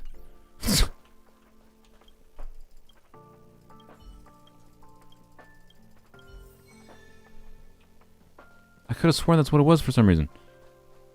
I'm clearly wrong.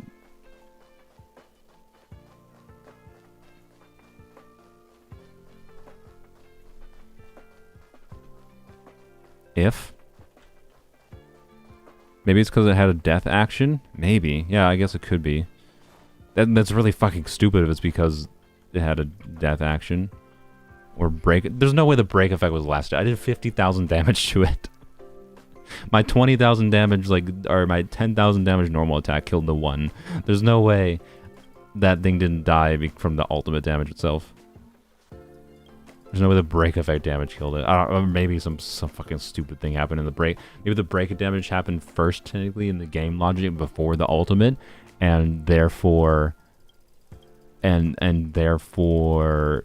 the break, I don't know. Maybe there was enough break effect damage to kill it in one. I don't fucking know. Support characters are the ones you call in from other people. Yeah, no, I'm not confused about the support character one. Also killed the last enemy with support character and didn't give me the daily. Yeah, support character is a different one, but probably the death action. I think the easiest way is a boss. What do you mean death action? That enemy did have a, or saying that it was the death action that stopped it. Yeah. I mean, you could do a boss, but I'm pretty sure you can't fight bosses though in this game without resin, right? You have to use that's gems. You have to. I'm having a stroke. Yeah, you have to use your stuff, your trailblaze power, your toilet paper, right? Also, it didn't have break effect because it wasn't quantum weak. Okay, well, yeah, good point out, good call out. It definitely wasn't break effect. So it could have been the death action, I guess.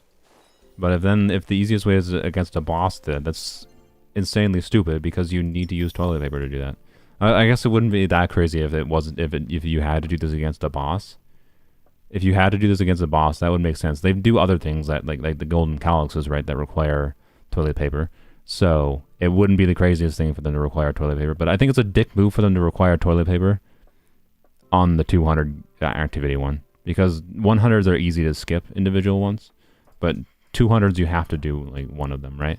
You can't not do one of the 200s. So you can fight without resin as long as you've done all 3 claims is really odd. Oh, that's even more dickish in some ways. Like, because if I have a plan to use my like I do today, right, where I want to use the 80 of my last stuff today for Simulated Universe, I don't want to go fight that boss. Master Control Zone. Is that a stroke? Alright. Finish up here with a couple of garbage relics. Okay. Should I Gamba for Clara? Gamba for Clara relics? And garbage? Or... the reason I like farming this is better, I want to be clear. Because support set, good. Could still use more ERR ropes and weather artifacts for other characters. And then could really use some better goblins in this set in general. But in particular for Sela, I want a quantum goblin that's not hot trash. So this one's better to farm, I would say. But...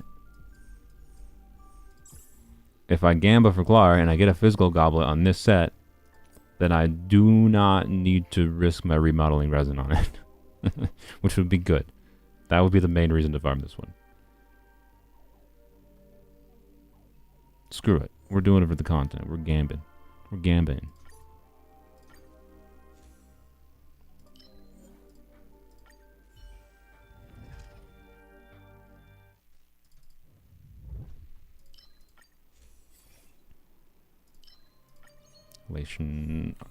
Elation Blessing to start is pretty good.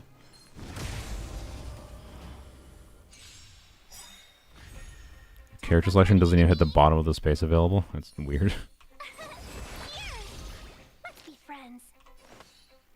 You know, I'm just gonna use... I like having Sela here with the Clara team to just wipe through some of the trash mobs early on.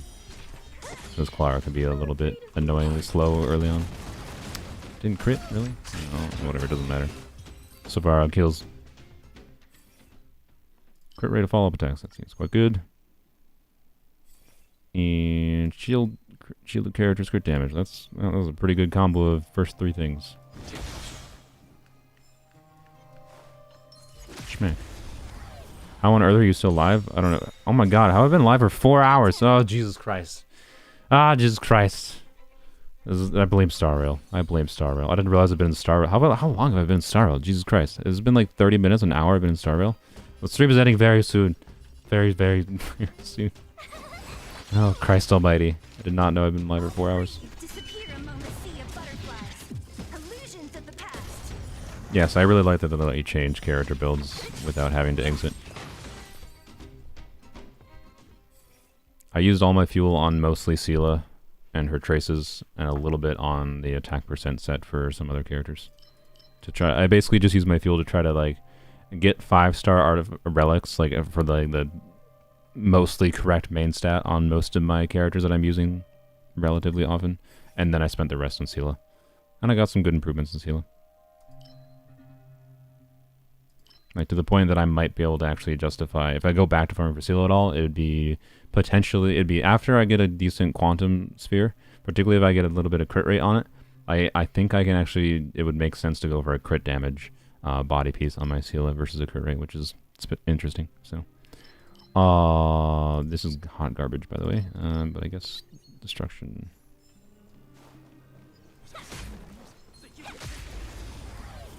It's a long stream and you want a short one. I mean, 4 hours is what my streams usually go to. I just said I was going to end it early, and then I didn't realize that I knew I passed the 3 hour mark, and I thought it was going to be, like, when I glanced in, I was like, it's going to be 3.5 hours. Nope, 4 hours and 10 minutes. I'm like, God damn it. God damn it. Welcome, customers. Don't mess with me. Nope, you don't have skill points. You attack the child, good job.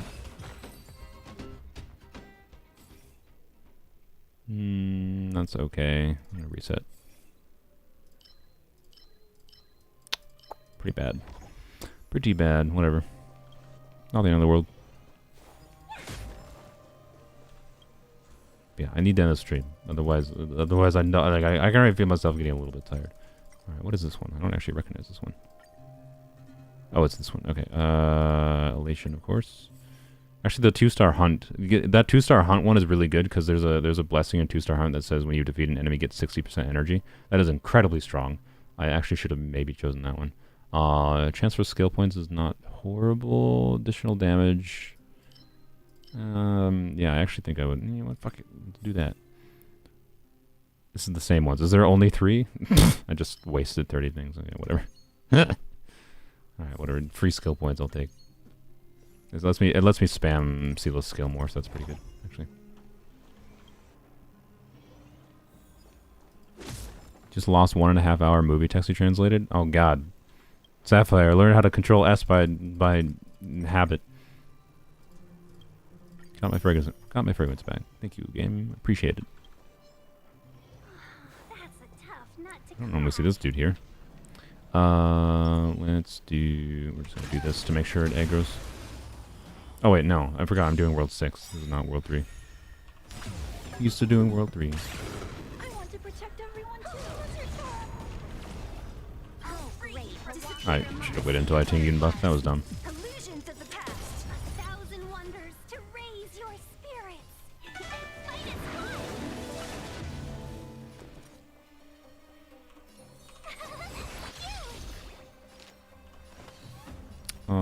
Let's buff Seal for this fight.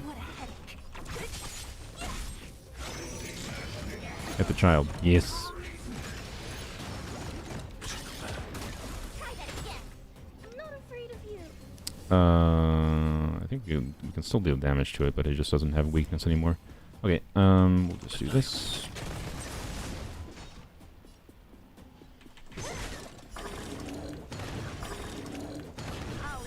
Oh, I saw the thing come back, and I tried to activate that before the resurgence proc, but oh well. Didn't expect the skill to kill her, or kill it. That works. Ooh, oh, not the right one. I got excited for a second. Gamba. Oh, God, I got it. Okay, you what? RNG has decided the stream doesn't end. I got my favorite blessing. Oh, god dang it. Alright, this is decent, but I'm pretty aggressive with using my fragments, so I don't actually like this that much. I'm actually just gonna choose this, I think.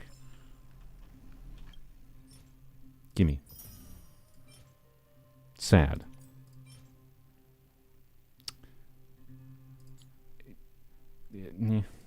I think I actually already have it. It's like, it's good. It's the rare one. I'm pretty sure I already have, like, Pyro Trailblazer is the main one that's probably relevant for. And I think I already have one. Yeah. So, meh, basically. I could use the defense set on March, of course, but I'm 90% certain I'd rather have the fleet of the Ageless, right? So, meh. E1 Clara is great, yeah. Oh, what did I get here? Oh, I used 50 Trailblaze. Hey, level 36. What a world. So, can I get to level 40 this week? Stream never ends. Stream's not gonna be over until I get to level 40. Synthesize consumables I can get to 60. What about this period? Well, that's not gonna happen until tomorrow. Okay, well, with that tomorrow, no, I probably.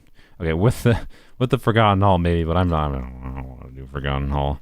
I don't want to do Forgotten Hall. I maybe should do Forgotten Hall, but I don't want to do Forgotten Hall. I don't feel like it.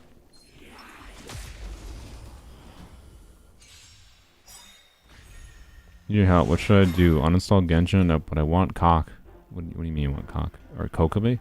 Or keep Genshin, but I want Kafka. What game do you enjoy playing more? Like, not which one do you like gambling on more. Which one do you enjoy playing more? Welcome, customers.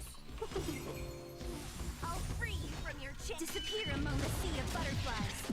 Illusions of the past. I think Genshin's a better... Okay. I enjoy Genshin more as far as, like... Not the day-to-day grind. The day-to-day grind, like, it takes so much more less mental effort to, like, play Star Rail than it does Genshin, basically. And, like, think about what I want to do in Star Rail most of the time.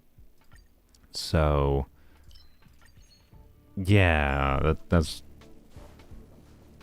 Genshin has more to do. I'd rather have Genshin than I would Star Rail. Star Rail is good. I think it's more well refined as far as like what it's trying to be. So I think in many ways it's more well designed. But just uninstall and reinstall both every day. Exactly.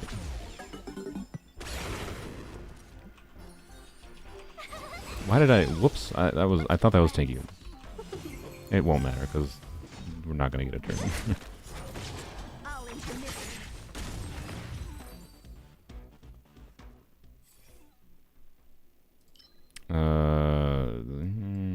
we're just... Ooh. Oh, wait, no. This does not matter because March already has shield or dispel. This is bad, but it gives us... I think it's going to give us another... Yeah, that's why I chose it. Okay, I think I like Sensory Pursuit the most. Let's do that.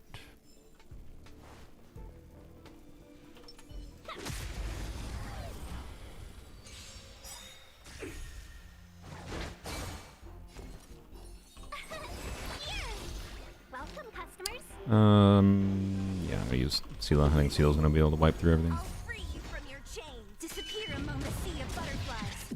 Illusions of the past.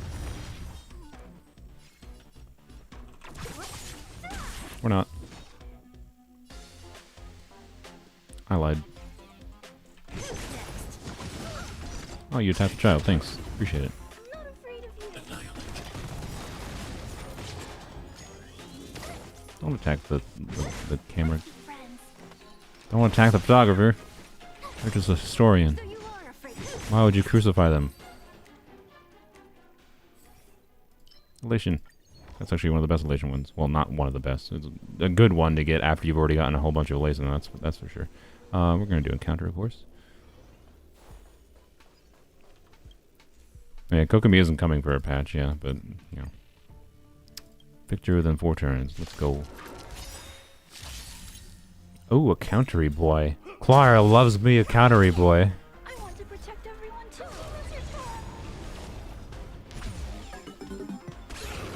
Oh, great. A walk in the park.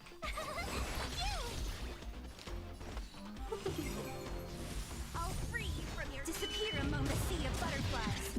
Illusions of the past. 1,000 Oh, wonders. this is no problem. No problem. What a headache. Don't mess with me. Seize the moment. Oh, didn't get our burst back.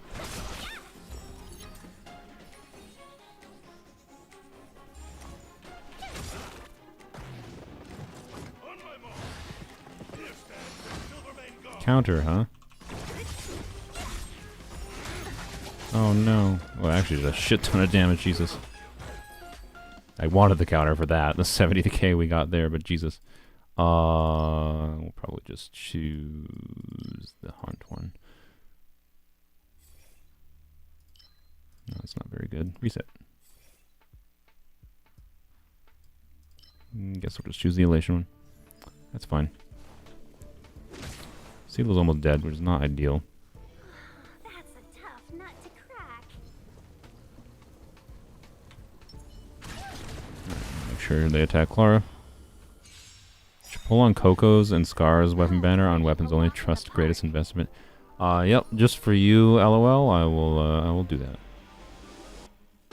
Yeah. I want to protect everyone too. Against this enemy, I'm gonna use their burst on that. But then the first buff I'm gonna give to Sela. I'll free you from... Disappear among the sea of butterflies. Illusions of the past. Yeah, spawns mads. Stop attacking everyone though, that's really annoying. Forgot about that. I'm not afraid of you. That's 41k from Clara there. I need to be brave. I would use her ultimate, but... Oh wait, why did her... I Oh, want to protect whatever, everyone it's fine. too. Why do I keep on going with Clara? What's happening? I don't remember what I have that's doing this. Don't mess with me. Must be something with the hunt blessings going on. I'll end your misery.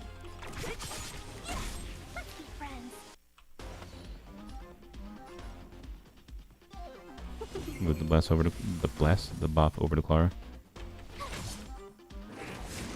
Yeah, attack the child.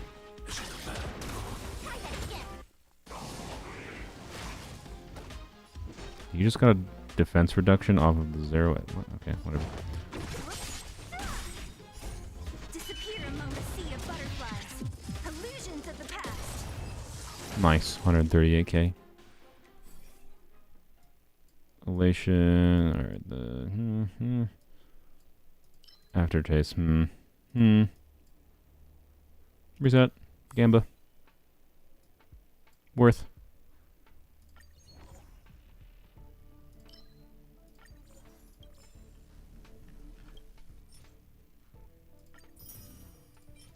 Wow. Well, this was not. Okay, it's fine. It's fine. No. It's fine. It's fine.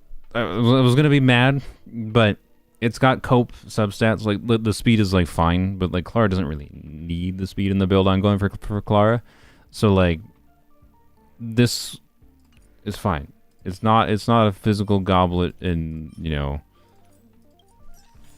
that's good. I honestly would have been more sad if it was that substats on an onset on the right set goblet, right?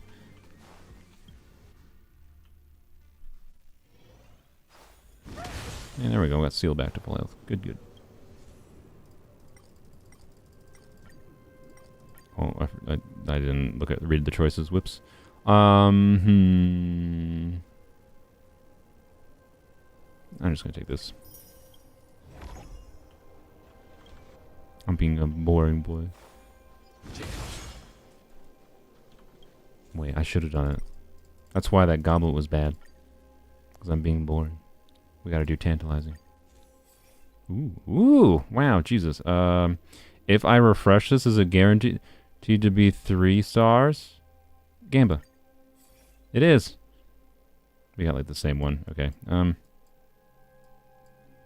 We don't really have healing. Breaks weakness, dissociation, huh? What is dissociation? Oh, okay. Let's choose the elation, it's fine. Schmick. Alright, Herta. Okay, so this one.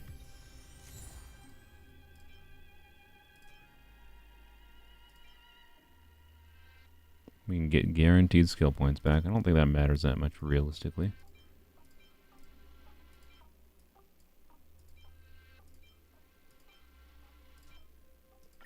Take that.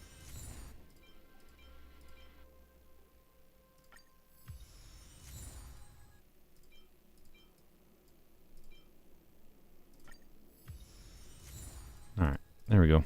Good enough. Let's go.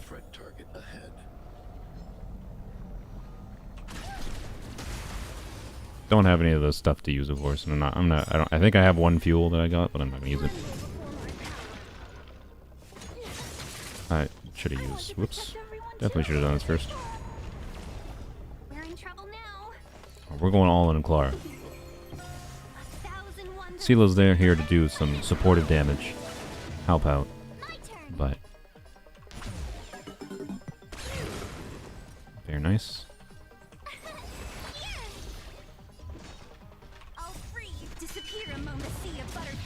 Aftertaste is good. Yeah, I know aftertaste is good. It's just kind of boring.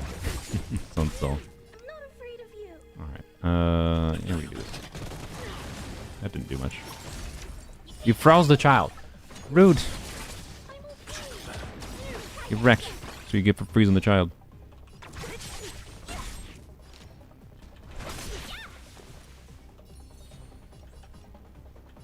No, we don't need to do that. Okay. Oh, look, you're attacking a child again. What a great leader. 134k damage. Nice. Alright, let me use my ult.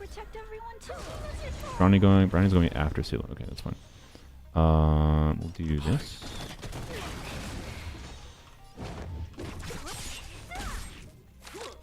No, what? Don't attack my fox.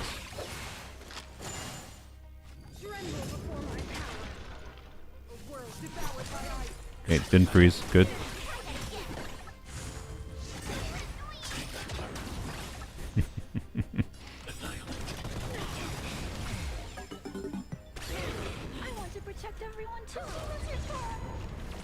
You live your HSR life blind. I literally tap whatever option you have. Tap first and go. This is one way to do it.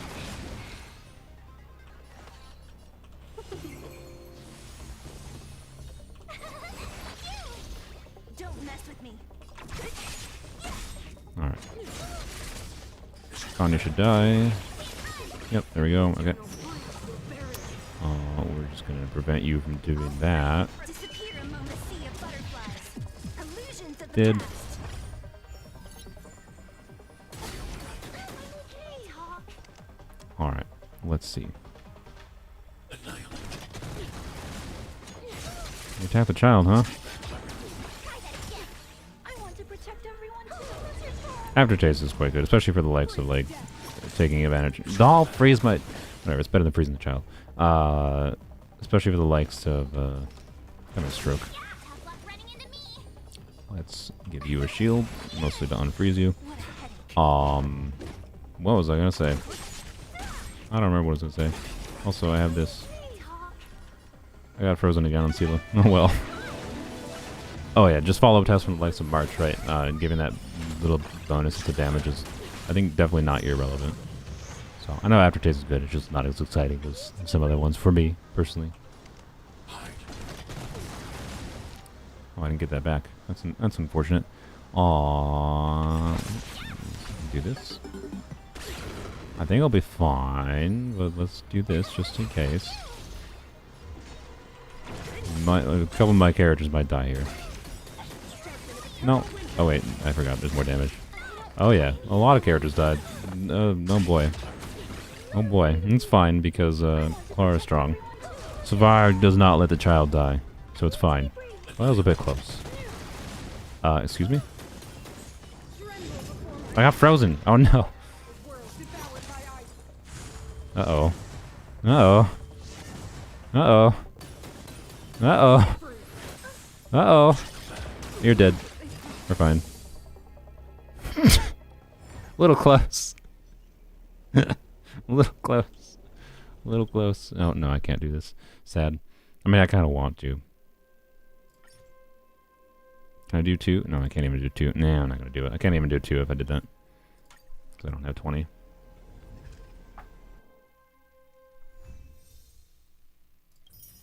Alright. Hey, Prima Gems. Wind damage. Wow. Defense. I mean, defense in the defense set with speed. It's like, okay, I think I'll lock that. I don't know. It's got break up at 2 and it could be okay. So, I'm pretty sure defense traveler, or defense traveler, fire traveler does not want defense rope. I think they want energy regen rope, but yeah. Clara clutch, let's go. Alright, anyway, I was streaming too freaking long. I was streaming way too long on freaking this thing. Should get unit reviews, so tomorrow, needed to finish the edited video, and tomorrow should be the video from my friend's account. Mostly me just being like, oh my god, there's a lot of things I need to work on. And then we'll have a stream for unit reviews if you want to try to like get that shizzles ready. And hopefully I'll have some kind of competent queuing system. If I don't get a queuing bot set up, like the problem with like I have to like go and research like queuing like bots that'll work. The problem with streaming bots is they're all like a cesspool of fucking like subscription based software, and it's like fuck you. I'm not gonna pay you a subscription for something simple as fuck. Like I just need a bot that queues things for me, right? I'm not gonna pay for that shit. So like trying to find bots for like streaming services is so fucking annoying because it's a cesspool of subscription shit through like the likes of fucking Streamlabs or whatever the fuck, right? It's so annoying to find information on all these things to a degree that like it's actually a pretty heavy motivator for me to try to start programming some of this shit myself. So if I don't have a bot tomorrow to queue things automatically, I will be manually queuing things. So I'll just have like a document, and I'm just gonna like delete right. I'll just have a document basically, or of some form that I'll have set up to keep track of things. Is basically all. But yeah. Anyways. Bye-bye. Unit reviews and hopefully my friend's account tomorrow. And and of course, Locha summons on whenever this is live. 3 days and 19 hours? Yeah, that is Wednesday. So Wednesday, my normal stream time. I should have Locha summons.